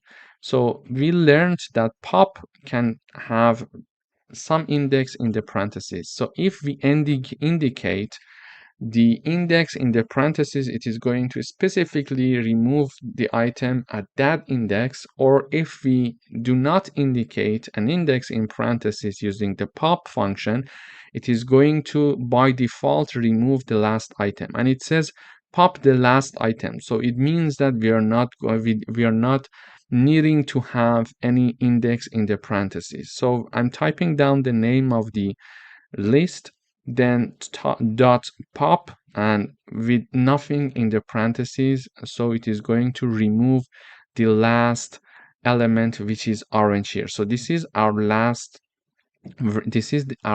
version of the list: apple, cherry, and orange. And then I'm calling the pop function with no index in the parentheses, so it is going to by default remove the last item, which is orange here. So we expect to see our list containing only apple and cherry when we are going to call this fruit list one more time and print the output.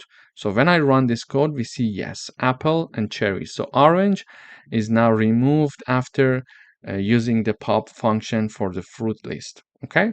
Then it says delete the first item. But how do we do that? So this is the syntax for using the delete function, or del.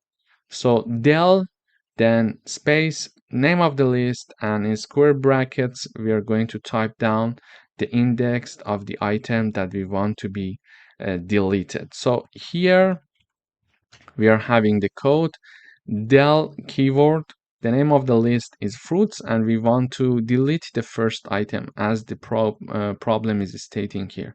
So the first item is having index 0. I'm removing the first item and I'm printing out the list fruit one more time. So when I run this code, the last version of my list was containing apple and cherry, and then I del the first item of the fruits list. So I expect not to see the apple anymore when I run the code, and see only cherry, because using this we remove the first element of this list. So yes, we are seeing only cherry in the output after we are removing the first element of the fruits list using the del keyword. Okay. After that, it is asking us to clear the list. In order to clear the list, we are having the fruits dot clear and nothing in parentheses. And we are printing out the fruit list one more time, and we expect to see nothing in the list, so we are clearing the list and there will be no item in the list after calling the clear function for the fruits list. So let me run the code one more time. Yes, we see an empty list here. So in this coding exercise, we learned how to modify a list using remove, pop, del, and clear function. Thank you for watching. Hello everyone, welcome to this lecture. In this lecture, we are going to learn about another list operations. In particular, we are going to learn about repetition. So we use the star operator to repeat a list a specific number of times. Let me illustrate it with an example. We would like to write a program to repeat the list apple and banana 3 times. To do that, we are declaring and initializing a list called fruits, and it is containing apple and banana separated by a comma. So there are 2 elements in this list.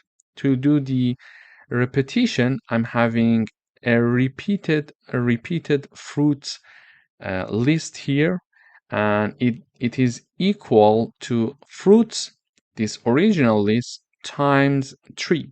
Very easy syntax. Okay.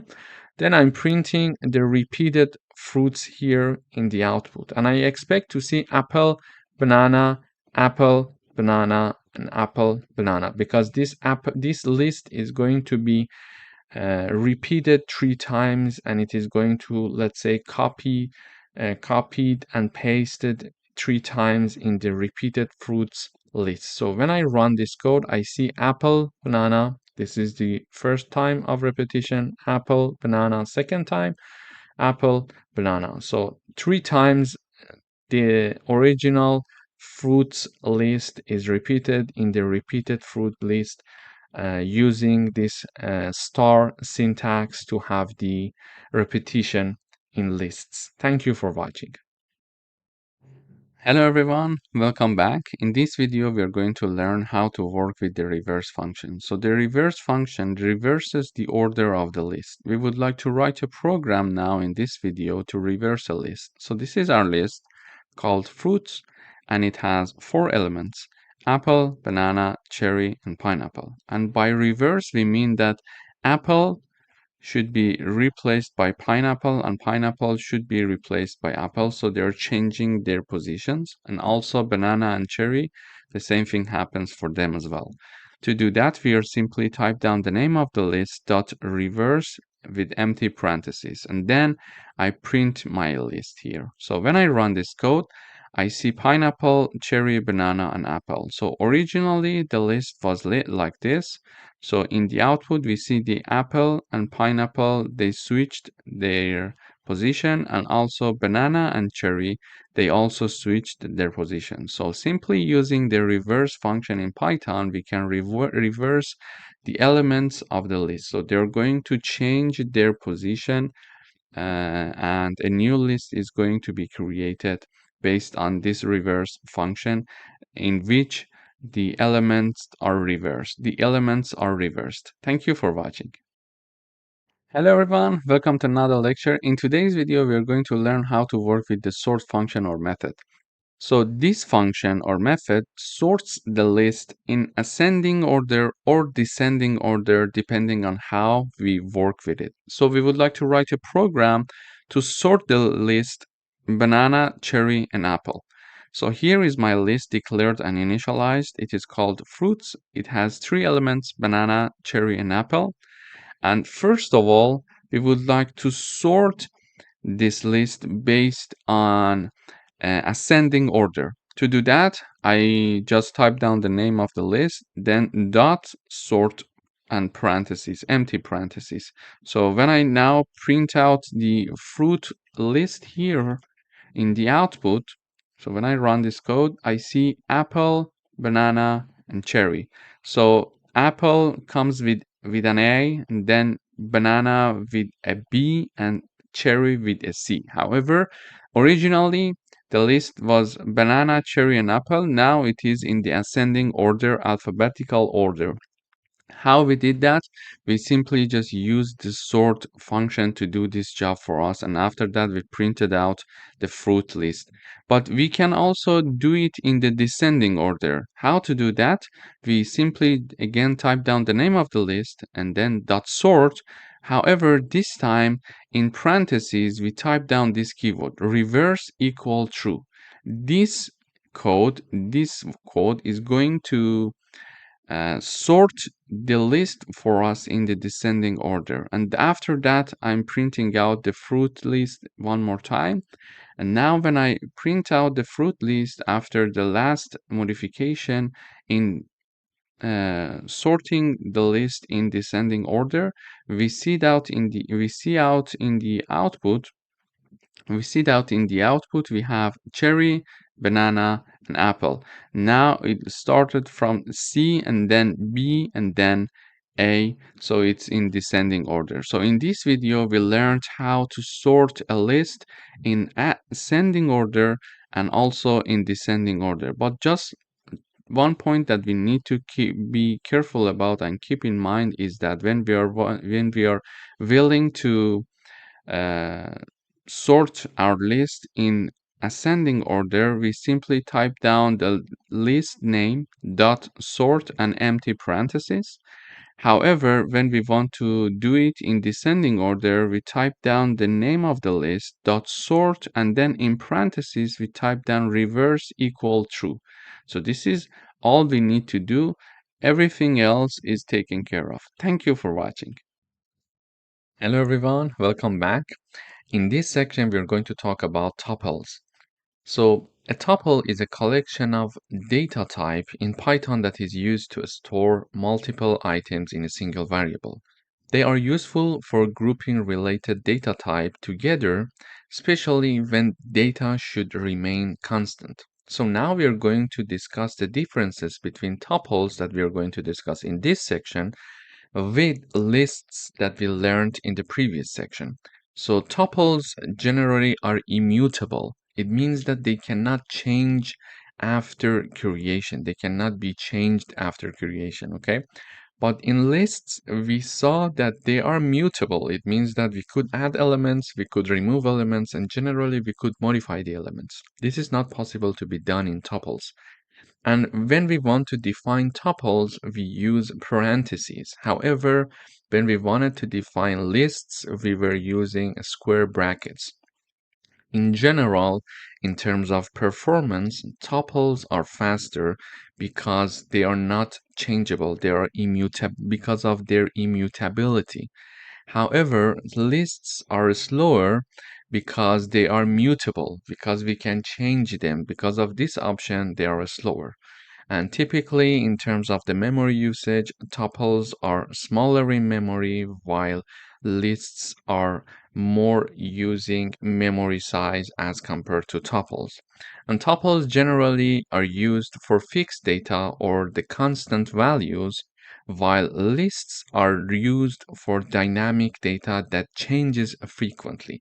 So these are the main differences that we can mention between tuples and lists. In the next videos, we're going to learn how to declare and initialize tuples and how to do certain operations using tuples. Thank you for watching. Hello everyone, welcome to this lecture. In this video, we are going to learn how to iterate over a tuple in Python. I'm having my tuple and it has 4 elements: Python, Java, C++, and JavaScript. So there are 4 strings included in my tuple. Okay, so I'm going to show the message programming languages, and then I'm having my for loop. So for language, this is a variable. We could call it x, for example, here for the sake of simplicity. For any value of x, that is inside the my tuple, this is the name of the tuple, print the value of x. So when I run this code, it is going to print all the elements of this tuple for me here. Of course, we could also use this syntax to have the print of the tuple in the output, but we were trying to learn how to iterate through a tuple using for loops. Here, when the first time in the first iteration x equals Python, in the second iteration x equals Java, in the third iteration x equals C++, and in the last iteration x equals Java